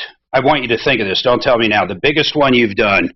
Well, I mean, mine's like a zillion percent because it's 0 to something. But one where they've offered something, and you got them something else. So that's an easy one. I took them from about $100,000 to $6 million. That's the one. Yeah. That's fucking crazy. That makes you want to bitch slap the insurance company. It makes you want to bitch slap the shit out of them. Insurance companies, I don't care what anybody says. You know, Compass, we sat down, we were going to do commercials. Actually, iHeart made us sit down, but I'm not going to get into that. But we were going to do commercials for this other insurance company. But before we agree to do commercials, we always talk to them. Tom is always really good at that, man. So we sit down, and this guy, they're kind of like Compass, meaning they represent 30, 40 different... A broker, basically. Yeah, they are. They're just a broker. Yeah, they're not an insurance company. Yeah, so they they go, the one thing we don't like about the show is you're always beating up on insurance companies. You know, those are the guys that pay us. You know, we don't think you should be beaten up on them anymore. And that was just that was it. It was over. It was a non-starter. But that was the first time I really thought, wow, Compass really does do a good job. Because those people did have a point. They literally get paid by these people. And that is their employer. That is who puts the breakfast on the table. They're bacon, yeah. But Compass stands right up to it, man. And Compass somehow gets through to them if it's someone they're representing, and they just do a great job. But this other company was like, no, no, no, no, no, we don't want nothing to do with that. In other words, they wouldn't come on the air and talk bad about any insurance company, even if they were doing bad. Right. Well, Compass may talk bad about the ones they don't represent. Oh, no, they'll go after Progressive. They'll go after anybody, even that they represent. Well, Compass has very little to do with the claims process. They're all about just coverage. Yeah. And that's it. When you start talking claims, that's a whole, you know, that's the performance you got to pay attention to. You know, what are you paying for if they're not taking care of you? And, you know, that's why you switch companies every couple years. Premiums adjust and everything, and you know. Oh, shit. Factors, you know. The one I had wanted to switch me to actual cash value for wind and hail peril. Don't do it. Well, I did do a $10,000.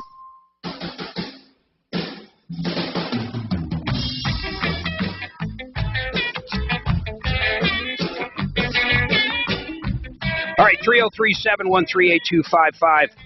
Man, we've got all kinds of stuff going on. Bradley O'Brien, I want to go back to him. Bradley, just thoughts on what I said before the break. I just thought you had to have two people sign off on a lease. I didn't realize you could sign saying, I'm going to live there for a lease, and then they change their mind because they don't like their credit, but yet you're still going to owe them, but yet you never move in. That's all I was saying. It just doesn't seem fair.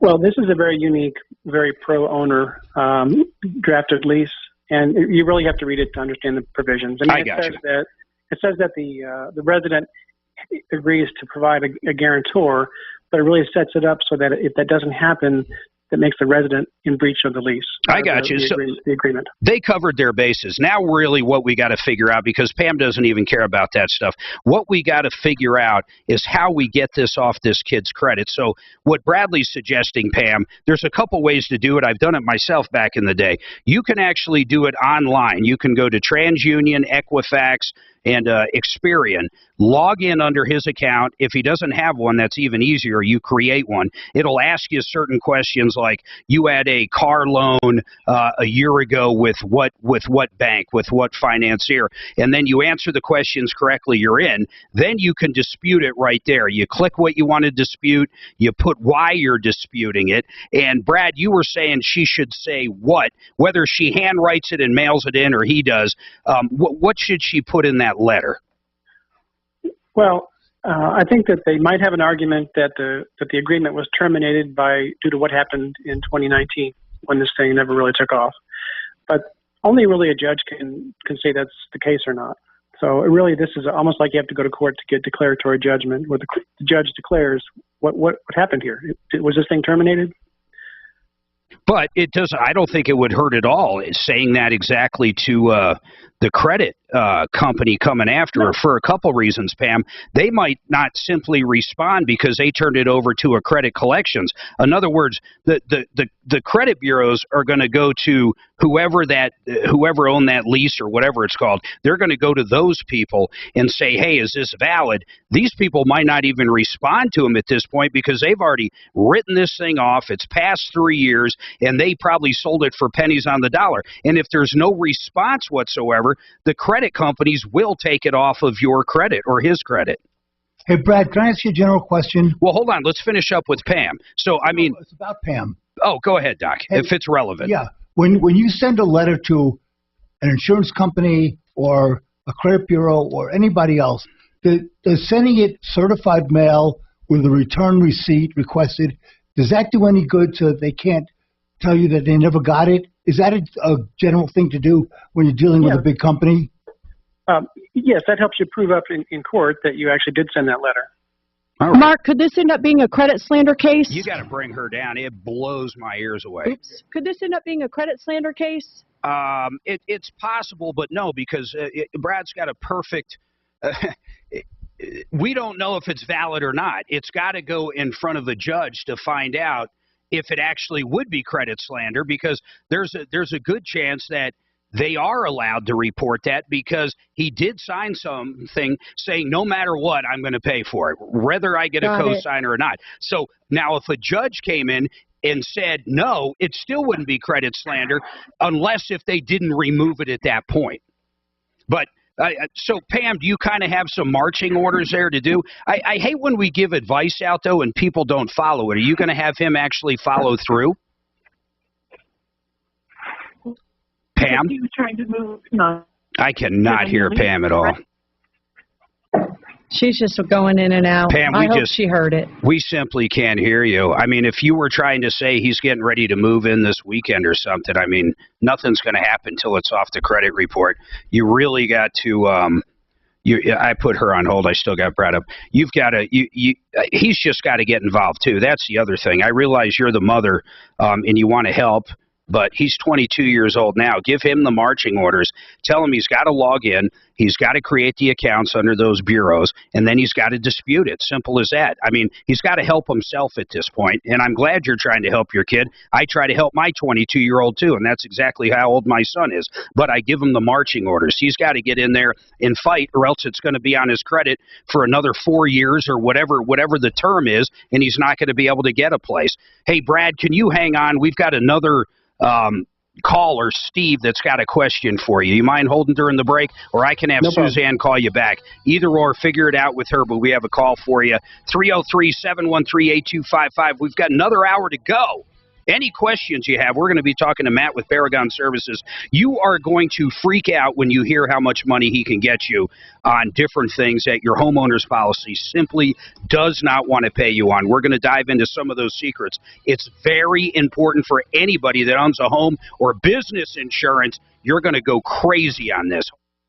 This is the story of a very special woman. Just a few knew about her superpowers. In a matter of seconds, she turned herself into a great... Don't wait to replace that old system, not when you get a new system for just $96 a month. Castle Rock to Longmont, Plumline's got you covered. Earning your trust since 1998. Service at home, servants at heart. Schedule online. No phone call, no hassle, no wait. Public adjustment license, total set. Okay, so Regulated by DOOR. Services.com. This is the story of a very special woman. Just a few knew about her superpowers. In a matter of seconds, she turned herself into a great mathematician. She masqueraded as a regular person at work, but as a superhero at home. Everyone knows her as Gabriella. I still call her Mom. Your hero needs you now, and AARP is here to help. Find the care guides you need to help, complete with tips and resources at aarp.org/caregiving. Brought to you by AARP and the Ad Council. KRFX HD2 Denver. KHOW Denver, an iHeart radio station. It's Tom Martino, the Troubleshooter, mornings at 10. Streaming live on our free iHeart radio app and at khow.com. ABC News, I'm Deirdre Bolton. Witnesses testifying in the House Select Committee's third public hearing into the January 6th riot. Aides close to the former Vice President Mike Pence are offering testimony about what the committee calls a campaign by the former President Trump and his supporters to have Pence intervene in the presidential election results. Republican Vice Chair Liz Cheney. What exactly did President Trump know?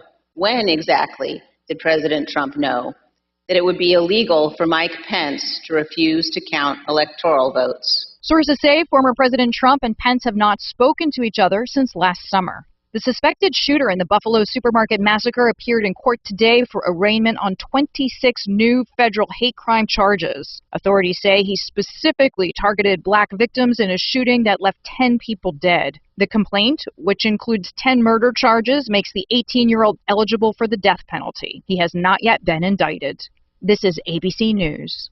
An FDA panel has recommended authorizing Pfizer and Moderna's COVID-19 vaccines for kids as young as 6 months old. ABC News medical contributor Dr. Darian Sutton says, we have seen more than, and specifically in this age group, more than 30,000 hospitalizations and more than 400 deaths, making COVID more harmful for children under 5 than any outbreak of the flu in the last decade. If the CDC signs off, kids in this age group could get vaccinated as soon as next week.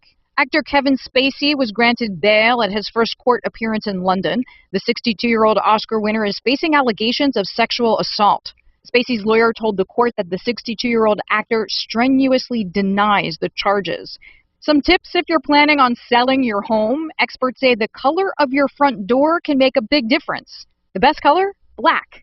Data shows it can bring in an extra 3% on a sale. For your bathroom, Zillow says pale blue can add thousands to the average sale. Deirdre Bolton, ABC News. Driving happy with Febreze car. You're driving home when, oh no, you hit the longest red light in town. What's this? You're smiling because your car smells amazing. You just installed a Febreze car vent clip. Ha ha! 5 weeks ago, with up to 40 days of consistent Febreze scent, those lights can stay red for as long as they'd like. Breathe happy, Febreze, la la la la la. Thanks, everyone, for baking your way here on this toasty morning. Are you all ready to jam? Excellent. Before we get rolling, let's start by hashing out everything bagel we'll be discussing. Profit margins are okay, but they could maybe be butter. Sorry, I don't mean to waffle. Next quarter, it's all or muffin. Did you have a question, Sausage Patty? My name's Patricia. When you can't take your mind off breakfast, it matters where you stay. Delicious breakfast available at our Hilton family of brands. Hilton, for the stay. KHOW News Time, 103. The Avalanche are striking first in this year's Stanley Cup.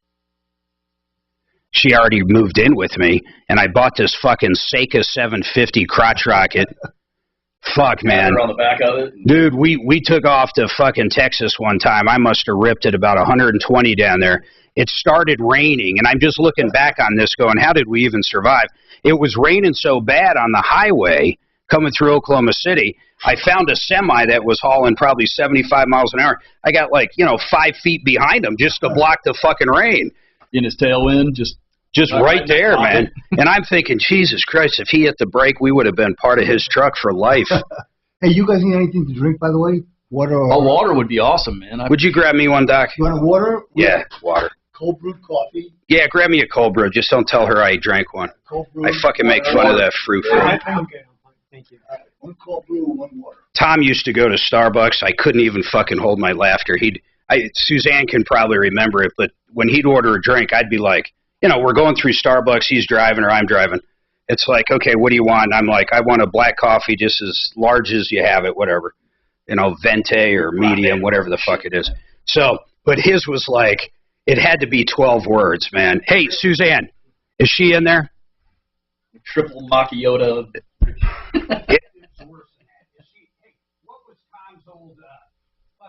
Drink it. I asked you if it came with a tampon. This afternoon, otherwise hang your 95. Brother latte.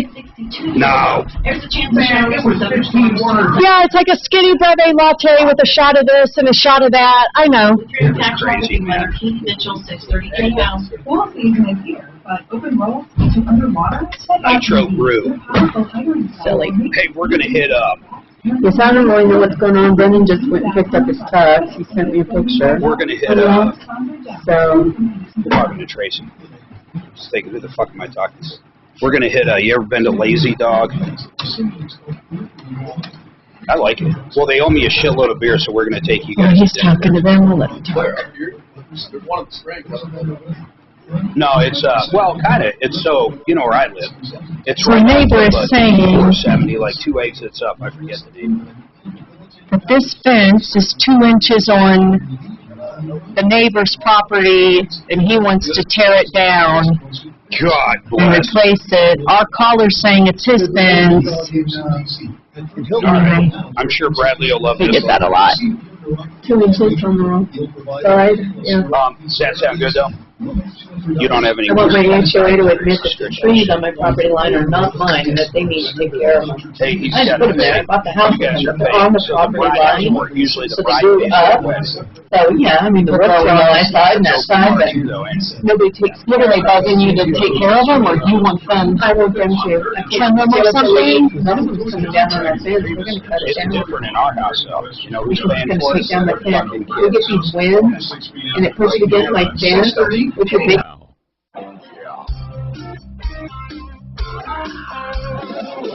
Ripped off, bad news. You need advice so you don't have to lose. We'll come running just as fast as we can. Troubleshooter's gonna help a common man. This is the Troubleshooter Show. Now, Tom Martino. All right, folks, 303-713-8255. My name's Mark Major. You have reached the Troubleshooter Show. You've been in any trouble. You need any help. You've been ripped off, taken advantage of. We're here to educate, facilitate, and blah, blah. One of these days, I'll sit down and come up with something that rhymes, and I'll start using that. But here's the deal. Tommy Boy, who I'm usually doing the show with Monday through Friday, 10 a.m. to 2 p.m., is recovering from an operation. He's doing very well. So if you're just joining us, he's doing great. I couldn't tell you when he's going to be back. He's going to be in the hospital a few more days. Back surgery is major surgery no matter how you look at it. I hope he doesn't mind I'm sharing this with you, but he's doing really good. The surgery went longer than they thought. It was 5 hours. Hey, Doc, 5 hours. That's a long surgery. It's a long surgery. Yeah, that's the recovery time. Just from being knocked out for 5 hours has got to be tough. The longer you're under, the longer it takes to recover. Yeah. But everything went really good. The surgeon said everything's great. Hopefully he's not going to have any more back issues. We're going to find out. But I think my gut tells me everything's good. I thank everybody out there for your prayers yesterday and your good thoughts, whatever you want to call them. We appreciate it. 303-713-8255. We're talking to Brad O'Brien. He owns the Olson Law Firm. Now, why OLSlaw.com? I'm sorry, OLSlaw.com. But Brad O'Brien, we've been talking about a deal where a kid signed a lease, and we found out it actually wasn't a lease, but that conversation's done and dead. She has her marching orders to give to her son. But Steve's got another question for you. So, Brad, I'm going to let Steve talk for a second. I'll bring you up. I'm going to lock you in. It's probably TMI, but Steve, what's going on with you, man? Hey, Mark, thanks for taking my call. I don't know if you've seen any of the pictures I sent, but I've got a new construction going in right next door. Hold on a second. I'm sorry, Steve. Steve, hold on. Let me just pull one up real quick of the pictures. And then do me a favor, to leave, make sure our listeners can see this. Okay, I'm looking at the pictures. Now tell me the story, Steve. Look at the one with the chain link. That's from the front of the house looking towards the backyard. I see it. There's a new construction going in next door. He says he's got a survey that told him that my fence encroaches 2 inches onto his property. Okay. And he wants to tear it out and put in a wood fence through there. He said he has the right to move it or remove it. I didn't know what my rights were. Okay. For the sake, just move it to the property line. Hold on. For the sake of the conversation, we're going to assume the survey and your neighbor's right. Then we're going to ask Brad. But I've got a couple questions about these pictures. Suzanne, did you send these to Brad? I don't even think. Yes, I did. Okay, good. Is the wood fence yours? Yes. And you want to keep that up? Yeah, I want to keep that up. Now, here's the first question I'm going to ask. If I look at this chain link, it looks brand new. It looks beautiful. If I look at your wood fence, it looks old, decrepit, and horrible. No offense to you. Why wouldn't you let him buy a brand new fence and put it up? I mean, if he's not asking you for half or anything, I guess I just want to understand even your logic in the whole thing. Well, I like the weathered look of the fence from the inside. Okay, Matt with Paragon Services, come over here real quick. I'm sorry. Hold on. Caller, we're going to help you no matter what. But if you look at that fence and the YouTube people and Facebook, would you call that a weathered look? Honestly, get on your mic. I'm not saying anything to you whatsoever. What do you think of that, Matt? It looks old. It is weathered, but no, it's not desirable. It's not desirable. But anyhow, let's just say you want to keep it. I don't quite understand that. Are you feuding with this neighbor? Oh, kind of. Okay. The other reason I wanted to keep the fence was the fact that it provides like an extra layer of privacy. Now, that I can agree with. You know what? That is a hell of a good point, Steve. Yours, even though it's old and horrible, no offense, it does block people from looking through it where a chain link doesn't. But let's forget about all that. Brad O'Brien, attorney at law, on a referral list at referrallist.com. Let's say the survey is correct. What do you think? Mark, fence disputes are very fact-intensive. It's a whole conversation I need to have and ask a bunch of questions. My first one is, why does he call it his fence? Yeah, Steve, why is it your fence? Well, I'm just assuming it was my fence just from... Look at that. He asked one question and already it created like a million answers. So you didn't pay for it. You didn't put it up. You're assuming it's your fence, right, Steve? Right. It was there before I moved into the house. Brad, I'd hate to go up against you in a court of law. It's over 30 years old, that chain link, except for the gates in the front. All right, keep asking. I'm not going to interrupt, Brad. Go ahead. Ask him whatever you want. Oh, is it the chain link or is it the wood fence that's the encroachment? Both are, well, the chain link is the one that's in question about encroachment. Okay, that's the one that they're saying is 2 inches over the line on their side, right? Yes. And you're saying that fence is over 30 years old? Yes. It looks it. Do you know who put it up? Lincoln? I don't. You're the owner of your property or the owner of their property put it up? You see, I don't know that for a fact. Okay. So you don't know the reason why it was put up because the purpose is relevant. Was it a barrier or a boundary fence? Those are important distinctions in the law. Can his neighbor, Brad, you're making such a great point, whether or not Steve gets it, is there's so many questions. This could cost you a fortune going to court. But let's just say this, Brad. I think the answer is going to be the same. If his neighbor just tears it down, I mean, what would happen? Let's just say his neighbor says, you know what, I'm sick of thinking of you, Steve. When you're gone to work or on vacation, I'm ripping the damn thing down. I mean, what would happen from that point? Well, if there were a good adverse possession claim here, under the 18-year rule, and that 2 inches now belongs to Steve, that otherwise wouldn't, and that neighbor and that fence belonged to Steve, and then the neighbor took it down. Okay, that could be property damage claim or a trespass claim. Yeah, but maybe so. But the value, but the value of that fence that I'm looking at is probably $3. Yeah, but what's important, what's underlying this is not the fence itself, but who owns the property underneath. That's what people go to. But 2 inches is not a lot of real estate, and it might be so negligible that a court would decline to even do anything. I mean, most cases, that's worth fighting over. But 2 inches.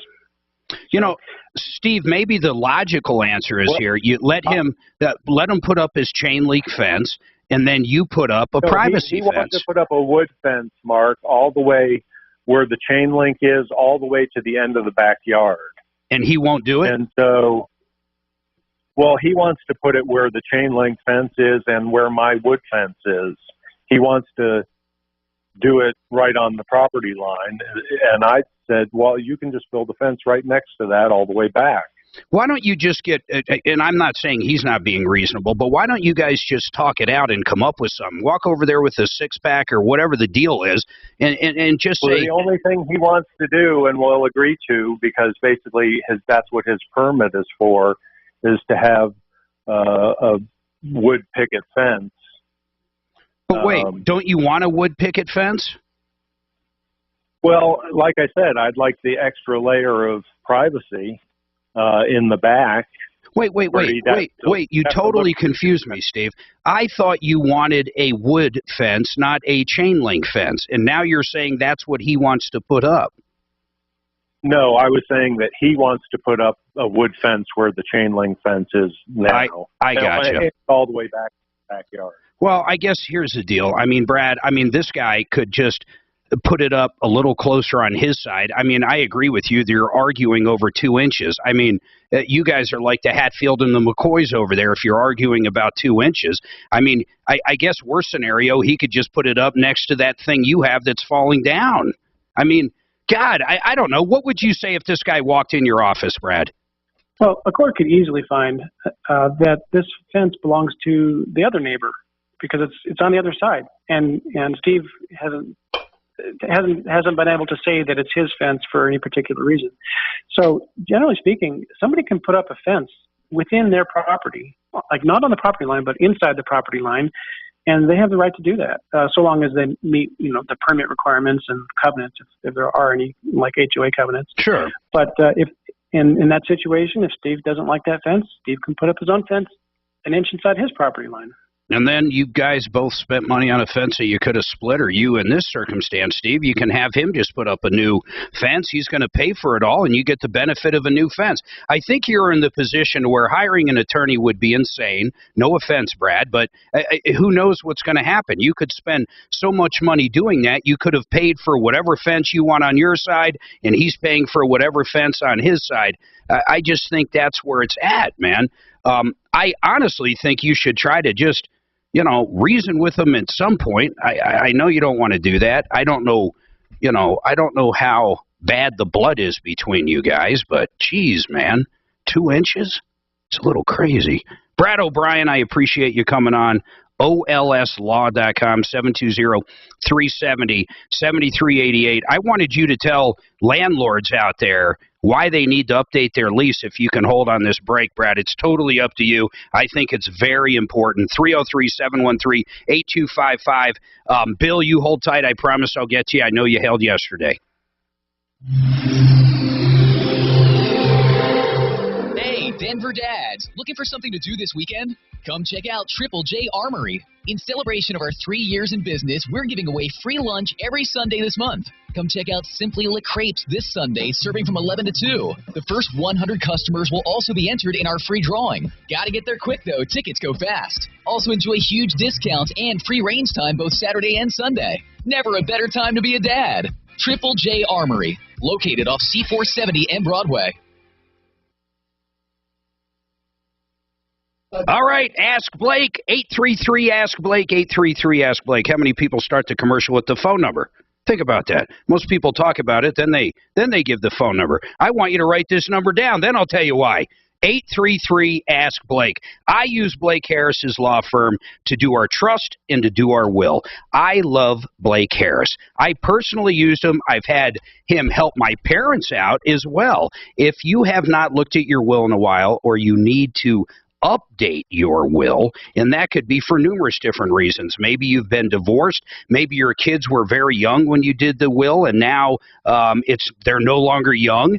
Maybe you've picked up stepchildren. There's 100 different reasons why you could update your will. Maybe a will is not all you need. Maybe you need a trust. How about a medical directive? When you want to pull the plug, I hate to just say it like that, but there's lots of things as we get older we need to think about. Blake Harris can help you think through everything, and he's got flat rate pricing, which I absolutely love. You explain everything you got, everything you want, everything you need. He'll let you know what he can do for you, and he'll give you a great price right up front. 833-ASK-BLAKE is his telephone number, 833-ASK-BLAKE. Tell him Mark and Tom told you to call. They're just great people. Now, I want to talk about Garage Kings. I talked to Tony. I think he was in studio yesterday. Days Well, thank you so much for your time today. Get your garage floor redone. And I don't mean new cement. I mean they come in, they prep it, they put down this coating that is tough as nails. In fact, I've had mine for 2 or 3 years. I have power washed rust, oil stains, everything off of it. It always looks brand new after you power wash it.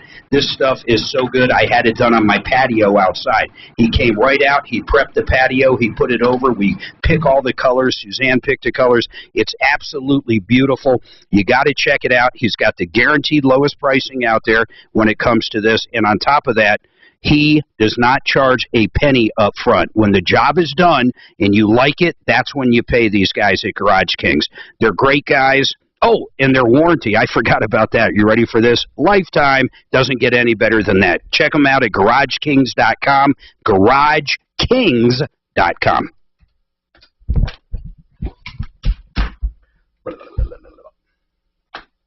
I got so many things open here, I'm losing them. Close, close, close, close, close, close, close, close, close.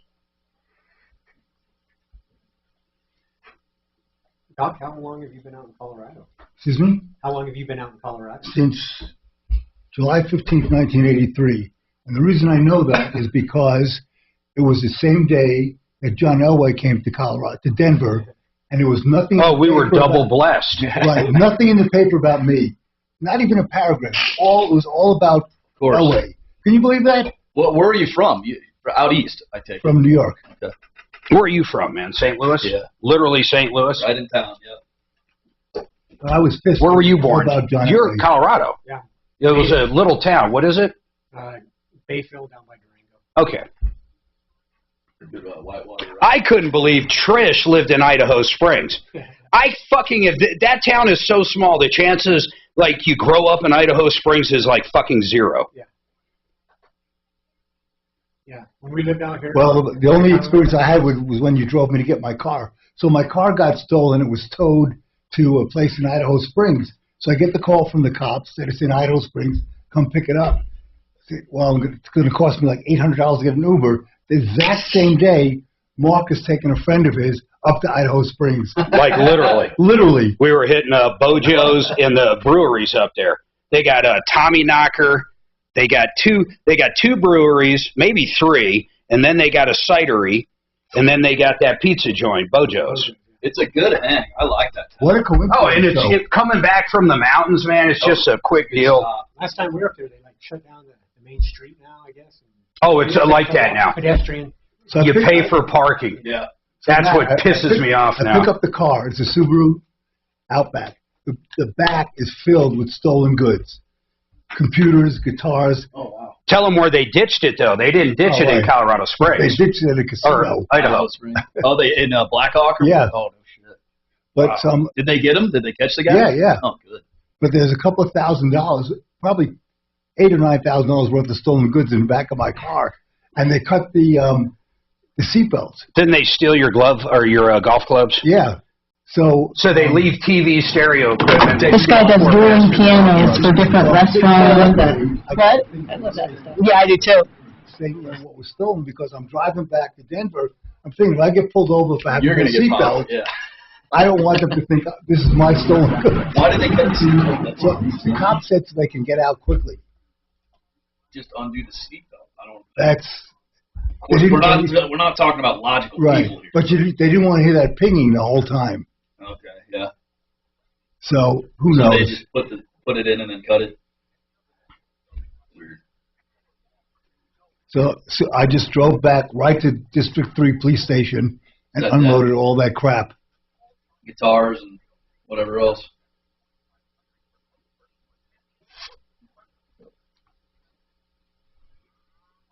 There were a couple of laptops, 2 guitars, some other stuff, and 2 mechanics toolboxes. I can't believe all the emails. A couple of $1,000s each with good tools in it. They were heading to the pawn shop, probably. Yep. But they had to stop off Black Hawk first.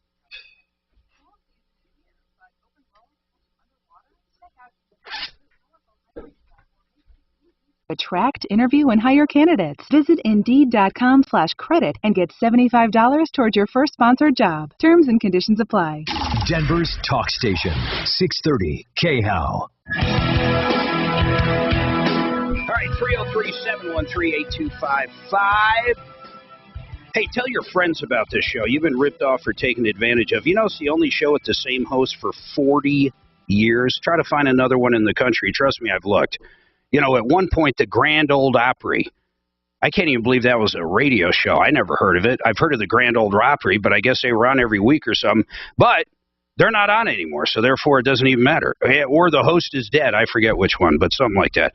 So here's the deal. 303-713-8255. We're going to go back to Brad O'Brien. Oh, no, we're done with Brad O'Brien. We're going to go to... What is this one? Why do we have Eric Reinemir on, Miss For line Suzanne? 1 from yesterday, you guys had a 401k question with John. So, John, I think this was an interesting one from yesterday. John, I am going off memory from yesterday, but you called in during COVID. You took money out of your 401k. There was something, and one of the reasons you had to do it, too, is because you guys were getting divorced and you were going to use the 401k money to pay off the house. Am I correct so far? Yeah, I mean, it was no longer a 401k. It was rolled over to a Roth. It was a Roth conversion. Okay, so you had a 401k, you rolled it over into a Roth, and you took the money out of the Roth, correct, to pay off the house because of the divorce? Correct. So, okay. So go ahead. So because of the pandemic, they gave the relief of not having to pay the early redemption penalty.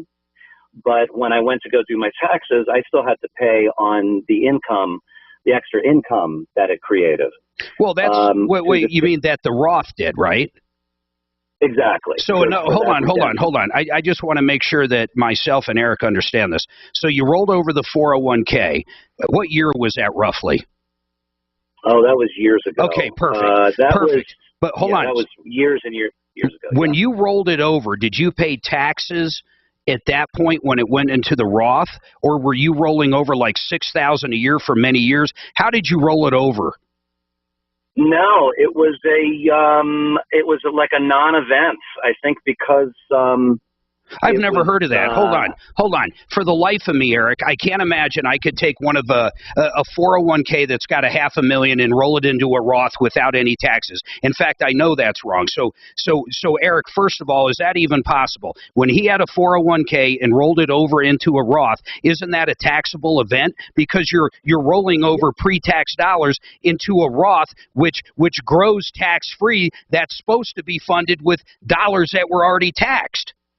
Yeah, my guess is, John, you might have rolled it over into a regular IRA is typically what happens where you're not paying any taxes, right? That's possible. That's possible. Yeah, okay. That's possible. Yeah. Eric, I thought he knew something, and I was going to be talking to you right after this. Right. No secret sauce there. But John, go ahead. I'm going to let you and Eric talk. John, what's your actual question? Let's figure it out. Here's my question. I've never lived with debt. We never had credit card debt, but as a result of everything that's been going on these past 2 years, I've racked up a little bit of credit card debt, and I've got this about $16,000 due to federal, and about $6,400 due for state, and that had to do with the redemption of that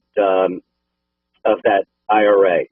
So they had me on a payment plan, and I'm paying off my credit cards, and I've got about maybe 10 or 11 grand in credit card debt.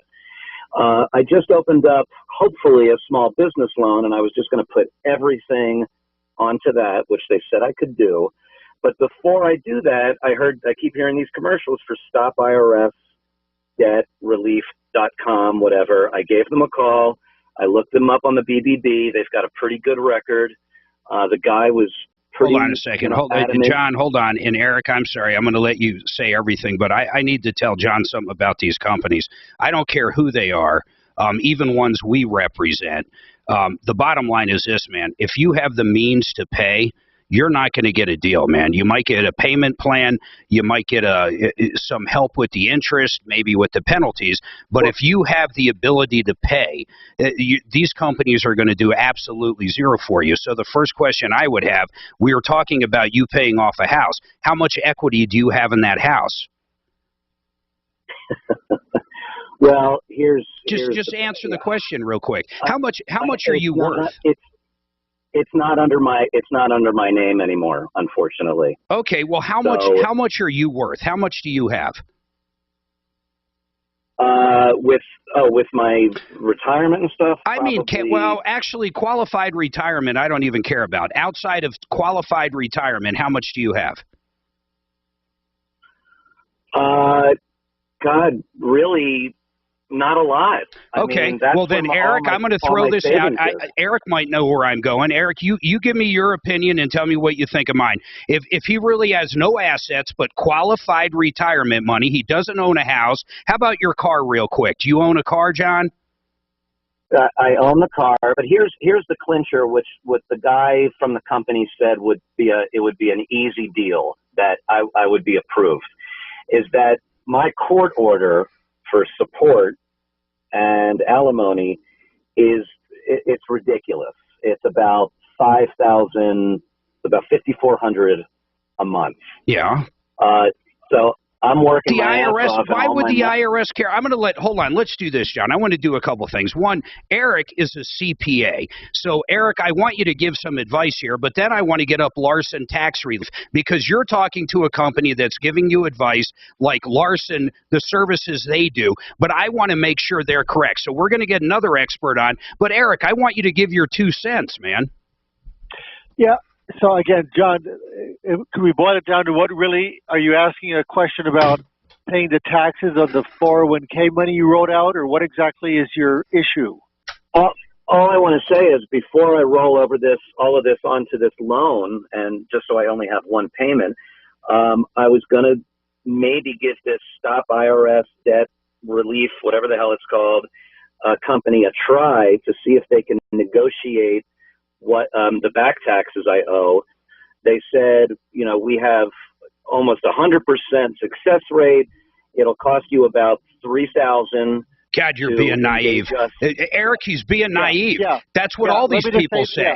Let me just say, John, I know from working with Steve at Larson Financial for years, we've referred dozens of clients, and he's the straightest guy who will tell you right up, is what you're looking about. Is it even, you're talking about, I think, trying to get a forgiveness of debt deal, which almost never happens, but he will tell you that straight up if you're a valid candidate or not without you having to pay a dime. I think that's the real point, is you need clear advice from somebody in the industry on the front end before you have to pay any money at all. That's really the bottom line in my view. And that's why I'm doing my due diligence. Yeah, John, John, I'm really glad you called. Hold on, I'm putting John on. Hey, Eric, I appreciate it. And for folks listening, Eric has been with us forever. It's Atlas CPAs. If you're looking for a real guy to help you with your taxes, I'm not talking an H&R Block, but I mean someone that's actually going to get to know you, understand your circumstance, and God help you if you ever get audited, fight for you. But I mean, these are straight up guys. They do payroll for small businesses. They do everything at Atlas, and that's 303 303-799-9111.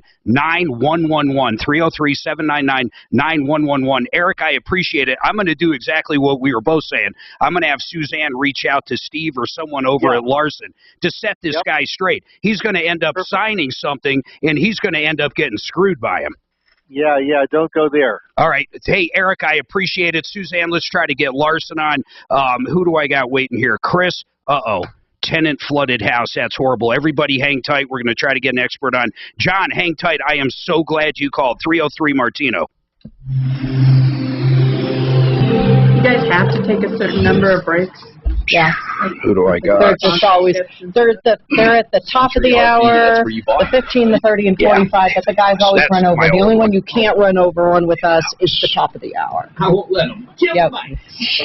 They will Tracy, all die. I'm going to use you in this commercial. Get near that mic, Tracy. Physic and plan. You just answer yes or no.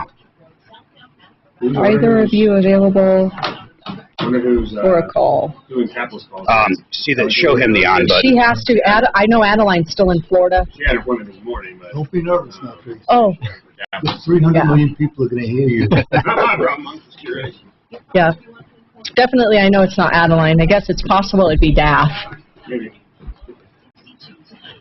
Are you working a show today? No. Are you doing Leland's? Read an article a couple days ago. It's like 30-minute naps are perfect.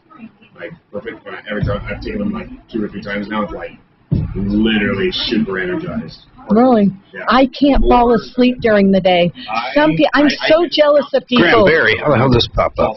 I am so jealous of people that can just fall asleep on a plane. Last year or they just ran fall this asleep commercial on a every road 10 trip. seconds. At least they put my message. You're not doing the Vaj anymore. You know why? Time of year. Dang. That allergy kick in is come and gone, right? I mean, I don't even know You these suck days. to leave. All the wildfires, allergens are everywhere all the time. Before I forget to ask, right after the show, can you disconnect from 5 for me? Will you be hearing me? Hey, Julie, can you hear me? Damn it! 10 seconds. Have you met Talib before? Yeah. Oh, you have. I wasn't sure if you met him before he went out for surgery. Yeah.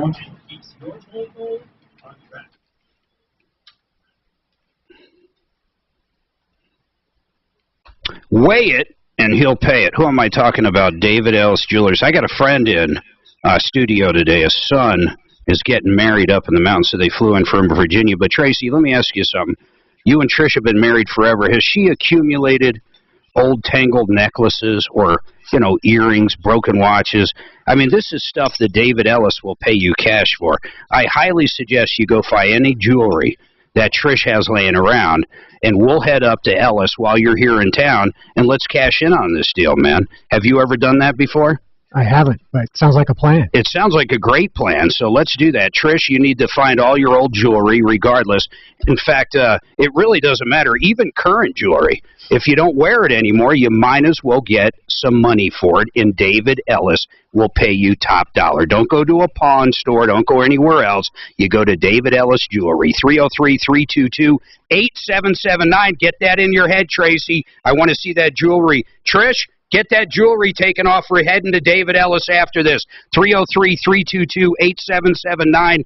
They're at 3rd and Clayton. They're great people. Now, let's talk about approval reverse mortgage. I love Joan Sullivan, and one of the reasons I really like her is she's upfront and honest. She actually has a reverse mortgage on her own house, and she sells reverse mortgages. She is a wealth of information. She has all the knowledge to actually help you through the decision part of, am I going to get a reverse or not? But bottom line is, if you're over 62 and a half, you want to stay in that house for as long as you want to stay in that house and not make a payment. Maybe you have a lot of equity and you want to tap into that and get a line of credit so you can travel, help out the grandkids. It really doesn't matter what reason, but you talk to Joan in the gang at Approval Reverse, and they're going to tell you if it's right for you, I promise you. She's been with us for 10, 15 years on referralist.com. She's an honest woman. She has her own product, which I love.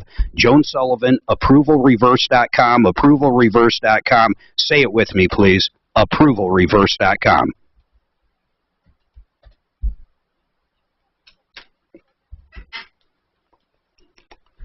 I can't imagine.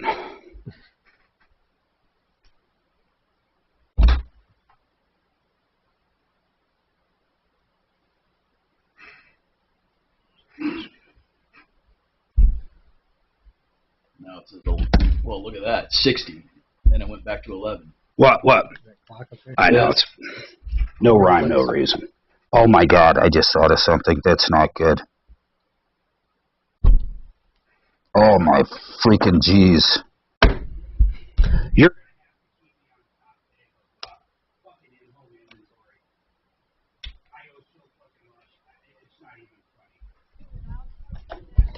God dang it.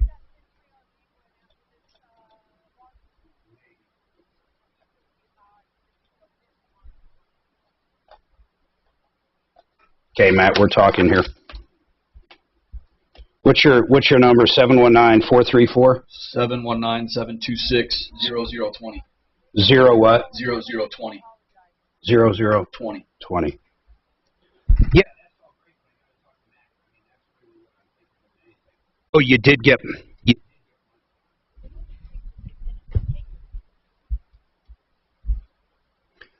Yeah, I got 8 minutes. 1 minute is 20% of my life.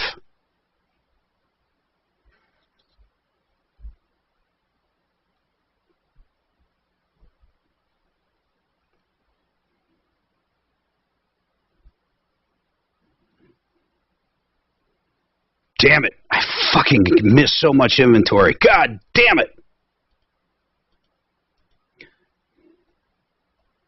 Son of a bitch. I'm going to have to work in all these. God damn, I can't believe I missed them. I've never missed all of them, ever.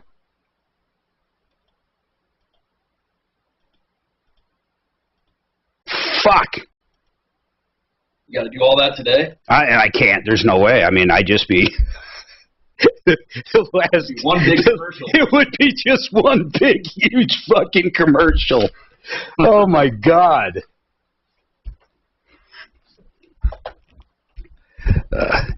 I did get Frank because I did him in content. That's it. That's literally it.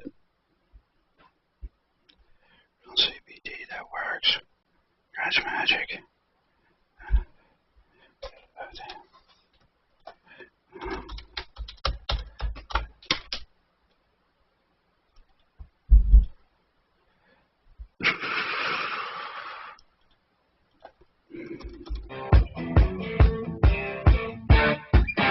Hey, I want to tell you about Garage Magic. You want that wonderful coating in your garage like I have. I want you to call the guys at Garage Magic. They have a lifetime warranty on this coating. It's rock solid, beautiful garage floors. They can also do your patios, your walkways, and a lot more. 720-600-HOME.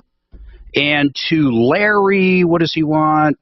God, every day we do this. Tom is the promo code. RealCBDThatWorks.com. You want the best CBD from seed to sale. No one else does that I know of. They're in charge of growing it, the packaging, the selling. You can find them in convenience stores. You can find them in kiosks at DIA and other places. But if you want the best deal, Larry, you put in the promo code TOM at realcbdthatworks.com. And that is the real stuff. They have their own labs here. Buy the real stuff. You're going to spend money on CBD. You might as well get the best. 303-713-8255 is a telephone number. Now, let's do this. Let's go to our expert, Michael. I got to pull this up. Michael is on line 6, Plantanga, and we're going to bring John back up, but I'm going to explain to Michael what's going on real quick, man. Hey, Michael, here's the deal. By the way, Michael is with Larson Tax Relief. They're one of the largest tax relief places in the country. We're lucky. They're nationwide, of course, but we're lucky to have their corporate headquarters right here. Michael's one of their representatives. Great guy. But, Michael, here's the question. John talked to someone. I'm going to pull him up in a second. His circumstance is he got divorced. They went through COVID, but bottom line is he cashed out of a 401k. He didn't borrow the money. He actually cashed out of it. no matter what, whether he rolled it over into an IRA or a Roth or whatever, but it was a taxable event. He owes about $18,000 to the feds. He talked to a company. Hey, John, what is the company you talked to called? I think it's called Stop IRS. Here, let me see. StopIRSDebt.com. I guess it really doesn't matter, Michael. He talked to one of your competitors that's probably not nearly as good as you. They promised you what, John? What did they say they could do for you? They said because of the support order that I have, and because, basically everything that I make is going, to pay for, I'm still paying. So for hold on, Michael, let me house. explain what he's saying. He has an order because of the divorce. He's paying either child support or spousal support or a combination of the both, about $5,000 a month. This company is telling them that they should be able to get rid of the debt. They're very confident they can get rid of the IRS debt altogether, right, John? No, not 100%, but they said they could probably bring it down to, instead of $19,000 down to like, $3,000 or $4,000. Okay, so what do you think? I'm wondering if it's worth doing. So they want him to sign a contract. I mean, you know the deal, Michael. What's your gut on it? He's paying alimony, child support of $5,000. He owns his own business. He doesn't have really any assets. I'll say that. He doesn't own the house. I don't know what they'd possibly go after. But what do you think, sir? Well, what I would say, Mark, is any time you liquidate a 401k account, that counts as income. Of course. So whatever amount he liquidated, his tax rate against that number is the tax that's owed. Yep. And I don't know how a company could just erase federal tax. Yeah, it doesn't happen. I'd love to hear what it is. Well, I did this about 2 years ago, and it was already a rollover from, I had a 401k through Rock Bottom Restaurants when I worked at the I used to love that place. I was sad to hear they went out of business. I think there's one location at a golf course left or something. Right. So then the 401k was rolled over to like a Fidelity, Roth rollover account. So I've had that for years. And that's where, so I took some of that, and then I took some of funds that I had in a Janus account. So that was a non-qual account that I took from. So half was from the Fidelity, the other half was from Janus. I used those two to pay off the rest of the house, which was about $150,000. Okay, it still comes back. I mean, we're just going down a bunny hole. The bottom line is you cashed in a 401k. It was a taxable event. I'm asking our expert, Michael, what are the chances of getting rid of that debt or making it, 10% of it? It's almost nothing, right? Yeah, I would say that the chances of that are extremely low. How much does this company want that's trying to okie doke you? How much do they want? I think he said in the neighborhood of $3,000 or maybe $3,500. You're gonna throw away your money. What I want you to do is I'm gonna put you on hold, man. I want you to call, and I'm not kidding. I want you to call Michael or Steve over at Larson right after this call. Michael, would you do me a favor and talk to him so he understands the reality of what he's asking for and what he should actually expect if you guys got involved or another company? Would you do that for me? Absolutely. All right, listen, you guys want the straight skinny when it comes to taxes and tax problems. You call Larson Tax Relief. You don't deal with these other guys. They're going to lie to you, take your money. 844-LARSON. 844-LARSON.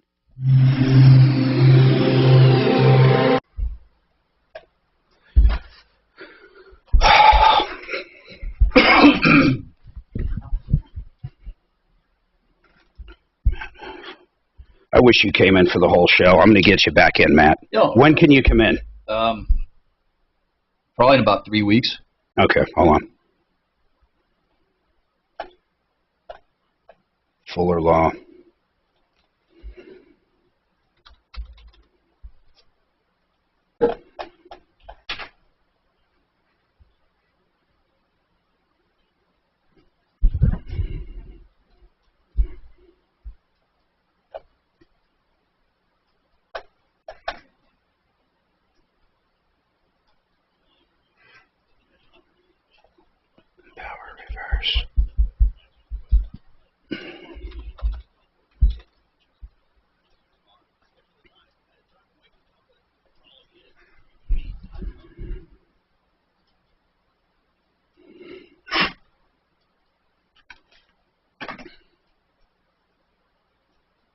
I feel like I'm being too nice today.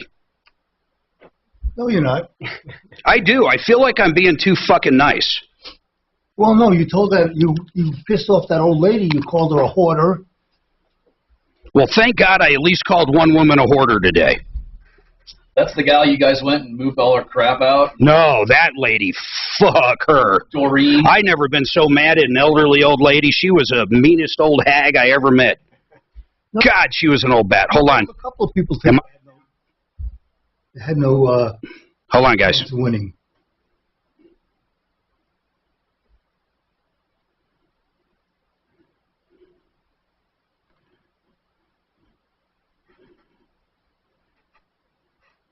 Oh, my God, come on.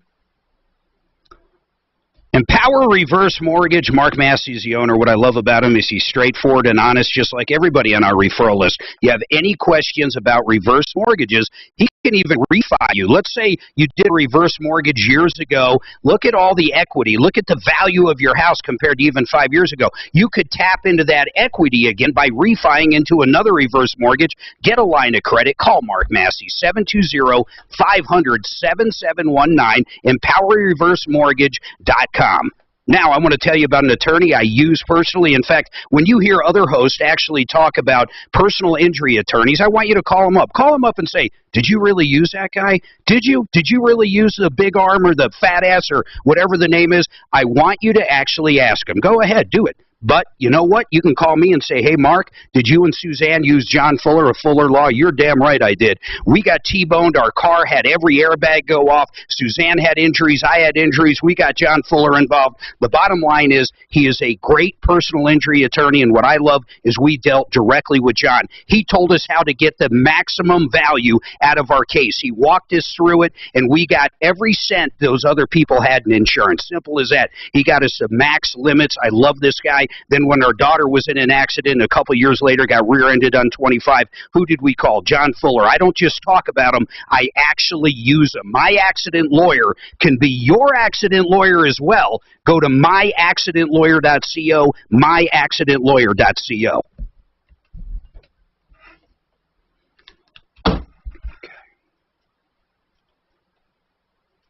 I'm hungry. I didn't know Rock Bottom closed up. Yeah, they did, man. That place was badass. There's one left. COVID killed them, just fucking killed them. I'm sure they were debt-stricken. Okay, who can I do?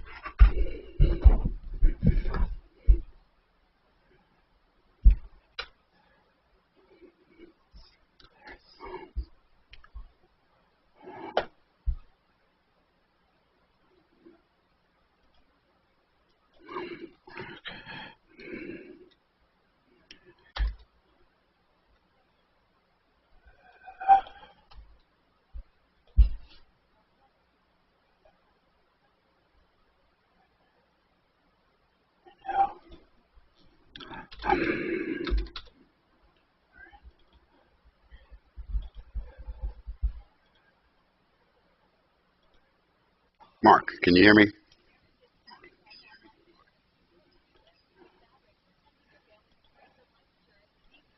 Major Mugger, can you hear me?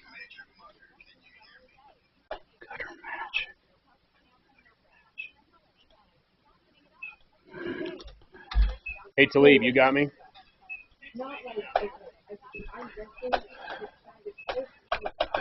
Hey, Talib. Suze, can you...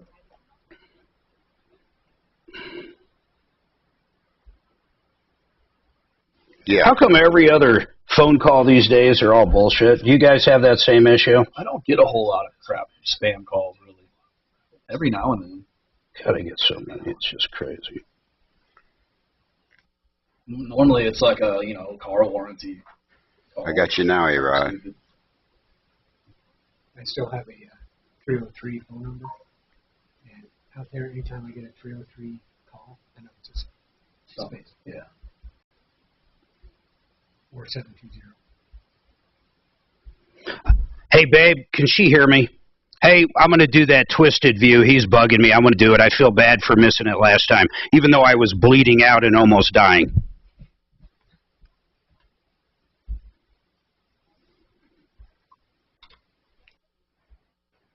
Mark, can you hear me?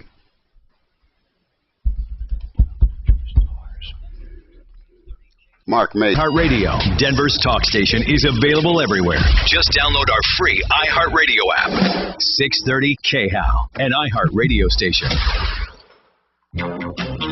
All right, OneClearChoiceGarageDoors.com. You want the best deal out there in doors. These guys got 4 showrooms across the metro area. I absolutely love them. I have personally used them. They've installed a couple of garage door openers. They got the best deals out there. They have 7-day-a-week, 24-hour emergency, and that's for commercial. Let's say that, or for residential, that garage won't open, your car's stuck in there, you need help. 720-370-3987.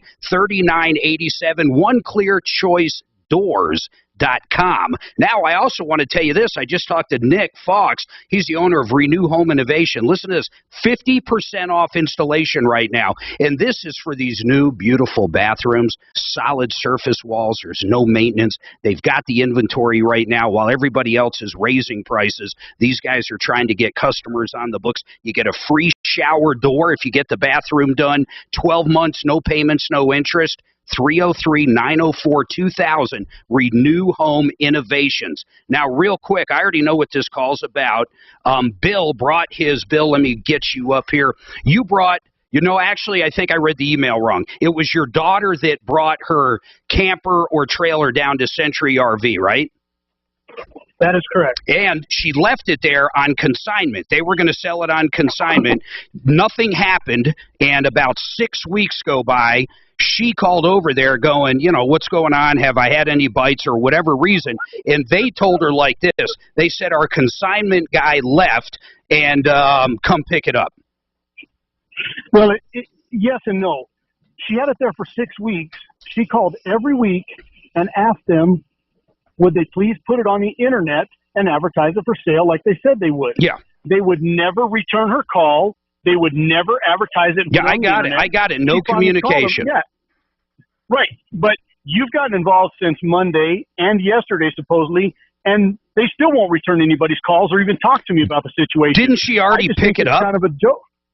We picked it up and we sold it ourselves. My point being, they're on your referral list. Yep. You guys recommend them. And they're a joke. Well, they're not a joke, first of all, but they screwed this up, and I agree. I actually have talked to the GM. Well, I shouldn't say I've talked to him. I have sent him out all the information on it, and I'm waiting to hear back from Ray on it. But I did clarify this. They did totally get out of the consignment business. Now, they definitely dropped the ball with communication to you guys. I'm not sure what they could possibly do about it now, with the exception that they're not doing consignment anymore, and they got rid of that guy for a reason. And I don't know what else to say about it, Bill. I mean, that's what's going on. But I have reached out to Ray. As soon as I hear back from him, I'll call you guys up. All right? Yeah, that's fair enough. Like I said, there's nothing we want from the deal. No, I know. It sucks, man. Hey, I don't mind saying it. They're on a referral list. They're on a referral list. Right. They dropped the ball, and I'm angry about it. There's no doubt about it. They should have called you. They could have handled it a million different ways. And the only reason I put you on hold, Bill, make sure we have his information, Suzanne, is we're about done. I need to talk to Matt with Paragon Services. Matt, I mean, really, in a minute, what do you do? Explain what you do and how you help people. I'm basically a representative or advocate for a policyholder when they have property damage. So if you have smoke, wind, hail damage, call me up. We'll talk. I'll make sure you get a fair shake from your insurance company. A lot of people at the Boulder fires, just for smoke damage, not total losses, the insurance company is coming in and offering them 30, 40 grand, and you're literally getting involved in getting them how much? No jokes, how much? 3 or 4 times that. 3 or 4 times if you were affected by these fires, even if you had a hailstorm, even if you had something you've been dealing with for 2 years and you think they really screwed you over on the claim. Matt, you'll talk to him for free over the phone. You'll actually look at what the insurance company is offering and give him honest opinion. Yep, free consultation. 719-726-0020. Follow Tom Martino at Real Tom Martino. And stay connected with all of us at 630 KHOW. KHOW.com. And on the iHeartRadio app. Leland Conway is next on Denver's talk station. 630 KHOW. Inflation is close to double digits, and failed progressive policies have left Colorado's middle class reeling. I'm Tim Reichert. I'm running for Congress in Colorado 7 to restore the middle class and put the American dream within reach.